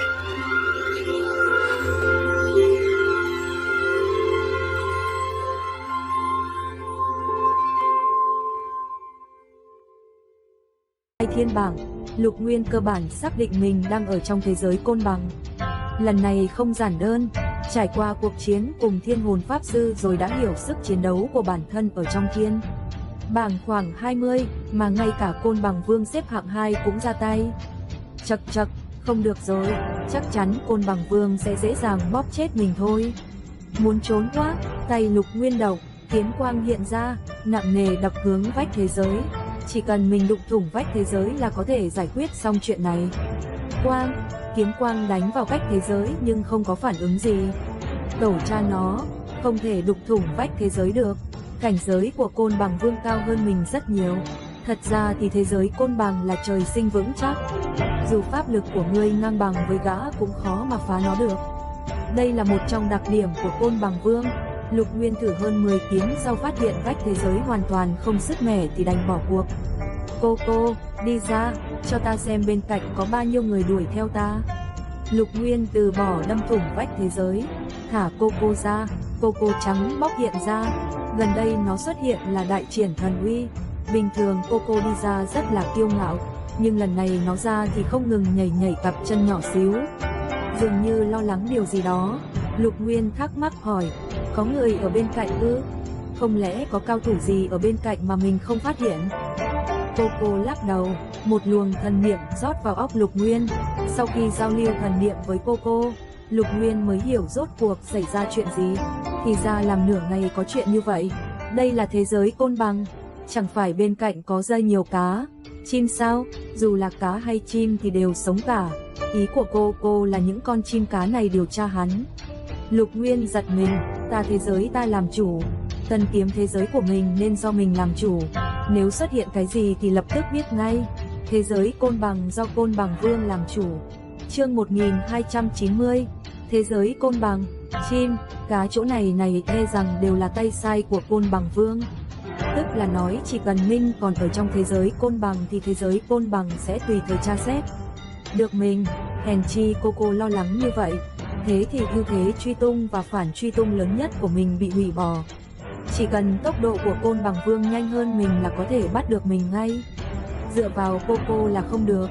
Thế này thì làm sao đây? Phải rồi, mình còn có một thân phận, tân cao thủ 50 thiên bảng Lý Thái Sử. Mình có thể dùng thân phận này nha. Bây giờ đám Côn Bằng Vương muốn bắt mình nói thẳng ra là vì văn minh chi thể. Nếu mình hóa thành Lý Thái Sử thì chắc đám Côn Bằng Vương sẽ không rảnh kiếm chuyện với mình đâu. Nhưng mà xung quanh đều là cá, chim, kiếm quang Lục Nguyên động chu sát sạch cá, chim xung quanh và bùng phát nhiều nguyên khí khiến chỗ này nguyên khí cực kỳ hỗn loạn. Tầm mắt không thấy rõ. Cùng lúc đó Lục Nguyên biến thành bộ dạng Lý Thái Sử, cũng làm ra người giả khiến Lục Nguyên và Lý Thái Sử cùng tồn tại. Như vậy mới không khiến kẻ khác nghi ngờ. Lục Nguyên làm xong những điều này rồi thì biến thành Lý Thái Sử tư sinh điển trai. Tất nhiên Lý Thái Sử xuất hiện ở nơi khác là dùng thuấn di. Khi thuấn di sử dụng tiêu tung pháp trừ đi dấu vết nhiều không gian. Việc Lục Nguyên và Lý Thái Sử xuất hiện từ đầu tới đuôi xử lý sạch sẽ xinh đẹp. Lúc này thế giới Côn Bằng xuất hiện 40 người thiên bảng. Thiên bảng có tổng cộng 50 người. Lục Nguyên lấy 2 thân phận khác nhau xử lý 6 tên. Hoa chi tử sử 2, cổ thủy khương vào thế giới Côn Bằng, cho nên thiên bảng có tổng cộng 40 người mà thôi. Thực lực của Hoa Pháp Thánh quá thấp, chưa thể vào bảng được. Côn Bằng Vương ngồi ở chính giữa thế giới Côn Bằng, gã đã tìm ra Hoang chi tử, Lục Nguyên, Vu Chớ Tông sư Âu Dương Lạc và Phương Chu đứng một bên. Âu Dương Lạc và Phương Chu có am hiểu riêng nhưng một là hạng 4, một hạng 7, sức chiến đấu khá là cao. Côn Bằng Vương từ từ nói, đã tìm ra Hoang chi tử và Lục Nguyên rồi. Vậy đi, ta tìm Hoang chi tử, hai người thì đi tìm Lục Nguyên. Gã ra quyết định rất chính xác. Côn Bằng Vương ở trong thế giới Côn Bằng là vô địch. Hơn nữa tốc độ nhanh. Gã đi tìm Hoang chi tử thì Hoang chi tử chỉ có nước bó tay chịu trói thôi. Âu Dương Lạc, Phương Chu thì liên hợp đi bắt Lục Nguyên. Cho dù hắn có giỏi ẩn núp tới đâu cũng chạy không thoát bàn tay hai người này. Coi như đụng phải cao thủ 50 thiên bảng khác thì hạng 4, hạng 7 bắt tay nhau tuyệt đối có thực lực bảo vệ mình. Kinh nghiệm chiến đấu của Âu Dương Lạc, Phương Chu cũng khá phong phú, lập tức đồng ý quyết định này. Khoan đã, Lục Nguyên biến mất. Côn Bằng Vương ngây ra, nói, không ngờ Lục Nguyên biến mất. Thế giới của ta thì ta làm chủ, nhưng Côn Bằng Vương tìm khắp thế giới không thấy bóng dáng Lục Nguyên đâu. Gã tra tất cả người vào thế giới, phát hiện đều là cao thủ 50 thiên bảng cả, không có ai đáng ngờ. Chờ đã, thư sinh tuấn tú kia là ai? Môi hồng răng trắng trông thật lạ.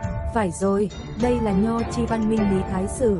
Hắn cũng xem như là tân cao thủ 50 thiên bảng, hèn chi xuất hiện tại đây. Côn Bằng Vương giờ không rảnh chú ý Lý Thái Sử, gã bận tìm kiếm Lục Nguyên. Kiếm nửa ngày, dùng thiên thị địa thính chi thuật tìm khắp thế giới Côn Bằng cũng vẫn không thấy Lục Nguyên đâu. Côn Bằng Vương nói, không thấy Lục Nguyên, thôi kệ nó, chúng ta trước đi bắt Hoang chi tử đã. Trước tiên lấy văn minh thần hoa của Hoang chi tử vào tay. Nghe Côn Bằng Vương nói vậy thì Âu Dương Lạc, Phương Chu rất kinh ngạc. Không ngờ Lục Nguyên bỗng biến mất, người này quả nhiên có chút môn đạo, nhưng bây giờ nhiều người đi tìm Hoang Chi Tử họ cũng hải đi. Để tránh cho Hoang Chi Tử rơi vào tay người khác, dù sao trong cao thủ 50 thiên bảng có một nhân vật lợi hại, ví dụ thứ 3, thứ 5, thứ 6 chẳng hạn, những người này đều là đại cao thủ, vô cùng hùng hồn, chấn động tứ phương, không hề tầm thường. Vèo một tiếng, Côn Bằng Vương, Âu Dương Lạc, Phương Chu cùng bay lên trời hướng tới chỗ Hoang Chi Tử. Lúc này Hoang Chi Tử mặc Ngọc Kỳ Lân chiến giáp, tay cầm Hồng Hoang thần kích, vẫn là bộ dạng ngạo nghễ, mãi đến bây giờ gã vẫn rất bình tĩnh, dám ứng đối bất cứ yêu chia nào. Hiển nhiên gã cho rằng Lục Nguyên thảm hơn gã trước, vì có nghe nói người được văn minh chi thể khác chính là hắn. Trong thế giới Côn Bằng mở ra kịch chiến, một thư sinh cực kỳ tuấn tú tiêu sái, áo trắng, chắp tay sau lưng bay trên trời, có tiêu sái và thong dong khó tả. Lục Nguyên bay thật là rất thoải mái, vừa bay vừa ngắm cảnh đẹp bốn phía, cảnh tượng thế giới Côn Bằng khác với bên ngoài, mặt đất trùm đầy lông chim, bay lên các cọng lông màu khác nhau theo gió tung bay. Bay tứ tán, ngọn núi kia là con chim to, ngọn núi kia là cá lớn, sơn mạch trơn tuột, dưới sông đầy ắp cá, thật là thế giới xinh đẹp. Bây giờ Lục Nguyên rất nhàn nhã, không thoải mái sao được, mới bắt đầu mình hóa thành Lý Thái Sử, vì tránh né Côn Bằng Vương giám thị mà ở trong thế giới Côn Bằng dù là trong nước sông cũng khó tránh khỏi bị giám sát. Chuyện tiên hiệp, chuyện y.com, lúc ấy làm như vậy có hai chỗ tốt, một là cao thủ 50 thiên bảng đều ở trong thế giới Côn Bằng. Nếu Lý Thái Sử không xuất hiện thì sẽ khiến người nghi ngờ thân phận. Bây giờ tân cao thủ Lý Thái Sử xuất hiện thì mọi người không cần nghi nữa. Điểm thứ hai là, Lục Nguyên gần đây đi dạo trong thế giới Côn Bằng có nghe đến chút tin tức. Bởi vì vẫn không tìm được Lục Nguyên nên có rất nhiều cao thủ 50 thiên bảng đi tìm Hoang Chi Tử gây chuyện, nếu mình không đổi thân phận thì e rằng có một nửa lực lượng dồn bên mình. Giờ mình đổi thân phận thì tập thể đi tìm Hoang Chi Tử. Bên kia chịu đựng công kích chợt biến mạnh gấp 2, áp lực gấp mấy lần tương đương với mình vô tình ám hại Hoang Chi Tử một phen. Lục Nguyên có thể không vui sướng sao? Có thể ám hại Hoang Chi Tử thật là chuyện cực kỳ tốt đẹp. Nhìn Hoang Chi Tử chật vật là một trong những điều sung sướng nhất trong đời. Bị nhiều cao thủ 50 thiên bảng thực lực siêu đẳng vây công, Hoang Chi Tử không khả năng uy phong như ở Văn Minh Thánh Địa. Chắc chắn sẽ bị đánh rất thảm. Ha ha ha ha, nghĩ tới chỗ vui vẻ thì Lục Nguyên bỗng bật cười. Phải rồi, mình có cần giả bộ thân phận tân cao thủ 50 thiên bảng Lý Thái Sử đi bao vây tiểu trừ Hoang Chi Tử một phen không? Nếu mà làm như vậy sẽ khá thú vị. Mình không mấy hứng thú đánh rắn dập đầu, nhưng ra sức đánh Hoang Chi Tử chó rơi xuống nước thì mình rất có hứng thú nha. Thôi đi, tăng thực lực của bản thân quan trọng hơn. Bây giờ ở trong thế giới Côn Bằng nói thật là chỉ có thể xếp hạng 20 mấy, cảm giác rất không an toàn. Thực lực mình cơ bản khoảng 20, cần phải tăng sức mạnh, tu hành văn minh chi đạo đi. Văn minh chi đạo của mình nói trắng ra là chỉ có 4 chữ: rượu, kiếm, lười, chính. Mình nên tu hành chữ nào trước tiên nhỉ? Lục Nguyên ngẫm nghĩ một lúc, quyết định tu chữ kiếm trước. Muốn khiến chữ kiếm trong thần thức tỏa ra ánh sáng trắng thì phải trước tiên phẩm kiếm đã. Lục Nguyên ngồi xếp bằng trên lông chim, nó mềm mại xốp xốp. Rượu, kiếm, lười, chính, 4 chữ này muốn khiến một chữ tỏa ra ánh sáng trắng là thực lực tăng vọt. Nếu có thể khiến cả 4 chữ đều tỏa ánh sáng trắng thì đoán ra sức chiến đấu chắc là tới đẳng cấp mạnh nhất dưới văn minh cảnh rồi. Vậy nên sau khi khiến 4 chữ đều tỏa ánh sáng trắng thì đến lượt tỏa ánh sáng sắc hỗn độn.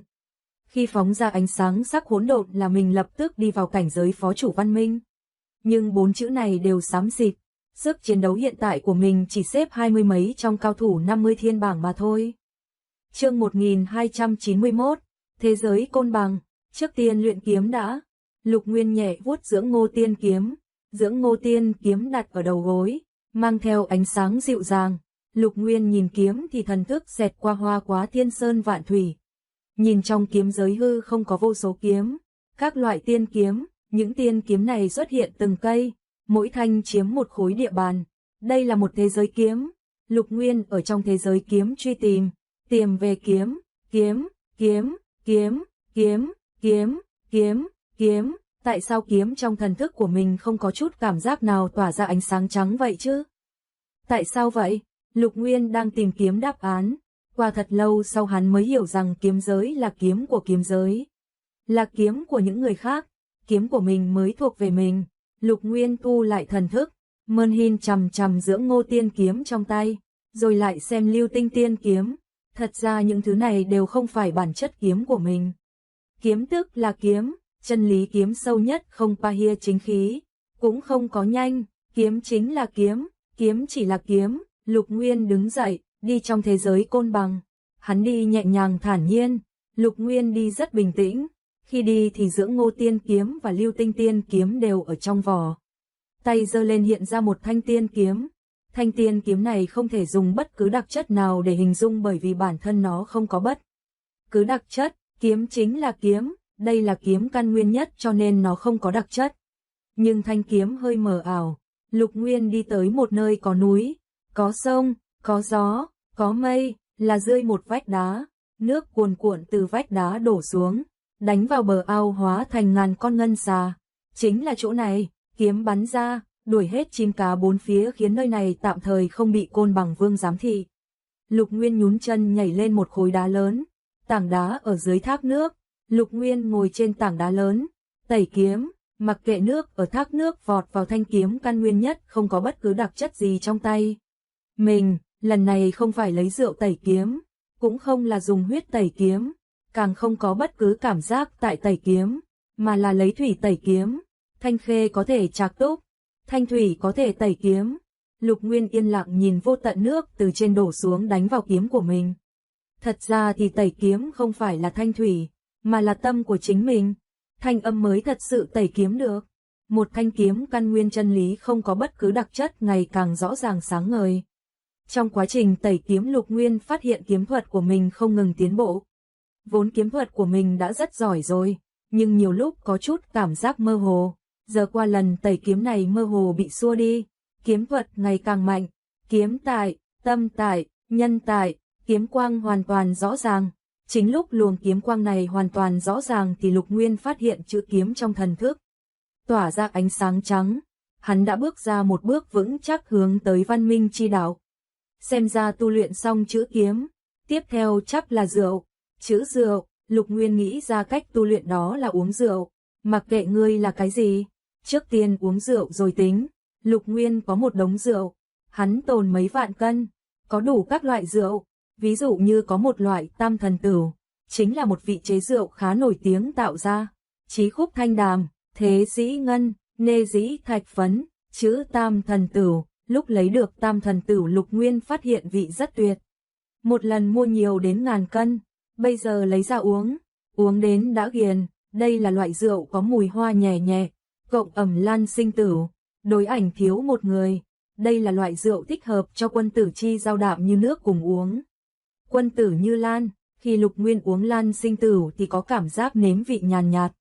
Đương nhiên muốn khen còn có phiêu lao tửu, khi đó có bài thơ tán rằng, bình thần châu chi trúc diệp, tuyệt phiêu lao hồ hoa đô, tửu lư, thơ rằng, hồng lư cao kỷ xích, pha dương u nhân ý, hỏa gác phiêu lao hương, hôi vi đông khí. Lục Nguyên uống loại phiêu lao tửu này cũng có cảm giác như si như say.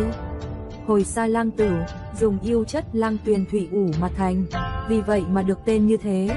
Uống một ngụm hương nồng đậm mềm mịn yêu nhã, rượu nồng nàn, hồi vị lâu dài, miệng còn vươn mùi thơm.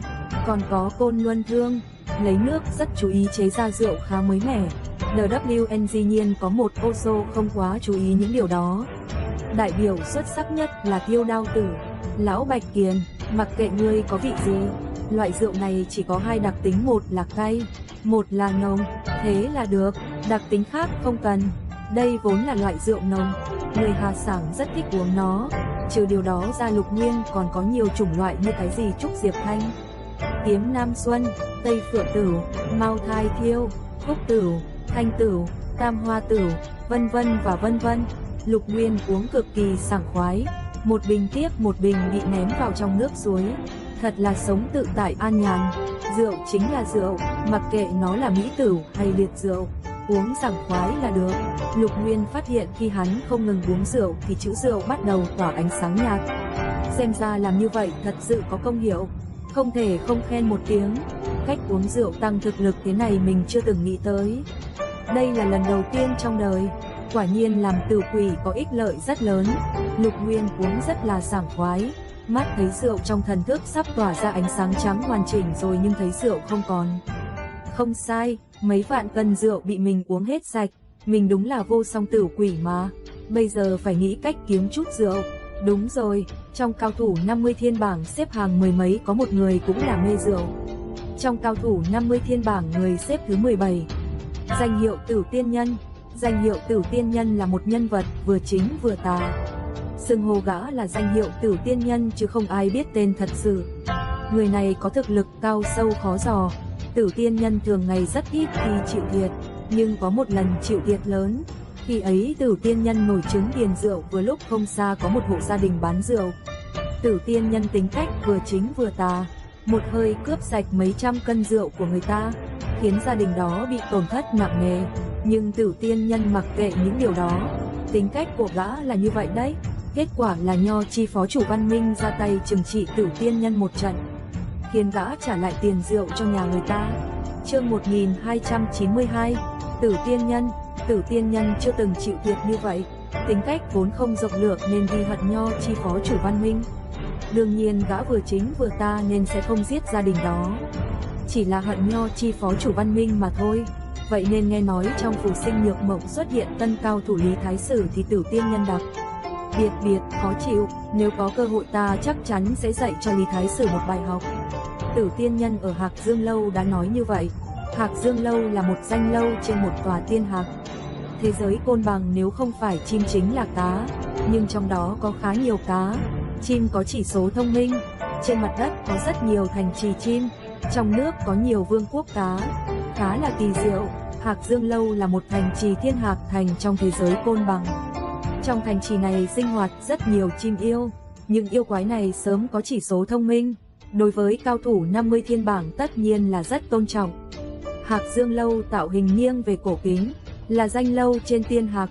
Danh lâu do lông chim tổ thành, vốn lông chim dễ ngã nhưng nó dùng pháp thuật gia cố làm danh lâu kết cấu giống bình thường, nhưng lông chim có các màu sắc xây rất tốt, mạnh hơn danh lâu bên ngoài nhiều. Hai bên Hạc Dương Lâu còn có câu đối: hạc hành tự tại trong thiên địa, trời cao địa quảng nhâm ta du. Chính giữa có tấm biển ghi nhất phi sung thiên, phong cảnh nơi này thật tốt. Tử Tiên Nhân tóc trắng phiêu phiêu, tiên phong đạo cốt nhưng làn da hồng hào không có chút nếp nhác. Bên cạnh Tử Tiên Nhân ngồi xếp hạng 19 phi vệ. Phi vệ và Tử Tiên Nhân có chút giao tình, hai người tạm thời nghỉ ngơi tại đây. Bây giờ không thấy Lục Nguyên, bên Tử Tiên Nhân là đại chiến 10 cao thủ hàng đầu. Phi vệ thứ 19 và Tử Tiên Nhân thứ 17 không thể nhúng tay vào cho nên dứt khoát ở Hạc Dương Lâu nghỉ ngơi, định qua một lát lại đi truy bắt Hoang Chi Tử, hoặc thử xem có may mắn đụng phải Lục Nguyên không. Lục Nguyên dễ đối phó hơn Hoang Chi Tử nhiều. Chính lúc này, Tử Tiên Nhân nói câu sẽ dạy rõ Lý Thái Sử. Năm đó Nho Chi phó chủ Văn Minh 3 chiêu đánh bại ta, còn cho ta một bài học. Bây giờ Nho Chi phó chủ Văn Minh coi như xong đời rồi. Ta không tiện ỷ lớn ăn hiếp nhỏ. Nếu ta đụng phải Lý Thái Sử, nếu hắn có thể qua 10 chiêu dưới tay ta thì coi như hắn bản lĩnh, ta sẽ không làm khó dễ gì hắn. Nếu 10 chiêu cũng đỡ không nổi thì khi ấy ta sẽ khiến Nho Chi Văn Minh biết cái gì là mất mặt. Thật ra năm đó Nho Chi phó chủ Văn Minh không làm khó Tử Tiên Nhân gì mấy, nhưng gã vốn hẹp hòi nên mới ghi hận như vậy, nhất định phải trả thù trở về, trả lại gấp mấy lần cho Nho Chi phó chủ Văn Minh. Thế giới côn bằng, Thiên Hạc Thành, Hạc Dương Lâu, hai cao thủ 50 thiên bảng, xếp hạng 17 Tử Tiên Nhân và xếp hạng 19 phi vệ đều ở lầu này. Tử Tiên Nhân và phi vệ có quen biết nhau cho nên gã không e dè nói ra chuyện thua năm đó và bảo nếu đụng phải Lý Thái Sử nhất định phải rửa mói thù xưa. Không cần giết Lý Thái Sử mà chỉ khiến Nho Chi Văn Minh mất mặt thôi. Dù sao năm đó Nho Chi Văn Minh không giết gã, chỉ dạy CS bài học. Phi vệ nói Lý Thái Sử DS còn trẻ mà đã giết Chu Tiên Nhân, Uông huyết trạch liên hợp, người đánh bại hắn tất nhiên là không khó, nhưng muốn 10 chiêu thì e rằng hơi khó. Tử Tiên Nhân huênh hoang nói hắn không có khả năng qua 10 chiêu của ta, nếu mà ngay cả niềm tin đó cũng không có thì ta không xứng kêu là Tử Tiên Nhân. Tiếc rằng bây giờ ở trong thế giới côn bằng muốn tìm Lý Thái Sử không dễ. Nếu mà hắn thật sự xuất hiện trước mặt ta thì nhất định sẽ cho hắn biết mặt. Vậy sao? Một giọng trong trẻo vang lên. Phi vệ, Tử Tiên Nhân cùng nhìn sang, chỉ thấy một bạch y thư sinh chắp tay sau lưng đi đến. Bạch y thư sinh rất là tuấn tú, có loại phong độ phiên phiên khó tả. Tử Tiên Nhân bật thốt, Lý Thái Sử. Lý Thái Sử nổi danh rất ngắn nhưng Tử Tiên Nhân cực kỳ quan tâm nho chi văn minh. Trước kia có hỏi thăm về mặt mũi của Lý Thái Sử cho nên lập tức nhận ra ngay. Phi vệ giật mình, thư sinh trẻ tuổi tuấn tú này là tân cao thủ 50 thiên bảng Lý Thái Sử đấy ư? Gã kinh ngạc, thật trẻ tuổi, thật điển trai. Lục Nguyên lạnh lùng nói, ngươi nói ta không thể qua 10 chiêu của ngươi, vậy ta cũng muốn nói, xem coi ngươi có thể qua 10 chiêu trong tay ta không? Thật cuồng, cái tên cuồng vọng, hắn có biết hắn đang nói chuyện với ai không? Đối tượng hắn nói là trong thiên bảng xếp thứ 17 Tử Tiên Nhân. Cao thủ 50 thiên bảng mỗi người đều không nhỏ. Bạn đang được copy tại truyện y.com, đến hạng mười mấy khá gần với văn minh cảnh. Dưới văn minh cảnh có thể đánh thắng Tử Tiên Nhân khoảng 10 người thôi. Mà cuồng vọng như Lý Thái Sử thì có mấy người nhưng xếp hạng đều rất cao. Rõ ràng ở thiên bảng chỉ ở hạng bón mươi mấy thôi. Tuổi lại trẻ như vậy mà đã rất cuồng, thật tình không thể tưởng tượng. Phi vệ bị Lý Thái Sử cuồng vọng làm kinh ngạc. Gã ở thiên bảng rất lâu, thấy rất nhiều kinh tài tuyệt diễm nhân vật nhưng chưa từng thấy ai cuồng như thế. Không giống nho chi văn minh khiêm tốn lễ độ. Tử Tiên Nhân cười nói, tốt, tốt, tốt, để ta xem sự lợi hại của truyền nhân nho chi văn minh. Tử Tiên Nhân bị chọc giận, không thèm khách sáo, nén giận đánh ra chiêu thứ nhất Hồng Bạch Trường Thành. Hồng Bạch Trường Thành là một loại rượu, bây giờ chất rượu biến thành trường thành tuôn hướng Lục Nguyên. Đây là rượu Trường Thành, rượu vách thế giới, rượu thiên đường ập hướng Lục Nguyên. Tử Tiên Nhân được gọi là Tử Tiên Nhân vốn là lấy rượu làm chiêu. Chiêu thức thứ nhất đặt tên Hồng Bạch Trường Thành. Lục Nguyên thấy chiêu Hồng Bạch Trường Thành thì vui vẻ, liền lấy ra Vạn Vật Xâm La Kiếm Đạo. Vạn Vật Xâm La Kiếm Đạo tên là kiếm đạo chứ không cần phải dùng kiếm. Có thể phục chế chiêu thức của đối phương. Nếu là kiếm chiêu thì một lần là phục chế xong, nếu là chiêu thức khác thì cần nhiều lần. Nhưng đó chỉ là tình huống bình thường. Bản thân Lục Nguyên đối với tử đạo có trình độ không giống bình thường. Dù gì hắn thường hay uống rượu, bây giờ dùng rượu trùng kích văn minh chi đạo cho nên đối với hiểu rượu không kém gì kiếm đạo cả.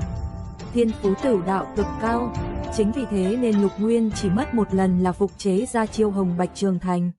Không chỉ như vậy, chờ vào phục chế chiêu Hồng Bạch Trường Thành mà hiểu sâu về rượu hơn chút.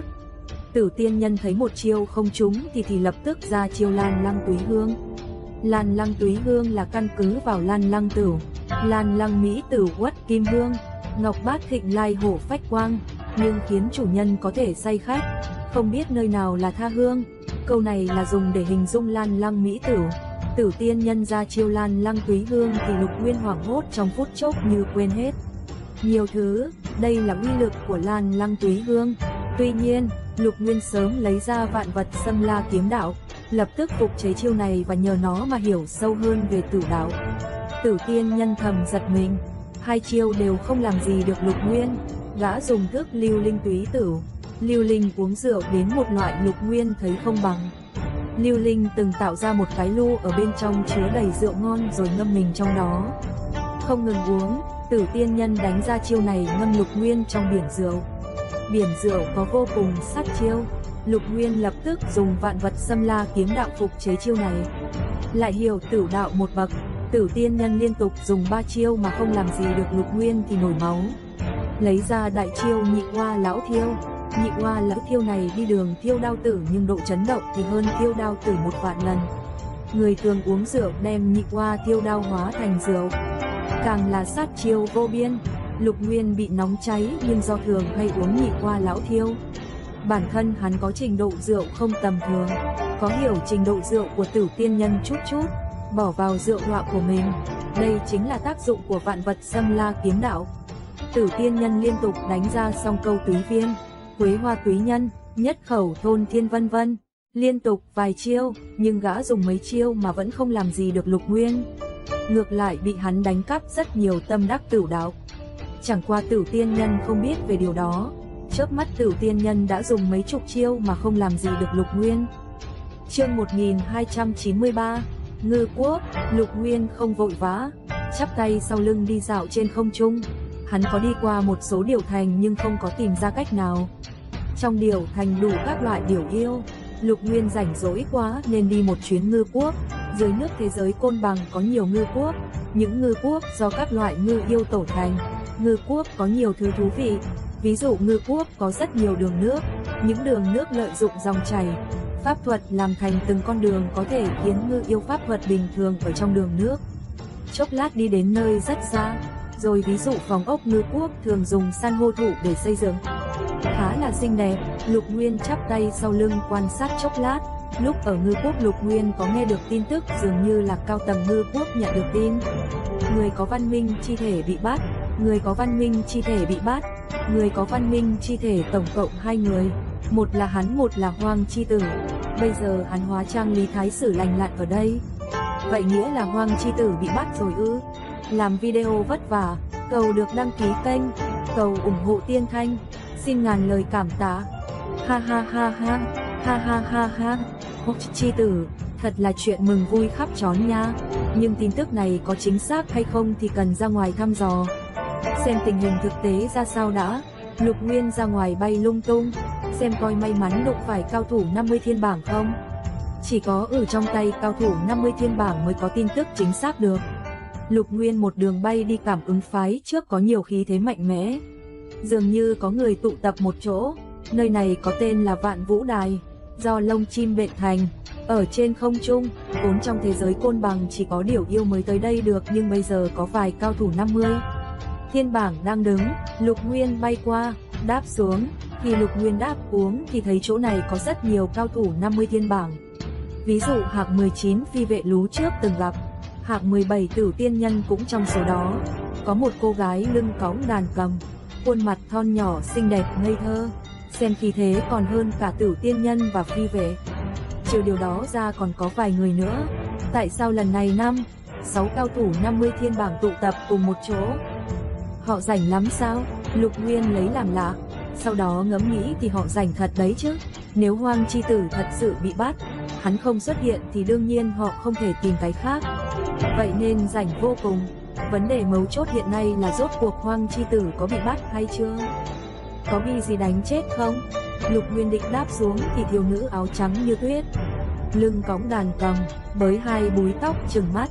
Lý Thái Sử, tiếng quát uy lực vô cùng. Khi thiếu nữ nói chuyện thì toát ra pháp thuật thật sâu, mạnh hơn phi vệ, Tử Tiên Nhân. Lục Nguyên thắc mắc cô gái này là ai? Mình lấy thân phận Lý Thái Sử xuất thế rất ít, từ khi nào đắc tội nàng ta chứ? Chắc là không có đâu. Mà khoan, thiếu nữ cõng cầm thì là Cầm Chi Văn Minh ư? Lục Nguyên lục tìm ký ức, đó là lúc mới vào Nho Chi Văn Minh không lâu. Khi đó có đại sư huynh Khổng Ni, nhị sư huynh Mạnh Vi, tam sư tỷ Túc Nguyệt Miên và lục sư đệ, tức là chính mình. Nhị sư huynh Mạnh Vi bữa đó rảnh rỗi tán dóc. Lục sư đệ, người diện mạo tuấn tú ní không chừng hấp dẫn không ít nữ tu. Mới đầu hóa trang thành Lý Thái sử dụng diện mạo mỹ nam tử phong độ, mặt trắng môi hồng. Lục Nguyên thấy chẳng sao cả. Mạnh Vi thì quá nhàm chán. Tam sư tỷ Túc Nguyệt Miên cười trêu Lục Nguyên rằng, nói không chừng là nữ tu Cầm Chi Văn Minh ấy, người ta đàn rất hay nhé. Lấy thư ứng với cầm. Đại sư huynh Khổng Ni quát, quân tử không nói bậy. Hơn nữa đó là chuyện cũ của sư tôn. Còn về chuyện năm đó của sư tôn là gì thì Khổng Ni người bảo thủ không chịu nói ra. Nhưng Lục Nguyên tò mò thế là sau này hỏi thăm Túc Nguyệt Miên. Cuối cùng cũng biết đầu đuôi. Thì ra Nho Chi phó chủ Văn Minh từng có quan hệ tình lữ với phó chủ Cầm Chi Văn Minh. Đương nhiên thực lực của hai người khi ấy không giỏi lắm, chưa đến cảnh giới phó chủ Văn Minh. Phó chủ Cầm Chi Văn Minh có một thân đệ đệ quan hệ rất tốt. Người này phạm pháp làm hại tu sĩ khác bị Nho Chi phó chủ Văn Minh bắt được. Nho Chi phó chủ Văn Minh thân là chính khí, đương nhiên phải bắt Tiểu Cửu Tử tra hỏi. Đệ đệ của phó chủ Cầm Chi Văn Minh cho rằng mình là Tiểu Cửu Tử nên xin tha, muốn nhờ quan hệ qua sông. Gã không tin tỷ phu sẽ giết mình. Nho Chi phó chủ Văn Minh hỏi ra tội ác của Tiểu Cửu Tử xong dứt khoát chém chết luôn. Phó chủ Cầm Chi Văn Minh chỉ có một đệ đệ, lập tức kết thù với Nho Chi phó chủ Văn Minh. sau này vì một số tình huống mà hai người thù hận chồng chất.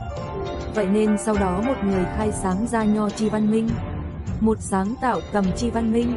Mặc dù hai văn minh đều ở trong phạm vi thế lực Pháp cổ, võ cổ nhưng quan hệ rất kém. Cầm Chi Văn Minh đụng phải Nho Chi Văn Minh thường có một thói quen là trước tấn công 3 chiêu, không đỡ được liền sẽ bị thương. Tất nhiên Cầm Chi Văn Minh không giết người, chỉ tấn công 3 chiêu mà thôi. Bên Nho Chi Văn Minh có biết chuyện năm đó với Cầm Chi Văn Minh nên thường có nhường nhịn người Cầm Chi Văn Minh. Lục Nguyên lục lại ký ức chuyện sư tỷ Túc Nguyệt Miên kể cho nghe. Lại nhìn thiếu nữ áo trắng như tuyết, lưng cõng đàn cầm, bới hai búi tóc, bỗng nhớ ra chuyện này. Chắc là bạch y thiếu nữ cũng muốn thực hiện ước hẹn 3 chiêu ước đi. Vì đối phương là người Cầm Chi Văn Minh nên Lục Nguyên dễ dàng đoán ra thân phận. Người này chính là trong cao thủ 50 thiên bảng xếp hạng 8. Cầm tiên tử Mộ Dung Hồng Lệ. Mộ Dung Hồng Lệ, thật là cái tên dễ nghe, nhưng công kích không đơn giản. Mộ Dung Hồng Lệ tay quơ xoay lưng một luồng cầm huyền bắn ra. Lục Nguyên đánh ra truyền chính tiên thư, cầm huyền và truyền chính tiên thư ở không trung va chạm. Mộ Dung Hồng Lệ lập tức pháp lực của mình không thắng được đối phương, thế là ngẩn ngơ. Mộ Dung Hồng Lệ là con gái Cầm Chi Văn Minh. Con gái Cầm Chi Văn Minh xưa nay hiếu thắng, nàng thấy một chiêu không làm gì được Lục Nguyên thì đánh ra chiêu thứ hai. Chiêu thứ hai là toàn bộ cầm huyền đánh ra, ở trên không trung đàn ra tiếng. Chiêu thứ ba cũng hiện ra, vô số huyết lệ chảy từ khóe mắt nàng đánh hướng Lục Nguyên. Tên của nàng là Hồng Lệ, tuyệt chiêu cũng là Hồng Lệ. Những hồng lệ như ẩn chứa vô tận ý thất tận giờ thì thi triển ra hết. Nhưng gã vốn là bị thương, đối mặt kiếm thủ đó không có bao nhiêu sức đánh lại, hoàn toàn rơi vào thế yếu. Chỉ thấy trên người gã vết thương ngày càng nhiều. Phương Đồ giật nảy mình, kiếm pháp của kiếm giả này thật là thiên địa huyền diệu. Ngươi là ai? Chẳng lẽ ngươi chính là Lục Nguyên? Cao thủ dùng kiếm quá ít, có thể tổn thương đến Phương Đồ căn bản không tồn tại, nhưng bây giờ phải thừa nhận là có. Kiếm giả không để ý đến Phương Đồ la hét, tiếp tục dùng kiếm, liên tục đâm ra vài kiếm, cuối cùng cắt vỡ cổ họng gã, đâm thủng trái tim gã. Kiếm khí điên cuồng bộc phát ra, người thứ nhất bị săn giết ngược lại, huyết liệt nhân Phương Đồ. Chết, kiếm giả lạnh lùng nói. Sau khi giết chết huyết liệt nhân Phương Đồ thì kiếm giả cũng lộ mặt ra. Đó là một khuôn mặt thanh niên hơi thanh tú, áo xanh theo gió tung bay. Trên thân kiếm truyền đến một hơi thở tên gọi là chính khí, khiến huyết liệt nhân Phương Đồ rất là chán ghét. Huyết liệt nhân Phương Đồ nặng nề thở dốc, muốn thốt ra hai chữ Lục Nguyên nhưng không còn sức lực. Gã chết trong tay Lục Nguyên, tầm mắt tối đen, huyết liệt nhân Phương Đồ đã bị xóa tên trong thiên bảng. Giết cao thủ 50 thiên bảng thứ nhất huyết liệt nhân Phương Đồ. Hoàn thành, thật phải cảm ơn cô, nếu không có nó thì mình không thể biến rõ đối thủ ở đâu. Nhờ có cô giúp mà về mặt truy tung và phản truy tung mình như có thần giúp. Lục Nguyên giơ tay lên đã lấy văn minh chi bàn của huyết liệt nhân Phương Đồ. Vận tế luyện văn minh quyết, cuồn cuộn thần hỏa thiêu đốt chứ văn minh chi bàn. Cuối cùng xuất hiện văn minh mảnh vỡ nhỏ hơn văn minh chi bàn nguyên bản của Lục Nguyên rất nhiều. Không có thời gian suy nghĩ, Lục Nguyên đã bỏ văn minh mảnh vỡ vào trong văn minh chi bàn của bản thân. Văn minh chi bàn của mình đã đầy 8 phần, chỉ còn thiếu 2 phần nữa thôi. Phương Đồ là cao thủ 50 thiên bảng, di Việt tất nhiên là phong phú. Thiên cấp linh thạch không tính theo khối mà theo con. Một con thiên cấp linh thạch. Thật ra thì lúc trước Lục Nguyên giết chết Uông Huyết Trạch, Chu Thiên Nhân và Cao Tiến đều có một con thiên cấp linh thạch. Bây giờ hắn có tổng cộng 4 con thiên cấp linh thạch. Từ chỗ Phương Đồ còn lấy được một bản bí tịch, khá là có ích. Bí tịch này chính truy tung thuật, nghe thì không tính huyền ảo gì lắm. Lật sơ thì Lục Nguyên được lợi khá nhiều. Đây là có liên quan về truy tung thuật. Phương Đồ về mặt này có trình độ rất sâu, nếu không đã chẳng tự xưng là thợ săn. Cô có thể truy tung và phản truy tung bất cứ dấu vết gió, nhưng không hiểu làm sao tiêu trừ dấu vết bản thân. Cô đã không hiểu thì Lục Nguyên càng mù tịt. Lần này hắn có thể giết chết Phương Đồ là do làm rối loạn nguyên khí chốn này, che giấu dấu vết bản thân. Bây giờ có bản truy tung thuật là có thể học cách làm sao che giấu dấu vết bản thân vân vân. Truy tung chính là một môn học vấn thâm sâu. Trừ điều đó ra, Lục Nguyên còn được một thanh tiên kiếm. Không ngờ trong tay Phương Đồ có một tiên kiếm. Thanh tiên kiếm này khá mỏng, hẹp và dài khoảng 7 thước, mỏng như lá cây, đặt ở đó không chút bắt mắt, thanh kiếm sẽ biến sắc, tùy theo hoàn cảnh xung quanh mà thay đổi màu sắc, nhẹ búng tay, kiếm khẽ động phát ra tiếng ong ong rất êm tai. Kiếm tốt, đây là một thanh kiếm rất tốt cho ám sát. Lục Nguyên nhìn chuôi kiếm, nó không thô bằng chuôi Dưỡng Ngô Tiên kiếm nhưng nắm trong tay cảm giác rất tốt.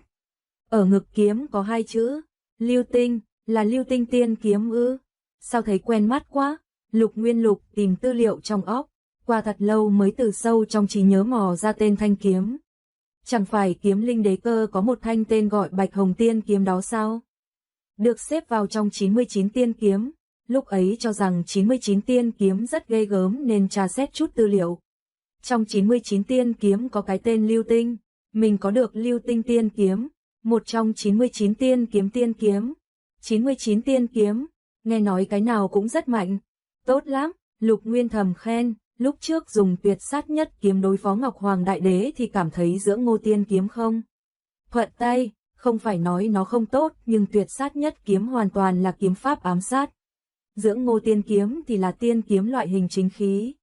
Tức là nói hai bên có xung đột, vậy nên tuyệt sát nhất kiếm vẫn là có đường phá, vậy nên có được Lưu Tinh tiên kiếm là chuyện tốt với mình. Lục Nguyên nhẹ vuốt Lưu Tinh tiên kiếm, kiếm rất dài, 7 thước 2/1, Lục Nguyên nhẹ vuốt ve Lưu Tinh tiên kiếm, chợt xuất kiếm, một kiếm này chỉ là một thức bình thường nhưng Lục Nguyên mượn một kiếm này múa để hoàn toàn hiểu. Đặc tính của Lưu Tinh tiên kiếm, có thể bảo đảm rằng sơ hở cuối cùng của tuyệt sát nhất kiếm đã biến mất. Không ngờ sơ hở cuối cùng của tuyệt sát nhất kiếm đã biến mất. Lục Nguyên nhẹ nhõm, rất vui sướng. Chương 1286, Thiên hồn pháp sư. Lục Nguyên tiện tay máu Lưu Tinh tiên kiếm ở trên mặt đất vạch mấy chữ ngoáy to. Chém cao thủ 50 thiên bảng như cắt cổ gà. Làm xong những điều này Lục Nguyên lập tức biến mất. Lục Nguyên biến mất không lâu sau thì có vài người đáp xuống đây. Kẻ yếu nhất trong nhóm cũng là nửa bước văn minh cảnh. Một nửa bước văn minh cảnh hoảng hốt nói. Cái gì? Cao thủ 50 thiên bảng huyết liệt nhân Phương Đồ chết rồi sao? Một nửa bước văn minh cảnh cũng hoảng sợ nói. Lục Nguyên giết chết một cao thủ 50 thiên bảng ư? Trời ạ, thực lực của Lục Nguyên quá mạnh. Trên mặt đất có chữ kia. Chữ gì vậy? Chém cao thủ 50 thiên bảng như cắt cổ gà. Lục Nguyên này cuồng vọng quá, kiêu ngạo đến không có giới hạn. Lần này thì toàn bộ nửa bước văn minh cảnh sôi trào. Đều cảm thấy Lục Nguyên vô cùng kiêu ngạo. Lục Nguyên giết chết Phương Đồ xếp hạng thứ 39 ư? Phương Đồ quá vô dụng. Khi tin tức truyền đến thì Tư Đồ Quỷ Bí lạnh nhạt nói. Không thèm để ý, Phương Đồ chết là chuyện của gã. Tư Đồ Quỷ Bí cho rằng bản thân sẽ không chết.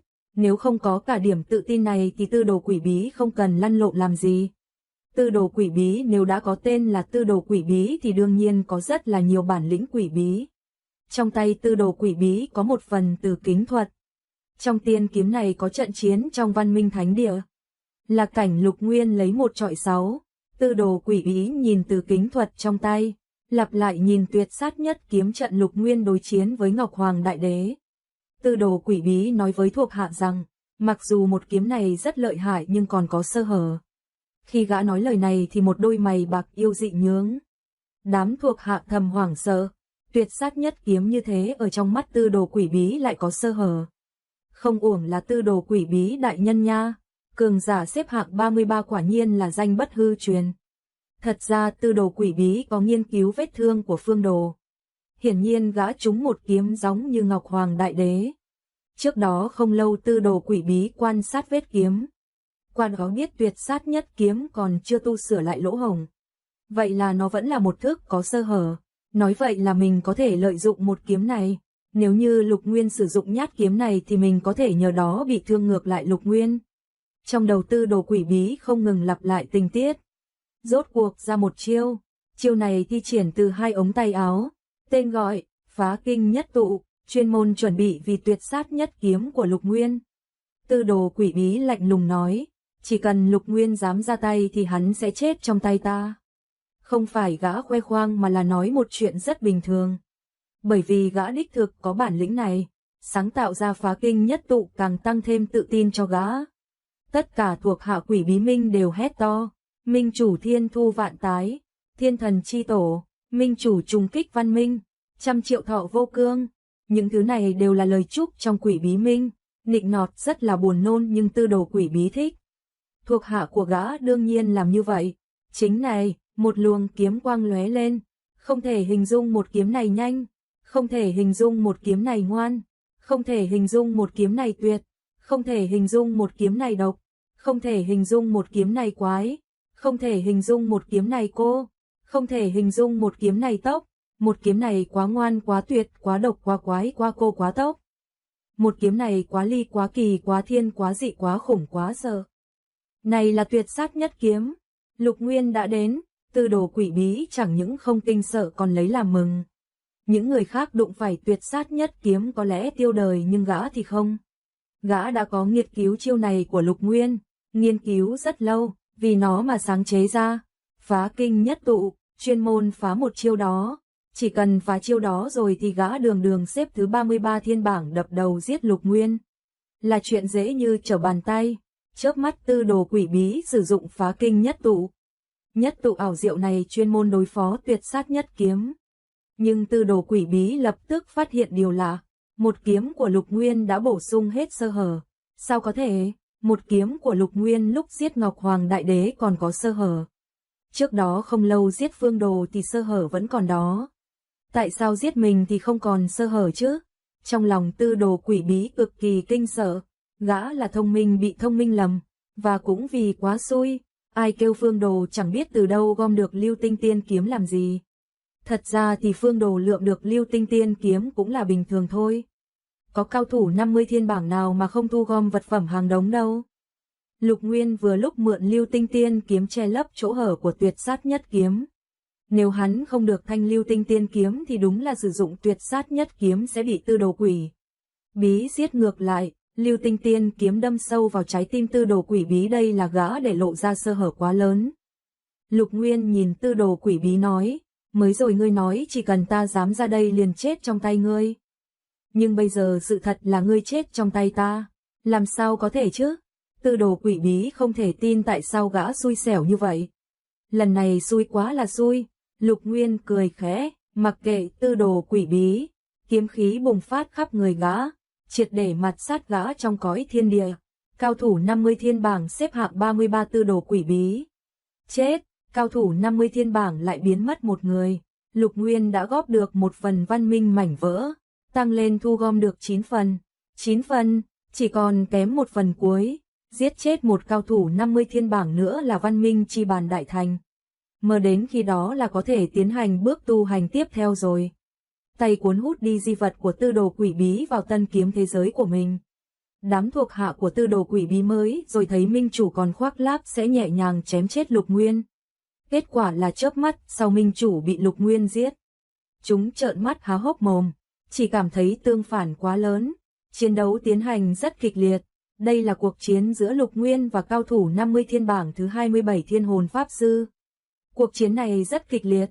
Chương 1287 Thiên hồn pháp sư, vốn dưới tình huống bình thường thì Lục Nguyên phải tập kích thiên hồn pháp sư. Dùng tuyệt sát nhất kiếm chỉ cần khoảng cách gần, đối phương sơ sẩy là tuyệt sát tuyệt trung. Nhưng lần này ra ngoài ý muốn, làm như thiên hồn pháp sư sớm biết Lục Nguyên đến, ngược lại mượn cơ hội tổn thương hắn, nếu không phải Lục Nguyên phản ứng nhanh thì đã bị trọng thương rồi. Thật ra đấy là do đặc tính của thiên hồn pháp sư. Không ai có thể tập kích thiên hồn pháp sư được cả. Thiên hồn pháp sư, lão có thiên hồn lực tràng, ở trong đó lão phóng ra mấy vạn linh hồn, trong ngàn dặm tất cả thuật ẩn núp đều không thể lừa gạt lão. Gần như không một ai tập kích được gã, trừ phi có ảm hiểu về linh hồn pháp thuật. Lục Nguyên rõ ràng không biết cái gì về hồn phách pháp thuật cả. Vậy nên mới sớm bị lộ ra. Tiếp theo là trận đánh vất vả. Thiên hồn pháp sư và Lục Nguyên mặt đối mặt chiến đấu. Đinh, dưỡng ngô tiên kiếm ở trên không trung chém. Kiếm quang bức hướng thiên hồn pháp sư. Thiên hồn pháp sư lòng thầm giật mình. Kiếm thuật của Lục Nguyên thật là huyền bí.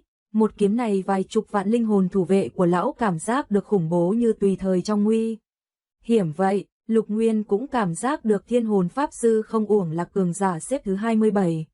Thật ra thì thiên bảng có vấn đề cấp bậc, 10 hàng đầu là đẳng cấp cao nhất, từ 11 đến 20 là một cấp, từ 21 đến 30 là cấp khác, Từ 31 đến 40 lại là cấp khác nữa.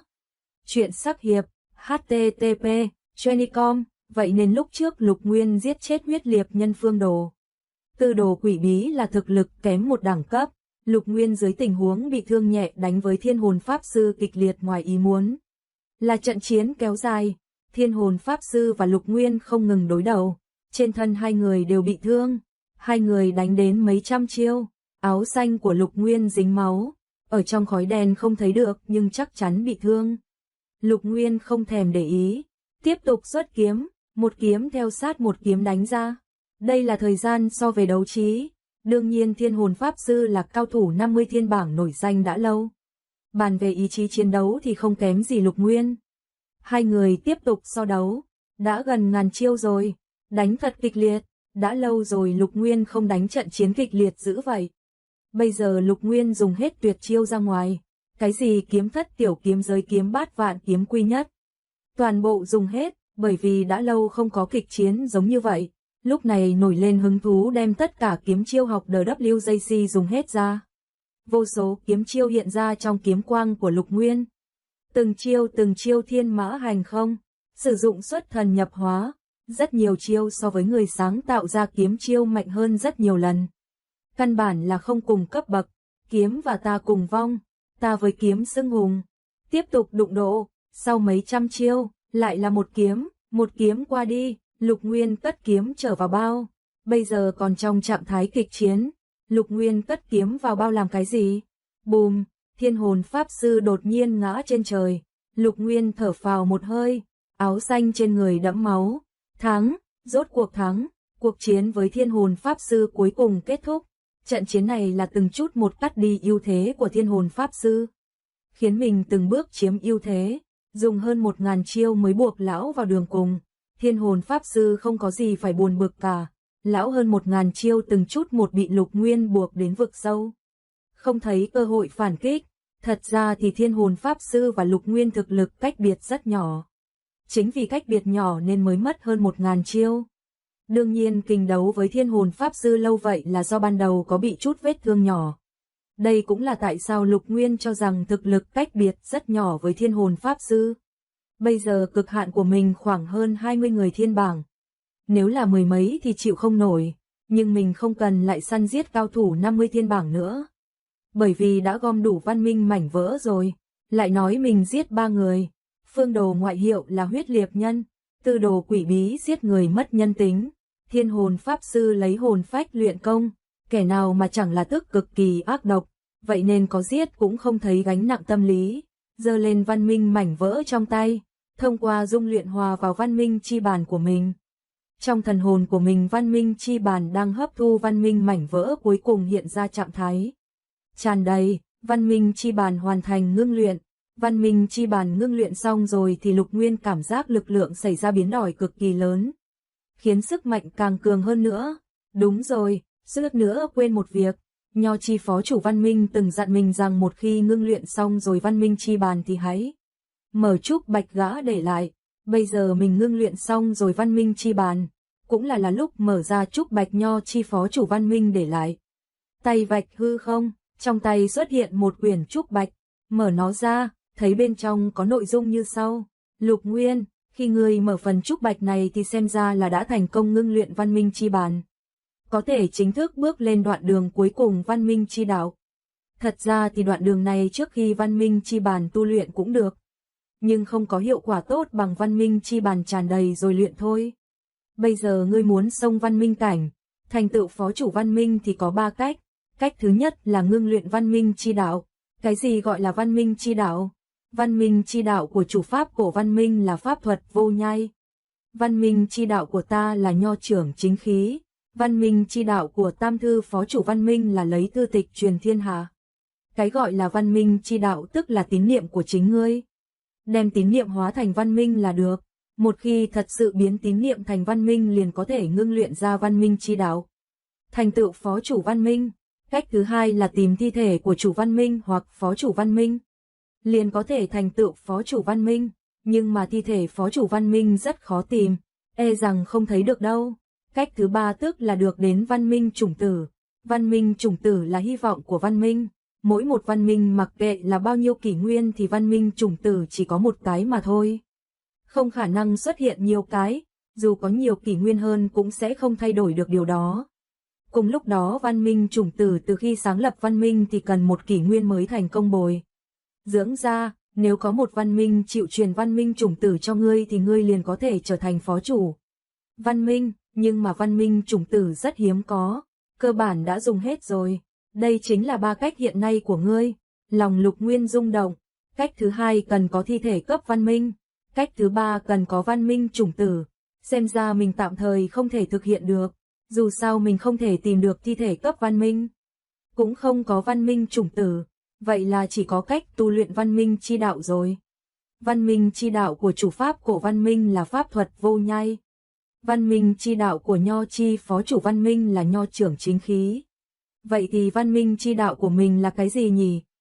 Lục Nguyên chìm trong suy tư. Văn minh chi đạo không phải tùy tiện chọn được, không thể tùy ý quyết định. Rượu, kiếm, lười, chính, đây chắc là 4 chữ mà mình để ý nhất. Đời không có rượu, da không chịu nổi, kiếm đã khắc vào trong xương. Lười thì mặc dù khoảng thời gian ở Trung ương Thiên Triều vì đủ thứ chuyện, đủ loại áp lực mà gần nhất biểu hiện khá chăm chỉ, nhưng trong xương cốt chỉ cần có rảnh liền muốn nghỉ ngơi, mình thật sự lười tận xương tủy. Chính, cũng rất đơn giản, chịu giáo dục từ Lý Nguyên Bạch, nhìn thấy nho chi phó chủ văn minh bi tráng chính khí lại có chính tự ở trong người. Cho nên chữ chính không thể thoát khỏi. Tiên hiệp, vừa tiên vừa hiệp, vậy nên 4 chữ này là mình không thể dứt bỏ nhất. Chương 1288, Phương Chu, văn minh chi đạo của mình là rượu kiếm lười chính. Trong lòng mới nảy ra ngộ, lập tức sâu trong đầu hiện ra 4 chữ to mông lung là rượu, kiếm, lười, chính. Lục Nguyên có loại hiểu ra, 4 chữ to mông lung nếu có thể tỏa ánh sáng trắng thì thực lực sẽ tiến mảng lớn. Nếu 4 chữ tỏa ánh sáng hỗn độn liền tiến cảnh giới phó chủ văn minh. Xem ra mình cách phó chủ văn minh đã rất gần rồi. Thực lực hiện nay của mình ở trong 50 thiên bảng xếp khoảng 20, nhưng thực lực còn đang liên tục tiến bộ. Mình không muốn xếp hạng trong 50 thiên bảng, mình phải tiến vào vô thượng văn minh cảnh, trở thành phó chủ văn minh. Sau khi Lục Nguyên đi không lâu thì có hơn 10 người đáp xuống. Lại chết rồi, cái gì? Lại chết một người, lần này là thiên hồn pháp sư chết. Trời ạ, thiên hồn pháp sư xếp thứ 27 trong thiên bảng. Người như vậy mà cũng chết, chỗ này có máu, trừ máu của thiên hồn pháp sư còn có vị của người khác. Một kẻ am hiểu phân tích máu người nói, chắc là của Lục Nguyên, xem ra Lục Nguyên cũng bị thương. MTSWJC lực của hắn chắc ngang bằng với thiên hồn pháp sư. Người am hiểu phân tích máu người quan sát chiến trường, rốt cuộc khẳng định suy đoán. Xếp thứ 39 huyết liệt nhân phương đồ, xếp thứ 33 tư đồ quỷ bí, xếp thứ 27 thiên hồn pháp sư, tất cả đều chết trong tay Lục Nguyên, cộng thêm mới đầu thiên thủ thần đồ cao tiến. Cao thủ 50 thiên bảng đã có 4 người chết trong tay Lục Nguyên. Trời ạ, Lục Nguyên này đúng là kẻ tàn sát cao thủ 50 thiên bảng mà. Đám người tán thán, thật ra họ không biết Uông Huyết Trạch, Chu Thiên Nhân cũng chết trong tay Lục Nguyên. Cao thủ 50 thiên bảng có 6 người chết vào tay Lục Nguyên. Nếu mà họ biết thì chắc sợ vỡ mật ra. Bây giờ họ xem như biết Lục Nguyên nói câu kia không phải là giả. Người đáp xuống có không ít rất bất phàm. Ví dụ như xếp hạng 19 thiên bảng phi vệ, thần thông tiễn thuật, ở tiễn đạo có thể xưng là dễ nhất. Ví dụ hạng 23 thiên bảng Trương Hầu Trương Không Trảm. Trương Không Trảm là một đao kích, cực kỳ phóng khoáng, vác trường đao trên vai, hung, tàn nhẫn, tu vi đao thuật cao thâm khó dò. Rồi ví dụ thứ 14 thiên bảng Dược Lão Cát Nhất Mệnh. Đó là một người vóc dáng tiên phong đạo cốt, tóc trắng bạch mi, mặt mũi hiền lành. Sức chiến đấu chính diện của Cát Nhất Mệnh không mạnh lắm, nhưng công phu độc dược có thể nói là tuyệt đỉnh. Thần thông dung hợp 2 kỳ học của dược chi văn minh, độc chi văn minh. Gã từng vì một số gặp gỡ đặc biệt là so với người dược chi văn minh học được nhiều hơn. Vậy nên có thể ổn định xếp thứ 14 trong thiên bảng. Có người cho rằng bình thường hấp dẫn người ta nhất không phải mấy người kia mà là một người. Người đó vóc dáng cực cao to, thân hình như núi cao, đôi mắt mở thì tựa mặt trời mọc, mặt trăng dâng lên, đôi mắt như là trăng và trời cùng mọc lên. Người này thứ hạng ở trong 50 thiên bảng càng cao. Xếp thứ 9, Hiên Viên Nhật Nguyệt, đồn rằng hiên viên Nhật Nguyệt được một môn kỳ công xưng là thôn phệ tinh không? Có thể không ngừng nuốt các loại tinh công để luyện công. Xưng là nhất tuyệt, lúc trước đã nói trong 50 thiên bảng 10 hàng đầu xem như là một cấp bậc. 11 đến 20 là một cấp, 21 đến 30 là một cấp. Hiên viên Nhật Nguyệt cường đại so với phi vệ thứ 19. Cát nhất mệnh thứ 14 thì mạnh hơn rất nhiều, so với trương không trảm thứ 23 thì mạnh rất là nhiều. Gã vừa đáp xuống thì không khí biến khác hẳn. Hiên viên Nhật Nguyệt trầm giọng nói, thiên hồn pháp sư xếp thứ 27 đã chết. Đám người cùng nhớ đến lời ban đầu Lục Nguyên đã nói. Chém cao thủ 50 thiên bảng như cắt cổ gà. Bây giờ Lục Nguyên đã giết 4 cao thủ 50 thiên bảng. Đúng là có chút giống điều này. Thật ra nếu bàn về thực lực thì phi vệ, Cát Nhất Mệnh, hiên viên Nhật Nguyệt đều đứng trên Lục Nguyên. Nhưng vấn đề bây giờ là họ đuổi không kịp Lục Nguyên. Vĩnh viễn không biết hắn đang ở đâu. Thuật truy tung và phản truy tung của Lục Nguyên bao trùm trên tất cả họ. Gồm phi vệ am hiểu cách truy tung. Vậy nên bây giờ hình thành tình huống như vậy. Lục Nguyên có thể truy sát họ nhưng họ thì không thể làm gì được hắn. Thật là tình hình quái lạ. Cứ tiếp tục như vậy thì sẽ là một bên không ngừng chết mà không túm được Lục Nguyên. Hắn đứng ở thế bất bại. Bây giờ đâu phải họ truy sát Lục Nguyên. Hắn mới là thợ săn. Còn họ là con mồi bị đuổi giết. Liên minh truy sát giờ ở làn danh tan vỡ. Hiện tại phi vệ, Cát Nhất Mệnh, hiên viên Nhật Nguyệt, trương không trảm, 4 cao thủ 50 thiên bảng dù là ai đều bó tay không làm gì được Lục Nguyên. Thiên bảng Ngọc Bia đứng ở trung tâm của Trung ương Thiên Triều. Chính giữa Trung ương Thiên Triều là một cái hình trụ dựng thẳng không biết vô tận ức vạn dặm. Thế giới Hỏa Sơn cũng là ở trên hình trụ này, giống như thiên bảng Ngọc Bia, nhưng thế giới Hỏa Sơn ở chỗ hơi thấp, thiên bảng Ngọc Bia thì cao cao. Cao thủ 50 thiên bảng xếp hạng 7 Phương Chu ngồi trên thiên bảng Ngọc Bia. Văn Minh chi thể cùng xuất thế, dưới tình huống bình thường Phương Chu sớm nên ra tay, gã cũng bị Văn Minh chi thể hấp dẫn, nhưng mà gã bói một quẻ, cảm giác chỗ thiên bảng có việc chờ mình nên tạm thời chưa hành động. Lúc Phương Chu không nhúc nhích thì thấy từng cái tên liên tục chết đi. Rất là kinh sợ, bên Lục Nguyên, đã có 4 cái tên hoàn toàn biến mất trên thiên bảng thiên hồn pháp sư xếp hạng 27. Tư đồ quỷ bí hạng 33, hạng 39 Phương Đồ, hạng 48 Cao Tiến, tổng cộng 4 cao thủ 50 thiên bảng đều chết trong tay Lục Nguyên. Hậu bối này thật là hậu sinh khả uy, bên kia Hoang Chi Tử có được Văn Minh chi thể khác. Bên này chết nhân vật xếp hạng thứ 18, 22, 12, tổng cộng 3 người, mặc dù ít hơn bên Lục Nguyên nhưng Hoang Chi Tử giết cao thủ 50 thiên bảng chất lượng càng cao. Càng thêm đáng sợ, một hơi thiên bảng thay đổi thiên địa, có khi Phương Chu rất bất đắc dĩ, tuổi trẻ đợt này quá hung mãnh, bởi vì các thanh niên mà tổn hại 9 cao thủ 50 thiên bảng là xếp hạng thứ 48, 47, 46, 39, 33, 27, 22, 18, 12, thật là long trời lở đất. Phương Chu đột nhiên nói, khách quý từ xa đến sao không xuất hiện, người phản ứng rất nhanh, không uổng là biết thiên cơ thần toán Phương Chu. Một giọng hàn đục vang lên, người đàn ông trung niên áo đen lư kinh còng xuất hiện, người đàn ông trung niên này đi tới bên cạnh Phương Chu. Gã bất giác tránh ra một chút, gã không dám không rời xa, bởi vì người đàn ông áo đen lưng còng khuôn mặt cực kỳ xấu xí này là Vu Chớ Tông sư Âu Dương Lạc. Am hiểu thuật vu đạo nguyền rủa viễn cổ, chỉ cần cho gã có được tóc của một người, một chút máu là sẽ làm ra chuyện kinh thiên động địa. Người này trong cao thủ 50 thiên bảng xếp hạng 4. Đối với người như vậy dù là Phương Chu hạng 7 cũng rất cảnh giác. Còn có ta, một người đàn ông trung niên vóc dáng cực cao, khuôn mặt anh tuấn, khí thế bất phàm, Uyên Đình Nhạc Trì chắp tay sau lưng đi tới. Người đàn ông trung niên này long hành hổ bộ, như có uy phong, thấy người này thì Phương Chu giật mình, bởi vì đó là trong cao thủ 50 thiên bảng xếp hạng 2 Côn Bằng Vương. Nghe nói gã là do một con thượng cổ côn bằng biến thành. Côn bằng là yêu thú lớn nhất được gọi là vạn yêu chi tổ. Mới sinh ra chiều rìa đã là mấy ngàn dặm, sau này thân thể càng to lớn hơn nữa. Côn bằng vương thực lực chỉ dưới cổ thủy mà thôi. Đồn rằng bây giờ cổ thủy sắp thăng lên văn minh. Côn bằng vương ở trong 50 thiên bảng xếp hạng sắp lên hàng nhất. Chương 1289, Phương Chu hỏi, xếp hạng 2 Côn bằng vương và hạng nhất Vu Chớ Tông sư Âu Dương Lạc. Hai người cùng xuất hiện là có ý đồ gì? Côn Bằng Vương nói, đương nhiên là đến vì văn minh chi thể rồi. Phương Chu cười cười nói, văn minh chi thể, bây giờ chắc ở trong tay Hoang Chi Tử và Lục Nguyên. Ta thì không có, bên truy đuổi Lục Nguyên truyền đến tin tức, thuật truy tung và phản truy tung của Lục Nguyên đã tới tông sư chi cảnh. Bọn họ không thể tìm ra hắn, bên Hoang Chi Tử thì truyền rằng hắn có một vô thượng pháp bảo.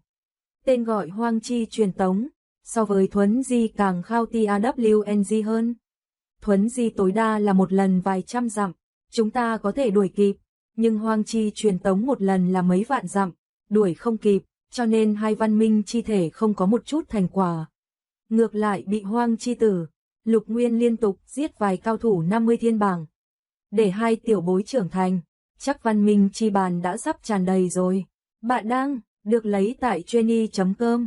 Thế thì sao? Trong tay ta không có văn minh chi thể, thế giới côn bằng của ta, cộng thêm thuật nguyền rủa của Âu Dương Lạc, rồi quy liệt chi thuật của ngươi, nhờ vào thiên bảng ngọc bia chắc có thể đem người trong thiên bảng kéo vào thế giới côn bằng của ta. Một khi bị kéo vào thế giới côn bằng của ta rồi thì mặc kệ Lục Nguyên. Hoang Chi Tử có bản lĩnh tới đâu cũng không chống nổi chúng ta liên kết. Đến lúc đó có thể cướp văn minh thần hoa của hai người, trợ giúp chúng ta trùng kích nửa bước văn minh cảnh. Phương Chu nói, cách kéo như ngươi không sợ kéo Cổ Thủy vào sao? Cổ Thủy hiếp hạng nhất, thực lực thắng ngươi và Côn Bằng Vương. Côn Bằng Vương nói, cái đó không sợ, bây giờ cái tên Cổ Thủy trên thiên bảng ngày càng nhạt. Hắn đã sắp tới văn minh, sẽ không bị kéo vào. Phương Chu nhìn qua, đúng là thấy tên Cổ Thủy rất nhạt, xem ra đang trùng kích văn minh đại đạo. Vậy được, chúng ta chia thế nào? Phương Chu hỏi, ta muốn một phần. Hoang Chi Tử và Lục Nguyên trong tay có văn minh thần hoa tổng cộng 8 phần. Phương Chu muốn một phần, cái này không nhiều, dù sao không có gã hỗ trợ thì không thể thành công được. Phương Chu hiểu